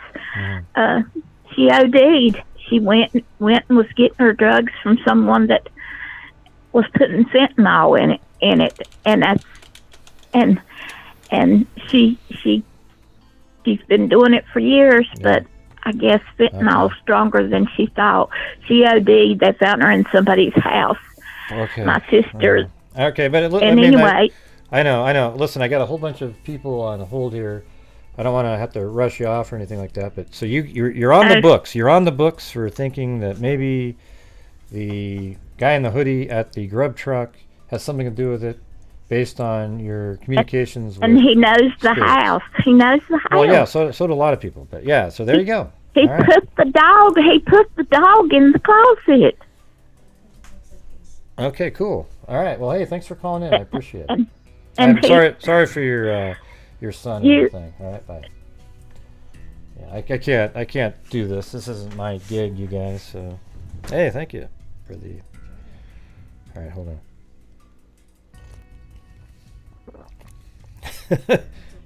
Yeah, it tastes all right. It's kind of funny tasting. But... All right, hold on. Yeah, so while you guys go that's mean or something, I can't do that stuff. All right, it's just not it's not what I do. I let her speak enough. She got to say what she wanted to say. For all you guys out there that are all into that kind of stuff, I'm not into that at all. If you think that's rude, then get the hell out of here, okay? I spent a lot of time on that call there, and I got about 8 more people waiting to come on, and I don't have time for something like that. I absolutely don't believe in that shit at all, that kind of communications. I believe people have intuition and things like that, but not that stuff, okay? So there you go. All right, everybody. Now, everybody feels, people that type in, oh, good, there's something wrong with you, all right? All right, so anyways, let's do this. 516. Who's there? Yo. Hello? Hello. Yeah. That's hey, me. Can you hear me? Yeah. What's going on? Hey. Not much. We're ready to go. Go ahead. What do you got? So I just want to talk about the photo still that came out today. Mm-hmm. I do find it, very funny how, some people are saying that it's a fake photo. Right now, right now it's going about that, the shadows don't correspond correctly. Yeah. Yeah, I don't know. So, I don't buy into that at all, any of that shit. That just sounds nuts. Yeah, and you know what? People really just latch on to just anything they hear. I mean, I was in another live where some guy's claiming to be a detective, and he's going around telling people that it's not a real picture at all. And I was just like flabbergasted how he was a 20-year detective, but he's saying it's not a real picture. Mm-hmm. So it was just mind blowing. But yeah, Greg, you have a lot of patience, man. But yeah, I just wanted to bring that up. Like, man, these fucking theories are just ridiculous. Yeah, like we have I have an image of that. I mean, what people are talking about is right here, that this is a shadow and it doesn't really match her. But we also don't know what the direction of the lighting. Because look where see where Madison's standing right there. Right. Well, look how the light on her, the main part of the shadow. I don't know if you can see my screen, but it mainly focuses right here, right? So how do we know that she isn't just to the other side of the same light? I mean, and then I don't really know. I mean, yeah, there's some irregularity if that's even a shadow, right? I mean, it could be a bunch of crap that was on the floor that's wet. Yeah, it looks like stains to me. Yeah, it looks like stains on the floor. I mean, we don't know. But as far as that being who they're saying that is, I'm saying that that's correct too as well. I think that's the guy. I mean, the only part that wouldn't explain what I just said is there should be some shadow right here off the foot, if that's what that is. But in here you see stuff going off of Madison over here. I just don't know what would be the point of doing this. Like, this is the bar. This is the bar there, and it looks like this is the other guy. Jack S. is standing there. So he's dubbed in there too, and everybody's dubbed in. Perfectly, right? Everyone's placing it perfectly. So, I mean, we know it's a real picture, and I do think that is who everyone's saying that is for sure. I zoomed in. I seen a clearer photo. It matches his mustache, his goatee is very distinguished. Looks like that. Yeah, the hat as well. I mean, that's the guy. And if he's saying he was asleep at that time, then that's a problem. Yeah, I don't know if he's the one that ever said that he was sleeping. I think it was. Okay. We just heard that out in the media, or people on Facebook reported it and it became a fact. I don't know if he ever said, "Oh, I was sleeping." You know what? That is a fact. I actually never heard an official say that was in fact what he was doing. I just heard it from internet. That's what I've heard it from. So yeah. And was it even the alibis? maybe the family said it, and that would make it have a little more credibility, but I don't know. I can't remember I think exactly his sister where. might have said it actually. Yeah. Like maybe he was sleeping, but maybe I heard though that he was awake and at home, and that would make sense compared to this video. But a friend of his, hell, maybe it was even the Adam guy, told him, "Hey, don't answer when they call. You know, play hard to get type of thing." That's what I heard. Right. And that would make him feel really guilty because, you know, he would have maybe gone over there and noticed, been there, or it could have saved his life. We don't really know. I think something significant about when they're walking to the food truck where hoodie guy says, "We're gonna get you guys for this," or he says something like that. I mean, you heard it as well. No, I've never heard him. I've never heard him say that at all. I mean, people. To me, when I heard somebody claim something was said, and then I listened to the video and heard what they said, and I don't hear that at all. So to me, it reminded me of the same thing, a spirit box reading, when you can sort of hear it kind of sound like something, so you claim it says it, and then it becomes really, quote, clear to everybody. Okay, so you saying that you didn't hear like anything really from that audio from hoodie guy? Are you talking about when he was at the food truck, or the one on the walk there? On the walk there. Yeah, in the background he says something. I don't think he says that. Yeah, like somebody like heels in the air she critiques other people's shows, but she said she heard something, and man, when I heard it, I go, man, it does sort of sound like that. I just don't remember what it was, but it made more sense too. It was something really innocuous. Didn't have any nefarious meaning at all. It was just, but that's all I got. I think that's interesting, and I think they definitely need to release the surveillance footage of the corner club so we can really see if that's really him. They should release and see if there's video. really any argument, if there's, so we could actually see what the energy is like in there, if it's, because it seems like it's really not that packed of a bar that night. I mean, it is from a small frame, but it doesn't really seem that packed out, and it looks like the focus is on, the two girls. I mean, what a dive! Looking at Adam. Yeah, the Adam guy kind of looking in their direction. It looks like the hoodie guy is talking to Adam, but the hoodie guy is looking at Maddie and Kaylee's direction, looking at what's going on with them. Well, he looks like he could just be looking at, like just talking. Maybe he's looking at Kaylee, I don't know, but maybe just talking to the owner guy that's sitting there. And then the other guy, the hoodie guy, is talking to that person. If that's even Adam. I don't know who that person people say it's Adam. It kind of looks like the guy named Adam, but is that really Adam? I thought Adam was the bartender. Right. Yeah, I thought that too, until someone claims that they actually called the bar and they said he doesn't even work there. Apparently I've heard that as well. But the dad said he's a bartender, so it's kind of weird. That's kind of weird.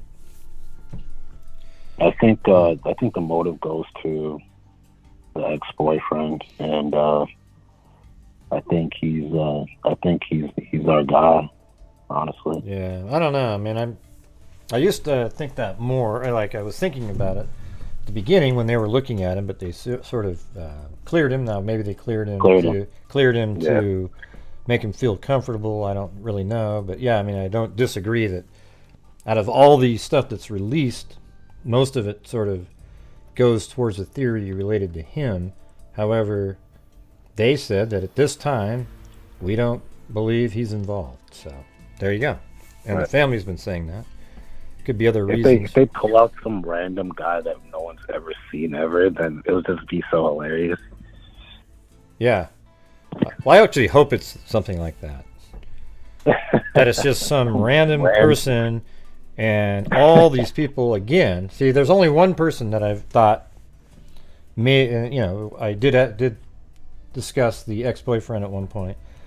The rest of them, I don't know. But there's people out there that cover every single person and pretend that they're the killer, and they talk about him as if they're the killer. And all of those people can't be the killer. So you sort of wonder, there's no ramifications, when you do that Right. kind of stuff. And one more, you mentioned that the room that the two roommates had, the surviving roommates, was right below Xana and Ethan's room, correct? Well, one of the rooms is, yeah. The one that, that's the one that apparently was storage in September. And then there's information out there that shows that Dylan maybe lived in the room right by the bottom of the U-shaped stairs. So, because one guy, an ex, well, not an ex, but a previous attendant or previous resident of that home, came out today or yesterday and said that, you know, that house, you could hear everything, and when someone goes up the stairs, the entire house could hear that one person going up the stairs. So I highly doubt no one heard anything. And if you're saying it's true that they woke up, got scared, and closed their doors, why didn't anyone call the roommates upstairs to see if they're okay? What's going on, guys? Are you guys okay? What was that? That was weird noises. Are you guys good? It was just weird that wasn't the case, that they didn't do that. Yeah, I mean, there's weird things, but, you know, I don't even question them because a lot of times weird things happen.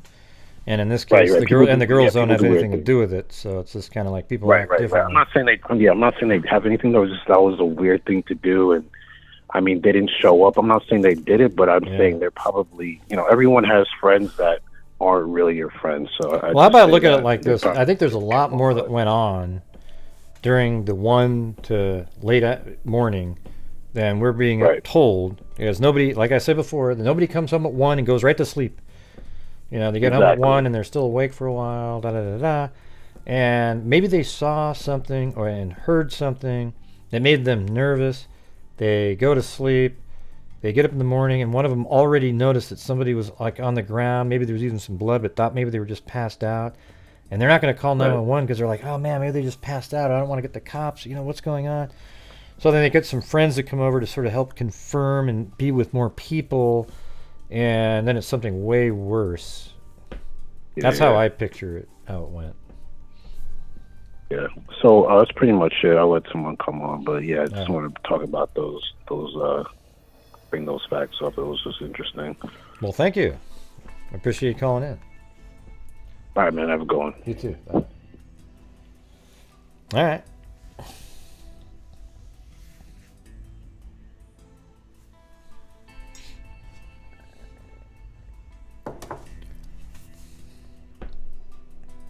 Yeah, that'd be cool if it was a random guy. 859, you're on. Hey, Gray, what's going on? Not too much. How about you? Hey, just to call in with a couple thoughts. You guys touched on one of them just a few minutes ago, just regarding, Kaylee's ex-boyfriend, Jack. I think I would challenge people to look at things from an alternative angle. More of a survivor's guilt.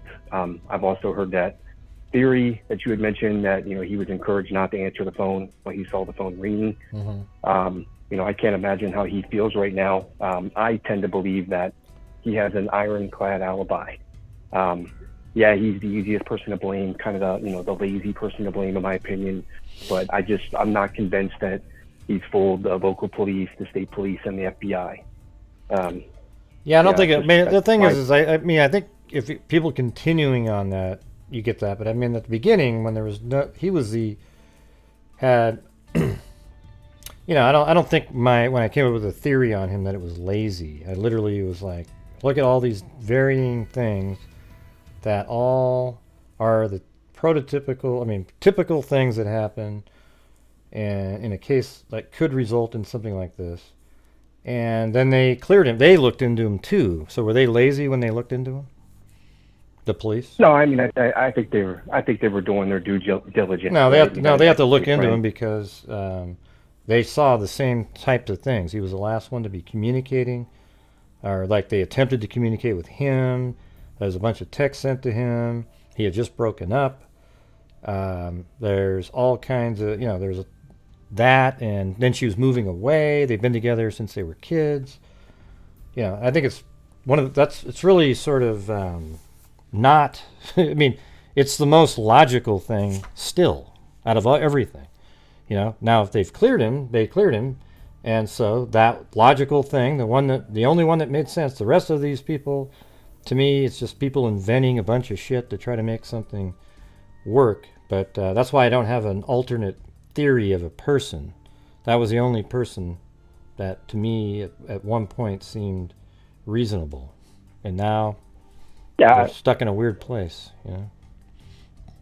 No, I mean, so I'd be lying to you if I said initially I wasn't highly suspicious of him, right? I think it's just sort of natural intuition.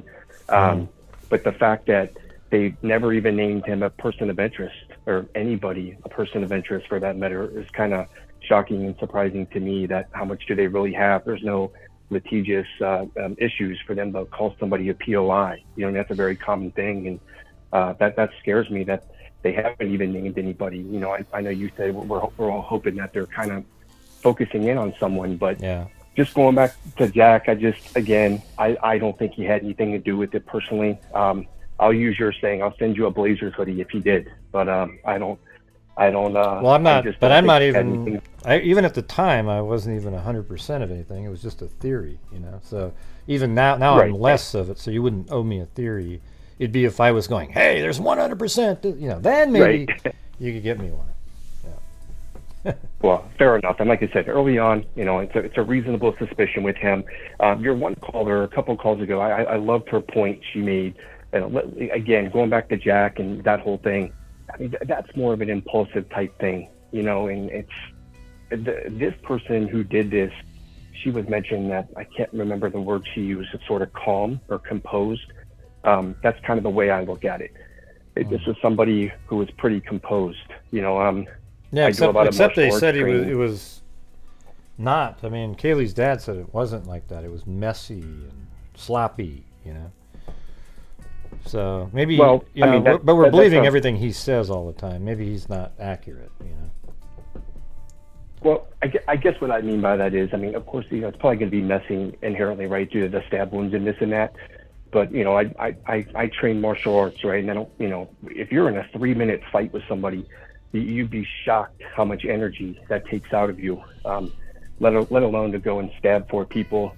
That takes a ton of cardio, a ton of fitness, so to speak. And, you know, going back to Jack, it's, you know, had he been there that night, I fantasize in my head, could have things have gone differently? You know, my theory is the person came into the house, went upstairs to get the girls. I think that one of the girls was targeted. I kind of believe Maddie personally, because I don't think, you know, Kaylee wasn't even supposed to be there that weekend, right?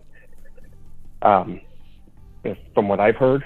So I think that he was targeting potentially Maddie. And, you know, once he found Maddie, he realized Kaylee was sleeping with her. There may have only been one victim in this entire scenario, right? I mean, that's hypothetical. That's what I was saying earlier on the show. Could have just been one victim, but like upstairs and right. I mean, I don't want you to have to repeat everything, but I mean, earlier I said exactly this. He could have been going up there to get. Well, I thought you said you thought he got Ethan. He had to go up. No, earlier in the show I said he had to go upstairs and get Kaylee. So this is the other scenario where only one person was supposed to be killed. He was supposed to go up to Kaylee. Kaylee wasn't in the correct room. Then goes over to Maddie's room, and that's where Kaylee was. Had to kill both of them. Then on the way down the stairs, Ethan interrupts the scene, and then he kills him, and then Xana comes out and he has to kill her too. Then he takes off. Was that about what you were going to say? I mean, essentially, yes. I tend to think Ethan may have been in the room still, because that's probably when that fight ensued, that where the roommates below heard the fight that led them to lock the doors or whatever. But, you know, had Jack had been there too, obviously that's 2 males. This guy would have had the fight instead of 1 male. And not trying to be sexist there, but, you know, could have been a little bit more difficult in that scenario. So, well, you know, that's not being sexist. That's just being like reality. You know, it's like people always want to. You don't have to always apologize for stuff like that. It's not being sexist. Right. No, I know what you mean. I know you got a pretty keen eye, Gray. Have you seen anything out there? Is there anything that I've missed in terms of photos of the crime scene or the outside exterior crime scene? In terms of like a blood trail or anything? Is there anything like that out there? Well, I remember there was one image that I saw where there was a cameraman taking a picture of a blood. I don't know if it was blood or not, but it was a really like professional, the crime scene tech guy, camera on a tripod, not high off the ground at all, turned totally vertical, facing down with light on it, and they were taking a picture. So to me, it felt like, man, was that a drop of blood they found outside? There's got to be some drops of blood somewhere. And I actually think they go out the back and perhaps even up into the woods to that parking area. That's what I think, except that photograph I was just telling you about was out front, which wouldn't make a lot of sense. They could have actually been photographing, come to think of it, the tire tracks, because it seems to be in that same area. And so maybe that car was parked up in that upper lot behind the house and then drove out down, because there's this little alley. I don't know if you've seen that on the, like if I go to Street View right here, watch this. I think, that doesn't go to there. Hold on. I think I can go to right here is where it ends. So this little road right here, I can't get to it, but this road right there goes up and around and goes behind, and you can park there.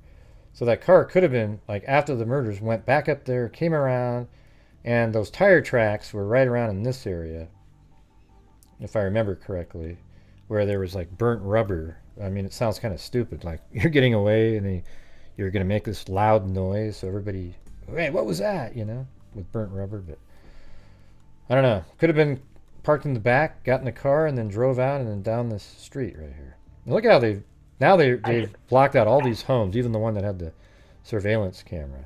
It just sucks. I'm just at a loss with, if he used a knife, everybody in theory believes he used a knife, right? And all the blood spatter, all the gore, whatever you want to call it, the guy walks out of the house back to his vehicle somewhere, and there's not some type of blood trail somewhere. It's almost like he had time to sort of, maybe clean the knife or I don't know, change clothes for God's sakes. But did they bring dogs in to try to go? But you also could have killed him in a way that, like you're on a bed, right? And you sort of stab at them from behind, and they're down below, and the blood kind of goes into the bed, and it doesn't really get much on you, just a little bit on your hands. If Ethan was killed in the hallway, that makes it more difficult with his feet and stuff like that. But if you kill them all on the bed, and it's done in a certain way where if there's no arterial, like it's, even if you stab him in the chest, it's not like a neck arterial wound, artery wound. It's not going to spray all over the place, come out, but it'll just be right there. So I don't really know, it just sort of depends on how the killing went, right? It doesn't have to be where the guy looked like Carrie in the movie, right? Right. I don't know. It's just from the corner and from Kaylee. Is it Steve? Is that his name? Her father. Yeah. It sure as hell sounded like to me that, it sounds stupid, but this was a very violent attack. Very aggressive. This was not like a surgical scalpel attack. It was very violent. I don't know. Me personally, I have a hard time believing there was not blood all over him. And I haven't heard anything from the police in terms of press conferences, or I never saw any coverage, but was there ever any dogs around there, looking for a blood trail or anything? It's just, I don't know. I never saw a picture of one of those. I think we were kind of missing early on. There wasn't a lot of coverage of this case. I remember it came out, and then like 2 days later I started covering it, and then a couple days after that is when it started to get pretty big. Even when I was covering it on the, I don't know what day it was, the 15th or 16th, there was hardly any national coverage at all, so there might not have been a lot of photographs taken. Things were going on early on, like they might have had dogs out there on the 13th and did what they did. And I'm kind of wondering if they went that direction, because if you look at the map, that area that they keep saying they want to have camera footage from is all back in the sort of southwest quadrant of the city. It's not, over to the east or anything like that. I think that was kind of dumb on their part. They should have said, if you live in the city of Moscow, Idaho, and have anything moving at all on your cameras between 3 a.m. and 5:30 a.m., we'd like to see it. That's what they should have said.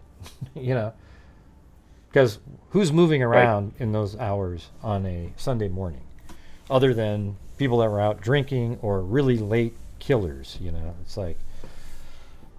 Anyways.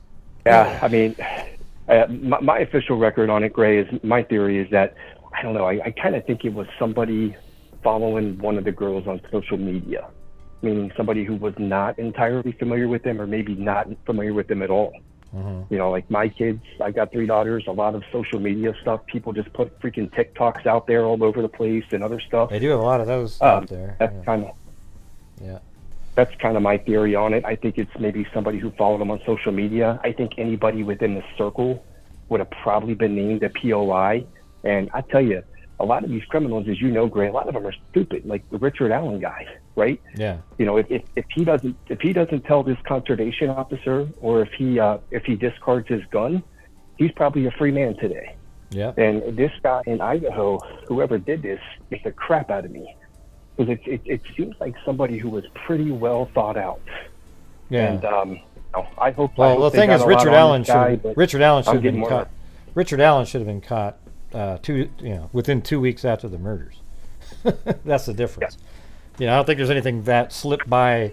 Well, guess what? In the Delphi case, they had scores of FBI agents and the same level of, even more probably, in that case.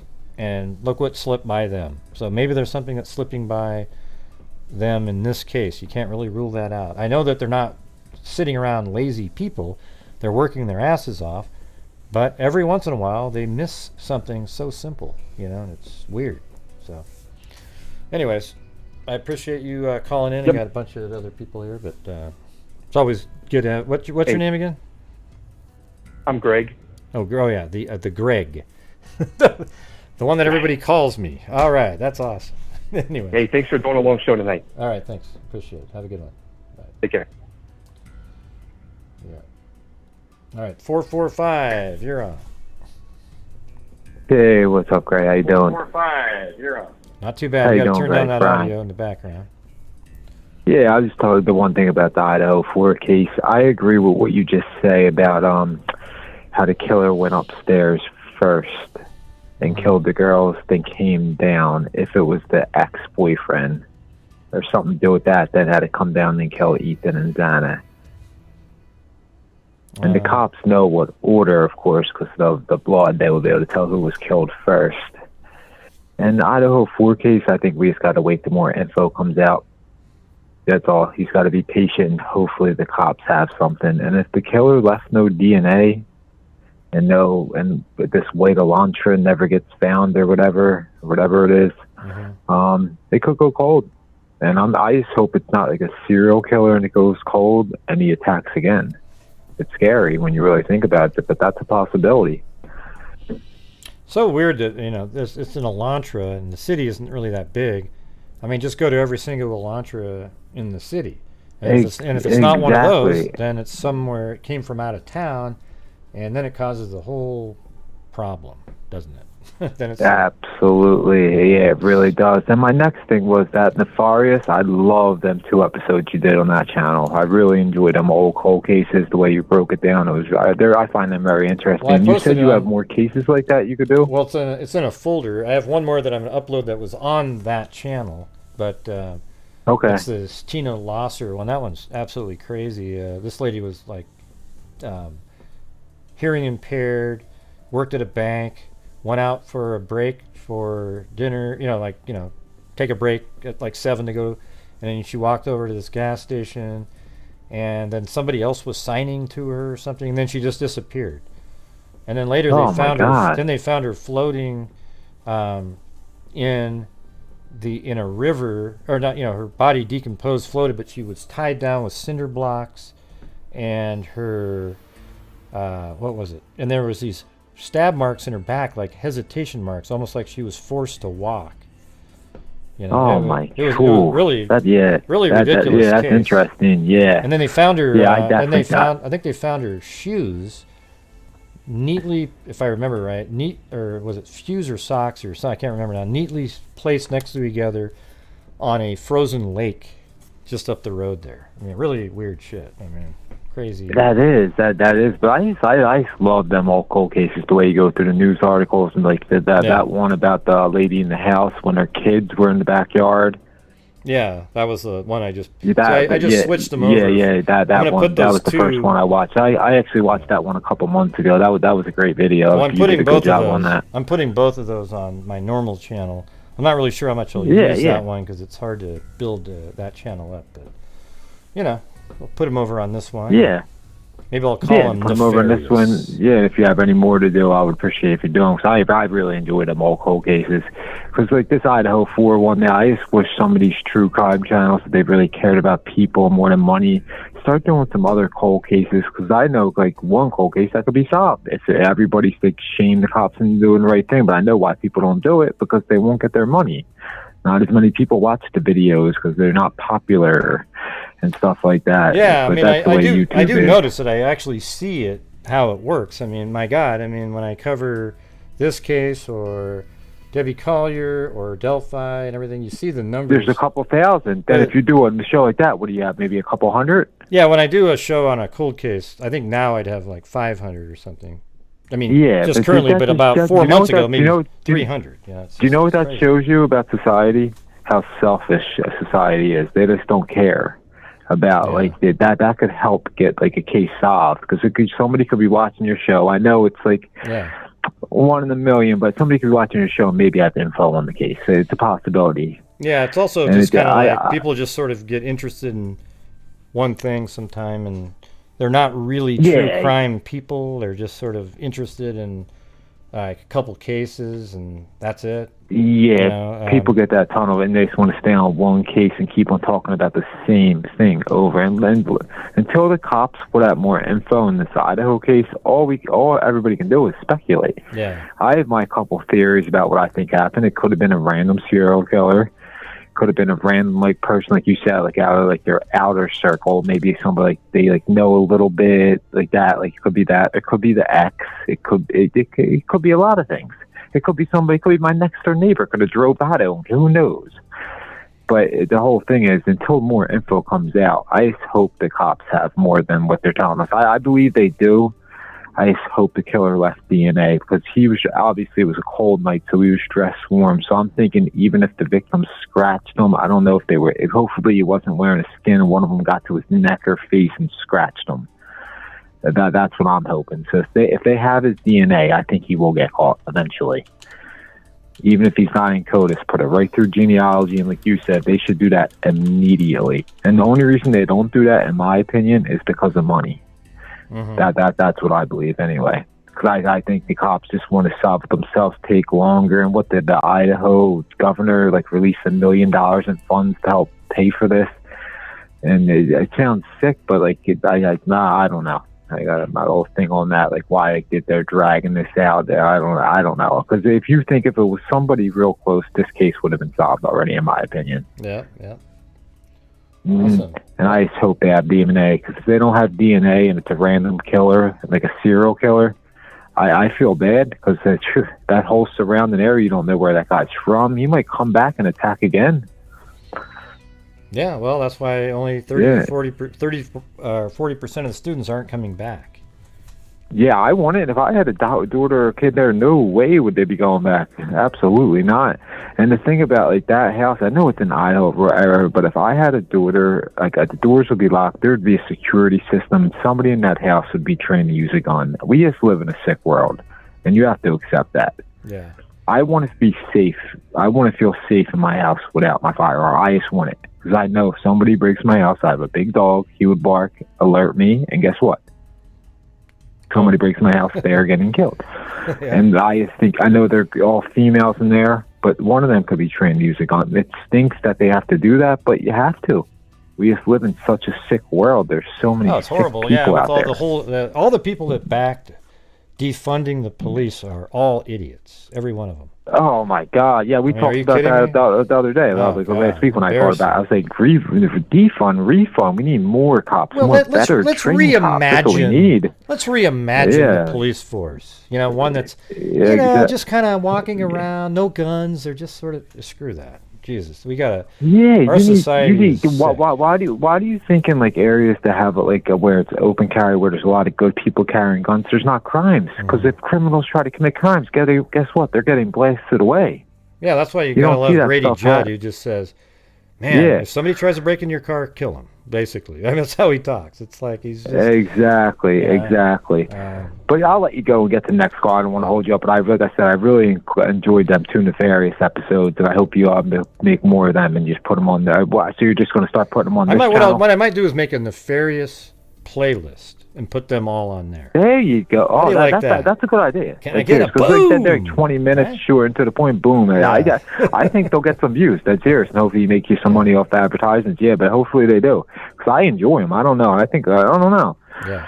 I just love think they're cold cool. cases. I just find them really interesting. Awesome. Well, I'm glad you're watching. All Yeah, right. and of course ones from like them years ago, like odds are they probably will never get solved, but they're still interesting. Like even like newer ones. Yeah. Like cold cases. At least That's they're the out there a channels little that bit. only Never- do that. Yeah. At least you do cold cases. Like other channels, they only do the ones popular just to make some money, and I find that disgusting, in my opinion. Yeah. No, I mean, They can't take one night like off. sometimes and I maybe feel give a bad cold where case. I'm covering. Like I covered Yeah. a couple of cold cases during this time, but if you notice on those Yeah. shows, not very many people watch and everything. Today there was just that Exactly. new image that came out. Seems like people would want to talk about it, and here they are. They're talking about it. Oh, absolutely. And then Nick, you do a show every day of every year. So as soon as Idaho Four hopefully gets solved, then hopefully you can get right back to doing that. Do you know what I mean? Yeah. Well, I mean, Yeah, 'cause you got to do I'm what's yeah. best for you. You and the freaks, like, you know what I mean? Like people that supported your channel and stuff. Like, I mean, if they want this, you got to give them what they want.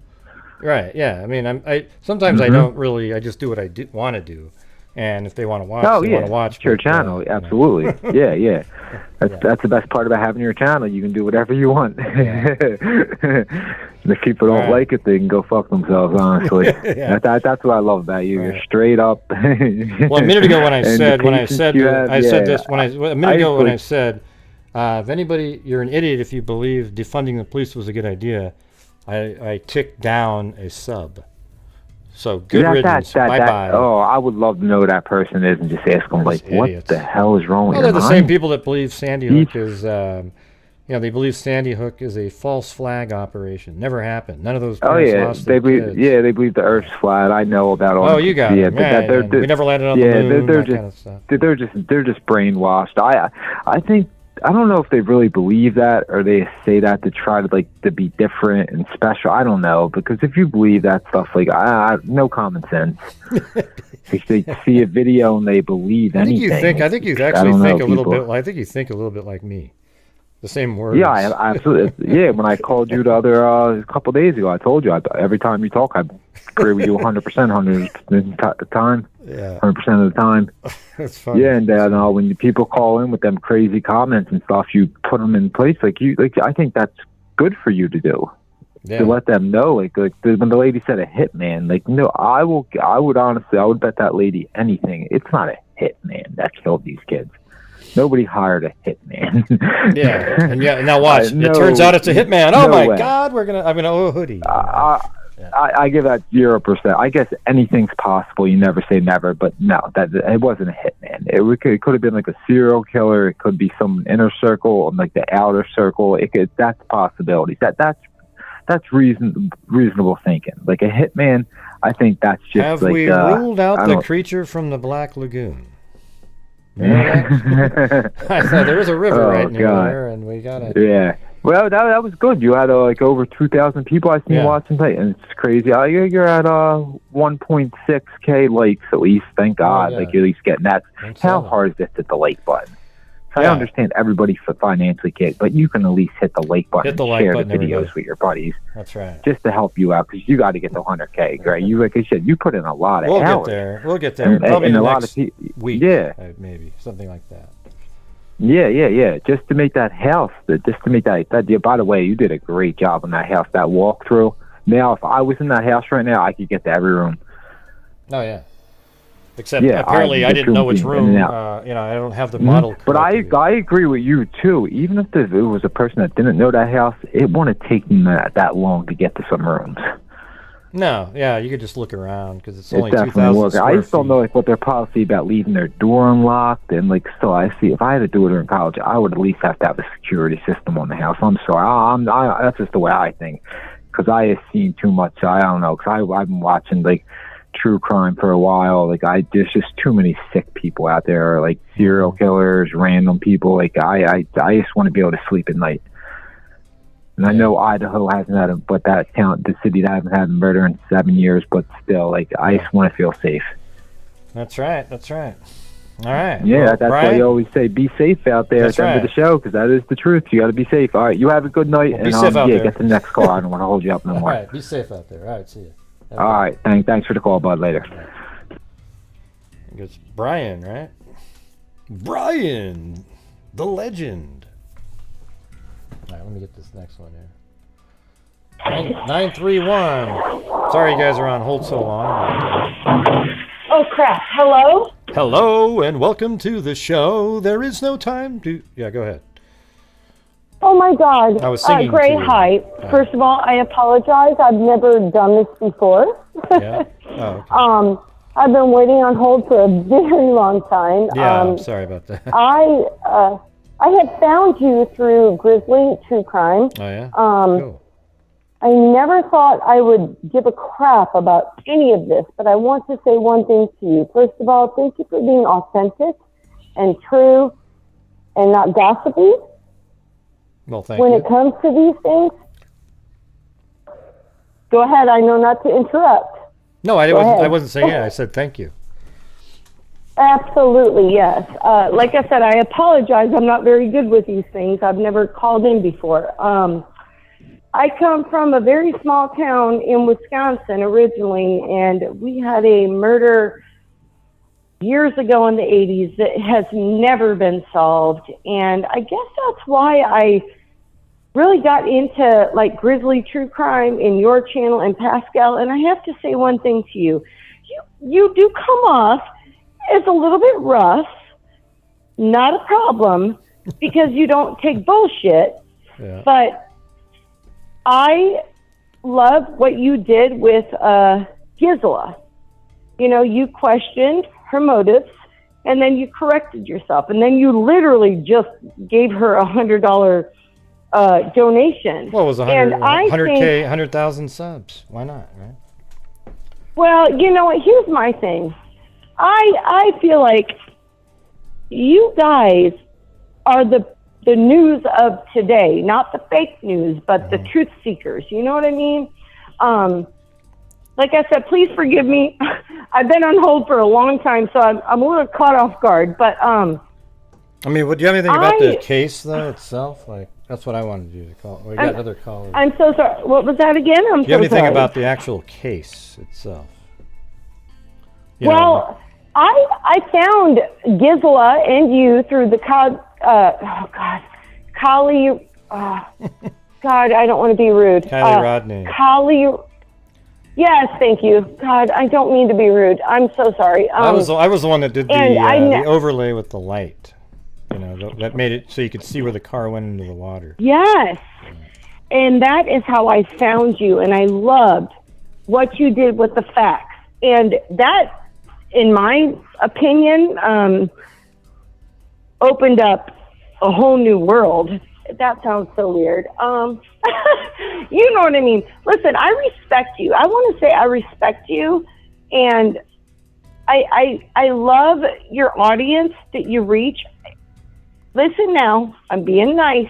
You're a little harsh at times, and I'm not saying that's bad, but I feel like these people that are, would you say wimpy or, I don't know what, I don't want to be rude, but you bring people into this true crime world that think like you, right? But I think you could reach so many more if you could tone it back just a tiny bit. I know that's hard for you, and I understand. Yeah, I'm just gonna be exactly. And I'm just gonna be exactly what I am.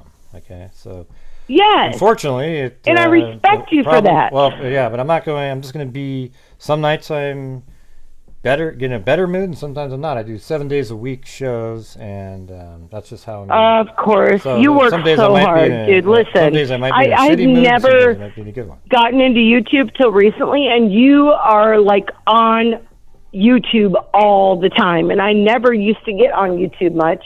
Yeah, But I'm well, I do on your 7 channel shows every day week. because you have like the Debbie Collier, all that. Like I never would have known anything about that until your channel. So good on you. Thank you for bringing that to light. You know, Yeah. like honestly. Okay. Cool.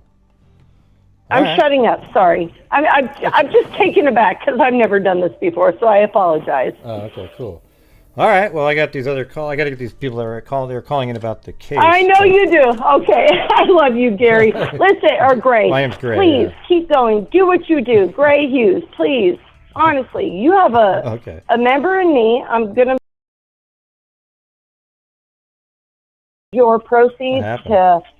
I don't give all the proceeds. I just decide to donate over 50% of my revenue to Yes. to Nobody else, charities. as far as I know, does that. Or So the that's net amazing. revenue. The net revenue. Yeah. There you go. Nobody else does that as far as I know. And let me just tell you, I'm a dog groomer. I have my own business here in Nashville, and that's part of the reason I love you so much, because I know you love your pup. Okay. All right. Well, cool. Thanks for calling in. Hey, Have a good one. oh, thank you for taking my call. It's, like I said, this is the All right, first time I've done it. I'll be better next time. Thank you, Gray. Okay. See ya. Bye. Jeez. I'm not sure how to take that one.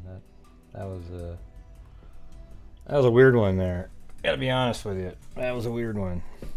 I don't need people calling in to give me advice or how to do something and sort of a passive aggressive plugs for other people. You know, give me a break.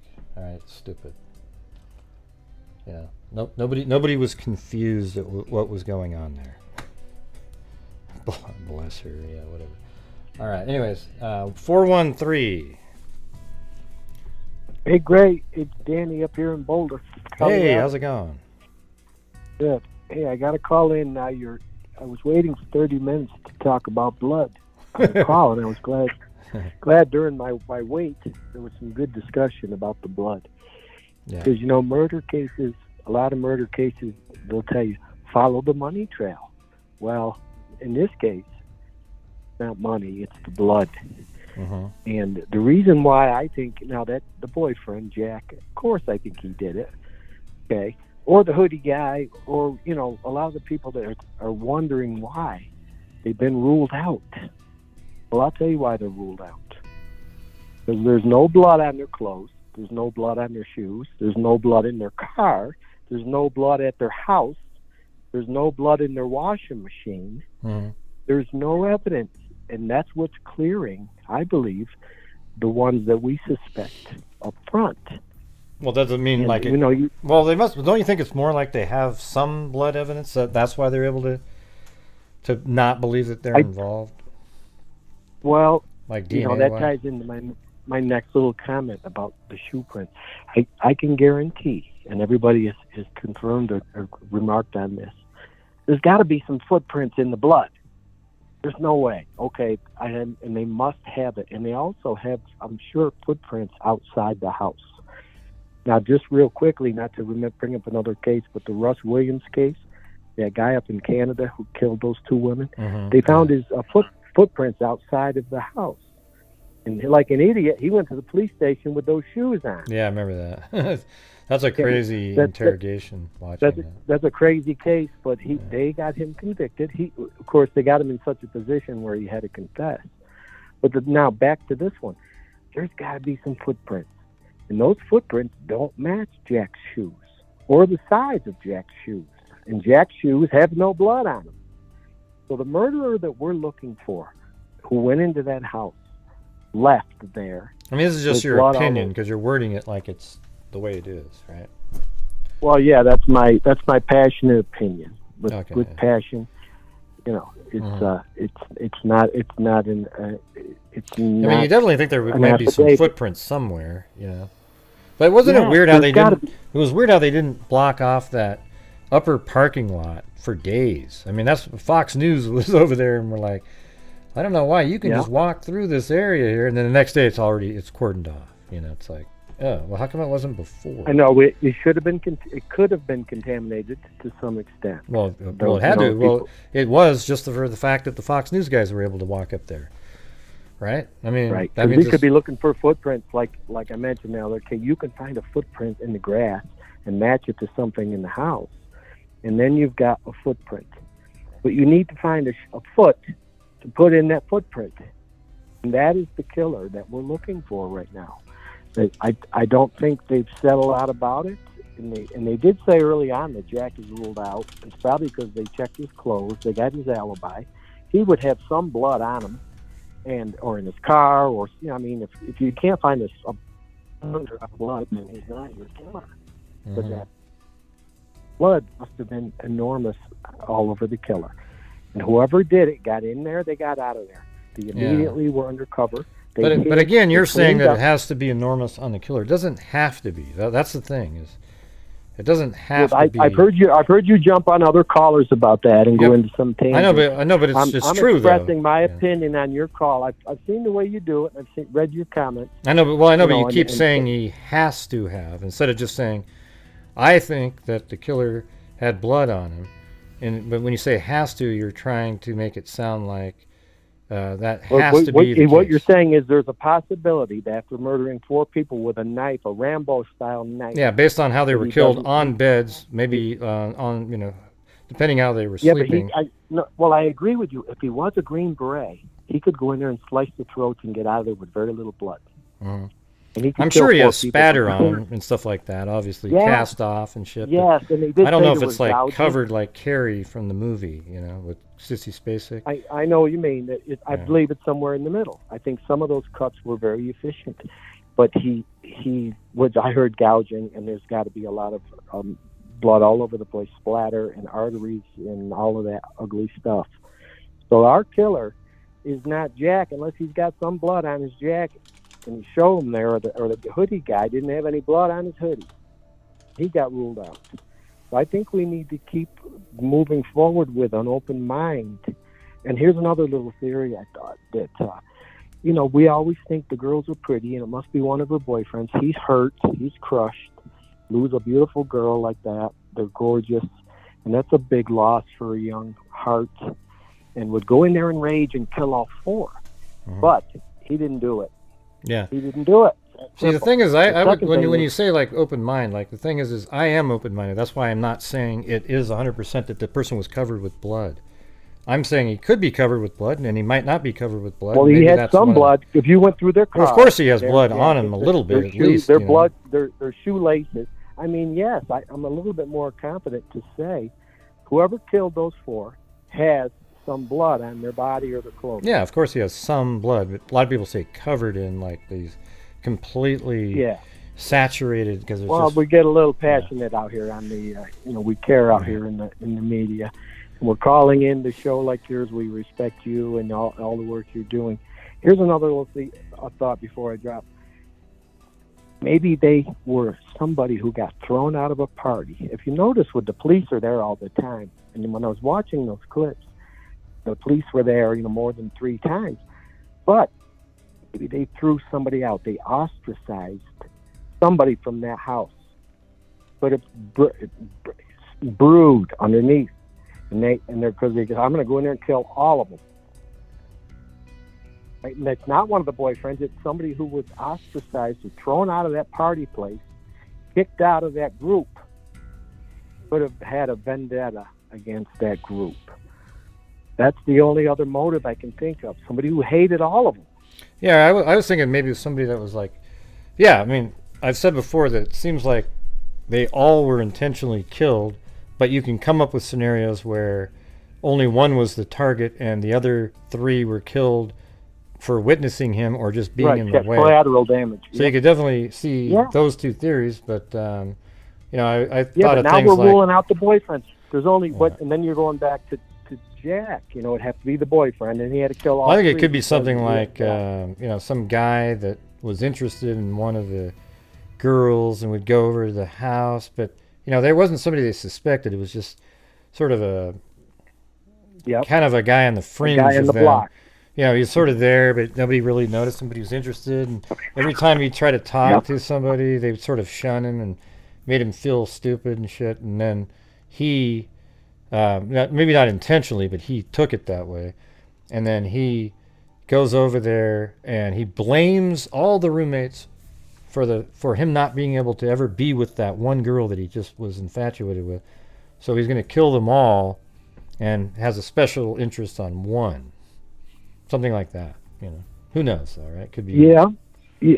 Yeah, we're all keeping an open mind. I was on that same fence with you, Peter and Todd, because I think you yourself, ruled out the boyfriends a little while ago as well. Well, I didn't really rule them out. I just went with what the police said that they said. Yeah. That at this time, we don't think these people are involved, and he's on that list. So I'm just saying, he's I don't keep talking about him. But, he's the number one suspect, Jack. But not like O.J. Simpson. O.J. Simpson had some blood on his finger. And he had a bloody glove in his backyard. But he was found innocent, man. He didn't do anything. I'm just kidding. I know. But I do think, this case could go unsolved. We're almost at that point. If we don't find a guy with blood evidence on his clothes, we're never going to tie anybody back to this house. It's getting to that point now where I'm getting a little worried. I followed a lot of other cases, and Barry Morphew, took them a year and a half. They arrested him. Now he's back out. They dropped that case because they didn't have the evidence. But I hope, and they may have a suspect, but they don't have enough evidence to make an arrest. They would have to get his shoes and find those shoe prints, or find some clothes in his house, and they don't have a warrant for his house. Things like that right now is probably the status of the case. But keep everything you're up. Keep taking these calls and let everybody get their voice out there. I appreciate it. You got a great audience tonight. Well, thank you. Thank you. Appreciate it. Have a good one. Talk to you next time. All right, man. Have a good one. See you. All right, 657, you're on. First of all, you have to turn down the audio in the background. And then use your phone to talk calmly. Testing 1 2 3. Testing 1 2 3. Hit the subscribe button. Hit the subscribe button. Hit the like button. Can you hear me? Hit the like button. Well, I just want to say hit the like button twice because I can hear myself talking in the back. You have to turn down the audio in the back. Yes, 657. That's you. Yes, 657. That's you. Yeah, you just can't listen to the radio. Yeah, you just can't listen to the radio. I mean, you can't listen to the video. You can't listen to the video. You just have to use your phone. I turned the thing off. You just have to use your phone. Okay. Oh, How about? I turned the YouTube off. Is that what you talking about? YouTube off? How about you just want to say what you want to say and I'll quit talking? Okay, sure. You know how people talk about the dog and the dog didn't cry when the murder came in the house? I think because the dog used to hear people come in the house all the time. How they party all the time, and a lot of people come. The dog used to it, so maybe the dog didn't face the dog. He just walked. The guy took the dog to other room, and the dog just fall asleep. He's still a puppy. So maybe that's one of the theories why the dog didn't bark. Maybe. Yeah, well, it could be. That the dog was in a different room. Yeah, the dog was in a different room. Yeah, because Kaylee's the dog room. used to so many people in the party house. He's seen so many people at different house. So the dog's not used to, that's a stranger, who cares? I don't care. And the dog probably said, just nothing to it. Yeah, plus that type of breed Like doesn't care that much. Type of breed doesn't care that much. Yeah, it won't phase the dog at all. If my dog, I have 2 dogs, Mm-hmm. if a stranger come in the house, my dog go crazy just to hear the footsteps. My dog, you know what I mean? Because he's used to not people coming in the house all the time, you know what I mean? Mm-hmm. And even the mailman comes, he just goes crazy. So I'm thinking this dog used to people coming in the house all the time, and so it didn't bother the dog too much for a stranger coming in the house. Maybe, I don't know. Another thing is, I think Jack is not killer because when people notice how he act next day, people say, "Oh my gosh, if my daughter's boyfriend killed the daughter, if I see him again, I would know something's not right. You know what I'm saying? Mm-hmm. Uh-huh. I can't have a dialogue. I can't have a dialogue. Okay, I'm sorry. Okay, sorry about that. I'll call next time, okay? Okay, thanks. Okay, thanks. My phone doesn't work.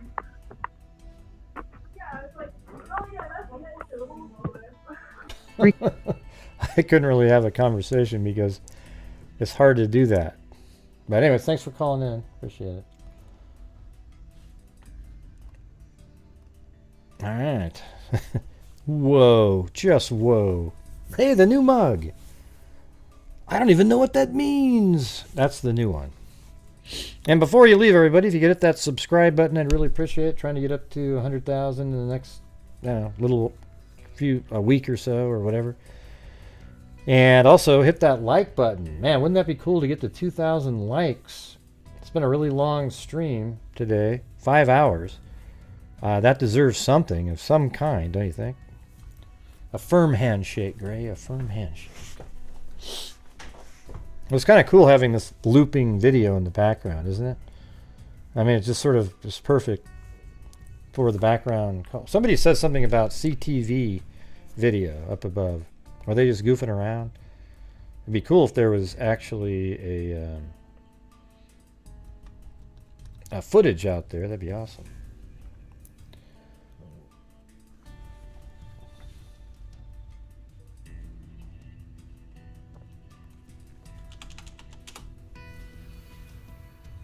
Oh, by the way, somebody asked me about the case of Gray, you should cover Rachel Hurley, and here it is right here. This is in Jupiter, Florida. I don't remember it, but we covered it back in February, like 10 months ago. And so let's see if there's anything that rings a bell here. Her body was found in a park. Yeah, it's sort of starting to ring a bell. And then she was at a different park. Her phone pinged over here at 3 p.m. Body found at 8:15. I don't remember it. I can't remember the specifics of the case at this point, but it's right here in my Google Earth settings over here to the left.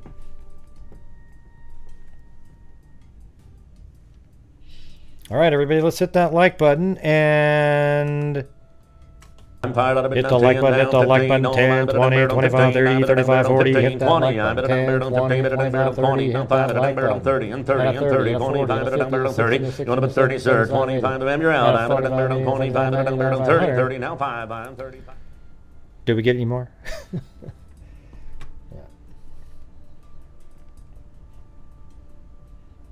You know, I was thinking of giving away like one tonight, like give away an everything mug, and then also buy 5 more memberships. What do you guys think of that? Would you guys be willing to give away a chance at a win to give 5 other people memberships? What do you guys think of that? All right.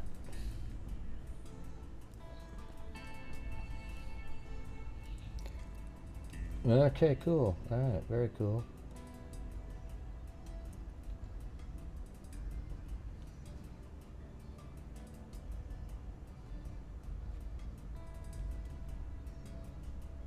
What show is that on? Is that today? Oh yeah, okay, that was from last night. Okay.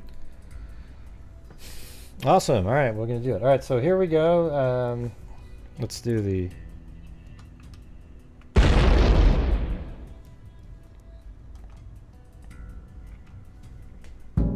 Alright, so thank you to Prince Vaudry, Bucolic Buffalo, Teresa Troop, Melinda Modemin.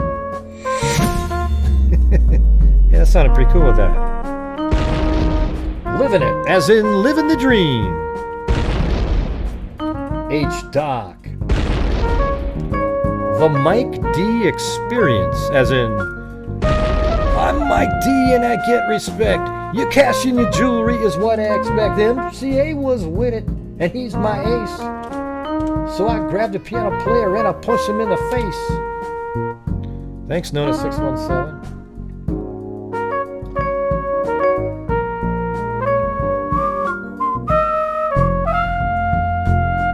Jen Allison, Tina Susser, and Jen Allison, Jen Baird, Robert's Girl, Annie T, Jamie Lynn, Cat Eye, Mag, John, Jen Allison, Mag again, thank you very much,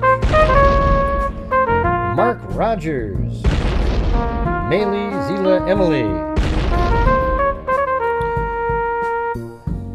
And by the way, it's hard to thank everybody during call-in shows. I just hope you're aware that it's hard for me to like jump in and say, hey, thanks to so-and-so, because it kind of makes it so. That's why I don't even have the little dancing bear and stuff on the screen during call-ins, because it makes it sort of hard to follow and disjointed and stuff. So hopefully it's okay that I'm just shouting you out at the end. Is that cool? All right.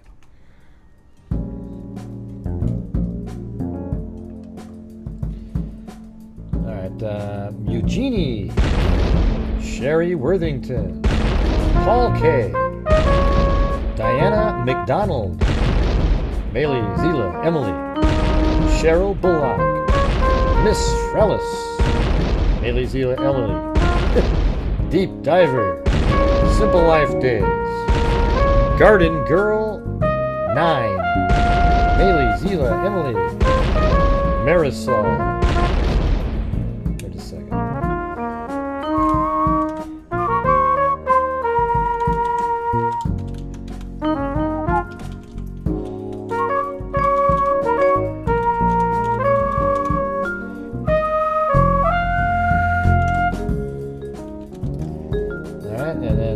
Amber Maiden,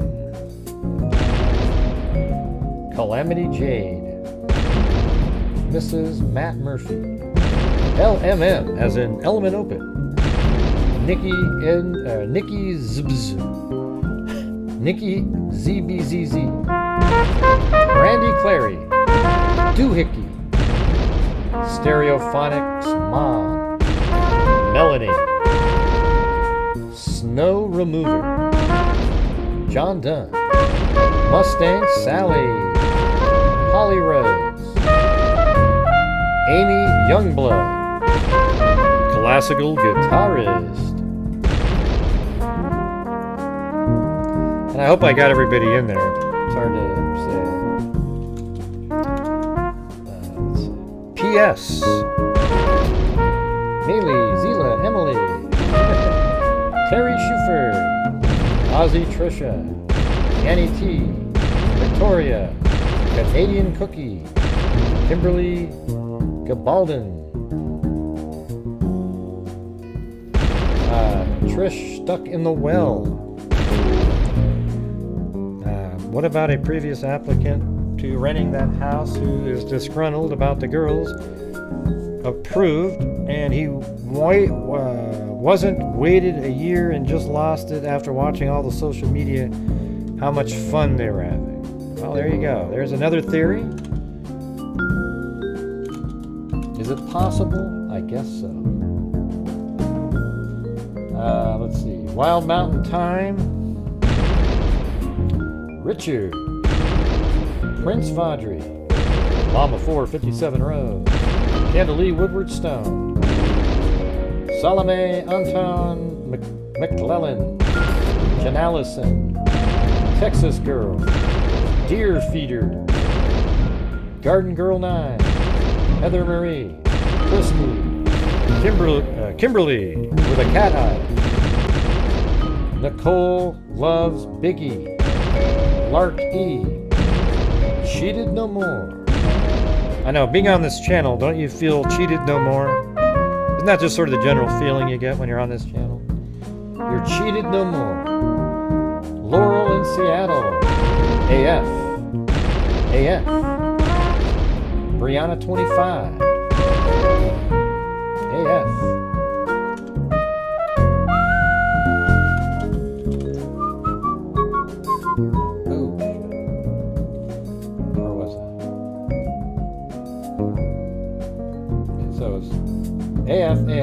Donna 25, Johnny Boy 714, AF, Posh, Heart-Shaped Box, Sweet Pea, or Sweet Tea, excuse me, Sweet Pea. True Crime Nut, Persephone's Pomegranate, Cindy Leon, Graylian's Listening, Heart-Shaped Box, Tosh, Sean Gillette, Kimberly Faith, Melanie, Carrie Shuford, and no one. Oh wow, look at the music stop right at the end there. And then also on, let's see, we had a Cash App from Danetta Costa, thank you very much. And then we had a Venmo from Trish Atwell, thank you very much. And then on PayPal we had Cheyenne R, we'll say.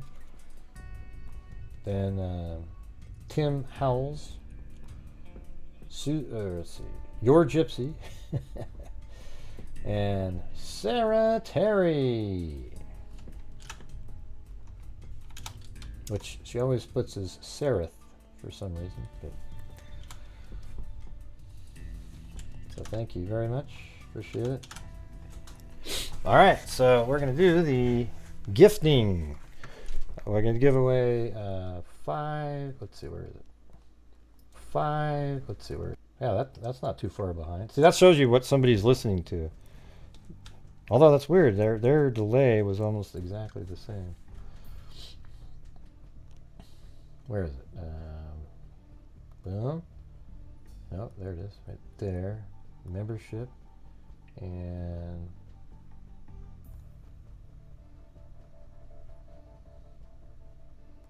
And there we go.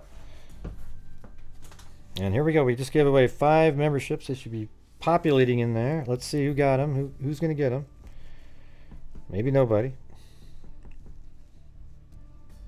I wonder if there's nobody in the show. Does it go over to the next one? So Mia and Lily and Sassafras Kath. I remember you from a long time ago. Pickle and Patty Denise. Very cool, very cool. Awesome. All right, so now we're going to move on to the spin portion. Maybe tonight's a good night for a flyby. What do you guys think? It's been a long one.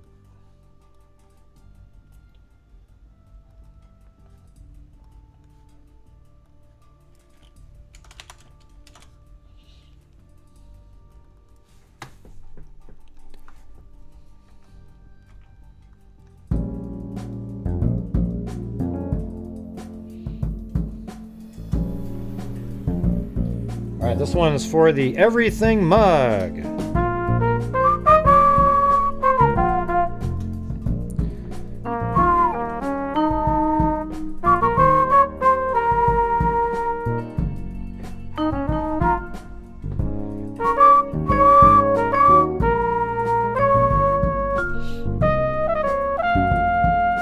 we go. This is for the Everything Mug, everybody.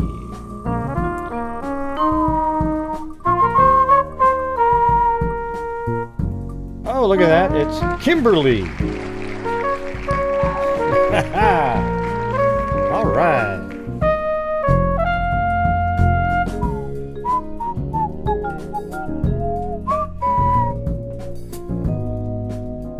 Well, that was it. I know that's just short, but we did the spin for the $25 of channel memberships and that one. Yes. So listen, everybody.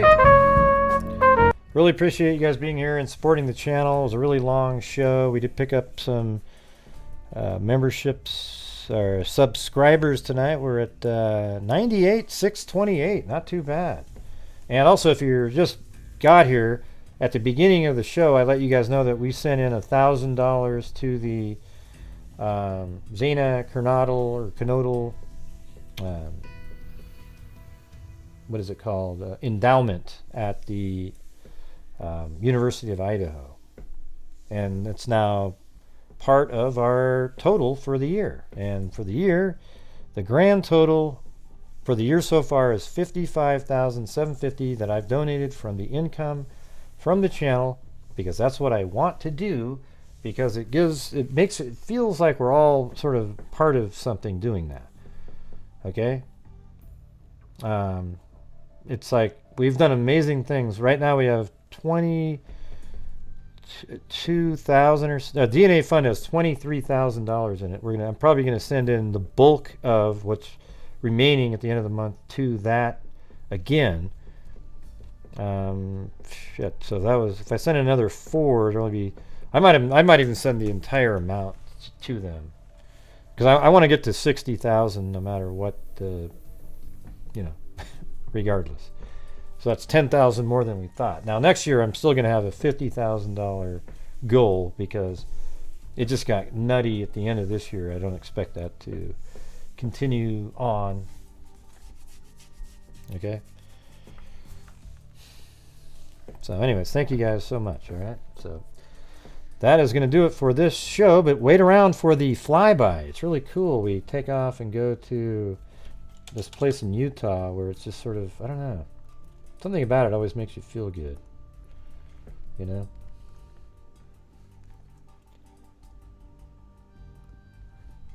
Yeah, so I'll get it set up first.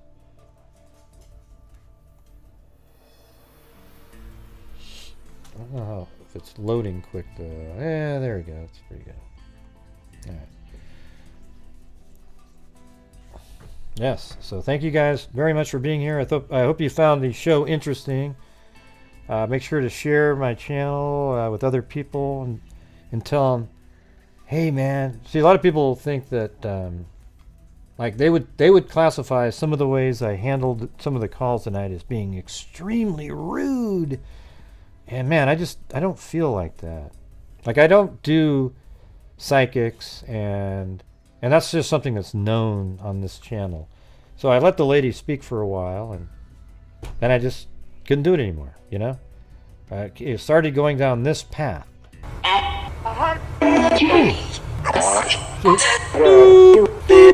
Gilligan, little buddy, skipper! Bat shit. Now, we do know 100%, everybody, at the very end it said bat shit. There's no doubt about it. Listen to those last words. There's no doubt about it. Listen. At a hut. Stupid. Dog bark. Bling. You got bling? Bat shit. You guys heard it. There's no way you didn't hear bat shit at the end there. Okay? 100%. Every one of you heard that. There's no doubt about it. And if you say you didn't, you're lying, okay? Right. All right, guys. We will see you guys tomorrow. And as I always say, until next time, be safe out there. And a 2, and a 3, and a 4, and a 5, and a 6. Yeah, I've been doing this Granny, what's going for a on? while now. I heard bat shit too. I have not seen one It said at a hut. Crime detector. I'm a certified human lie detector. Pretty good, Mary Lou. That's pretty good. Gonna get ya on a stretcher If you try and play me like an old projector. Hey, what happened to over this again? Is my nectar. Professor Green is gonna give another lecture. Crime collector, freak connector, and I'm always gonna be a protector, fool deflector, interceptor, and I'm meaner than a spectre with a vector on his pector. With all respect, y'all, just remember I've a temple fucking check ya. I have no agenda, I'm no pretender, and I'll serve it to you straight without the blender. And in the end, I'm gonna send ya on a mission to reveal the true offender. Yeah, so I'll just get right back to work. All right, everybody? Talk to you later.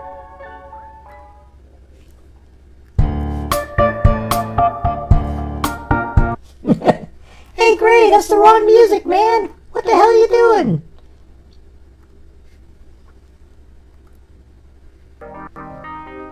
Yeah, that's the one. That's the one. Great, thanks, man. Really appreciate it. Oh, yeah, there it is. Wow, jeez. Now, where the hell is the... there it is. Let me get rid of my ugly face off of here really quick.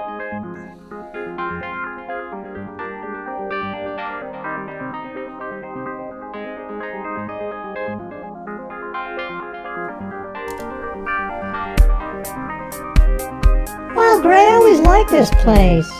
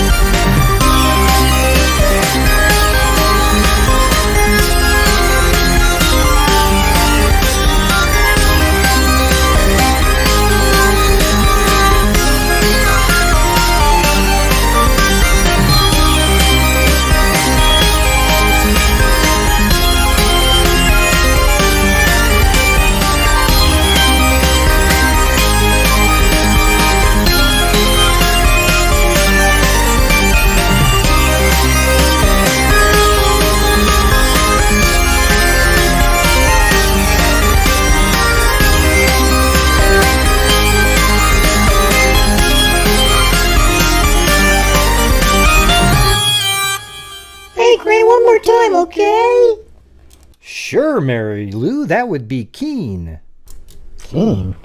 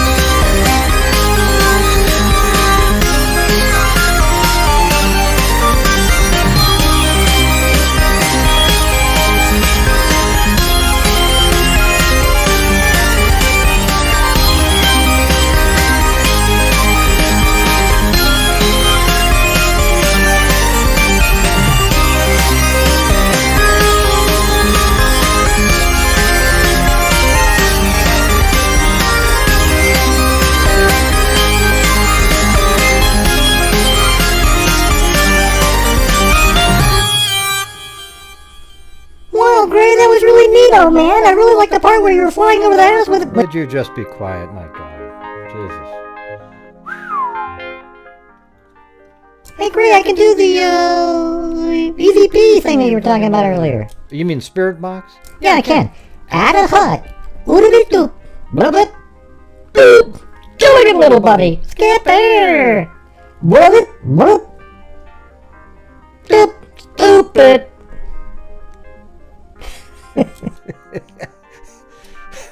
That was pretty good, Mary Lou. That was pretty good. One. Batshit. Yeah, we got the batshit. We already knew the batshit. Thank you.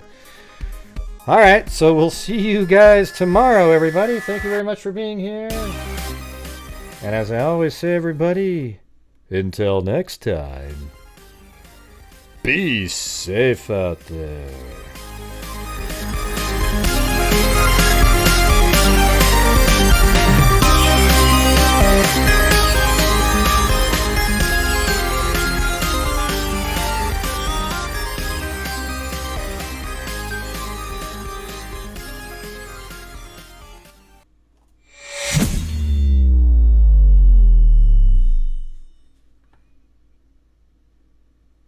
There's mosquitoes the size of bald eagles in that dadgum swamp.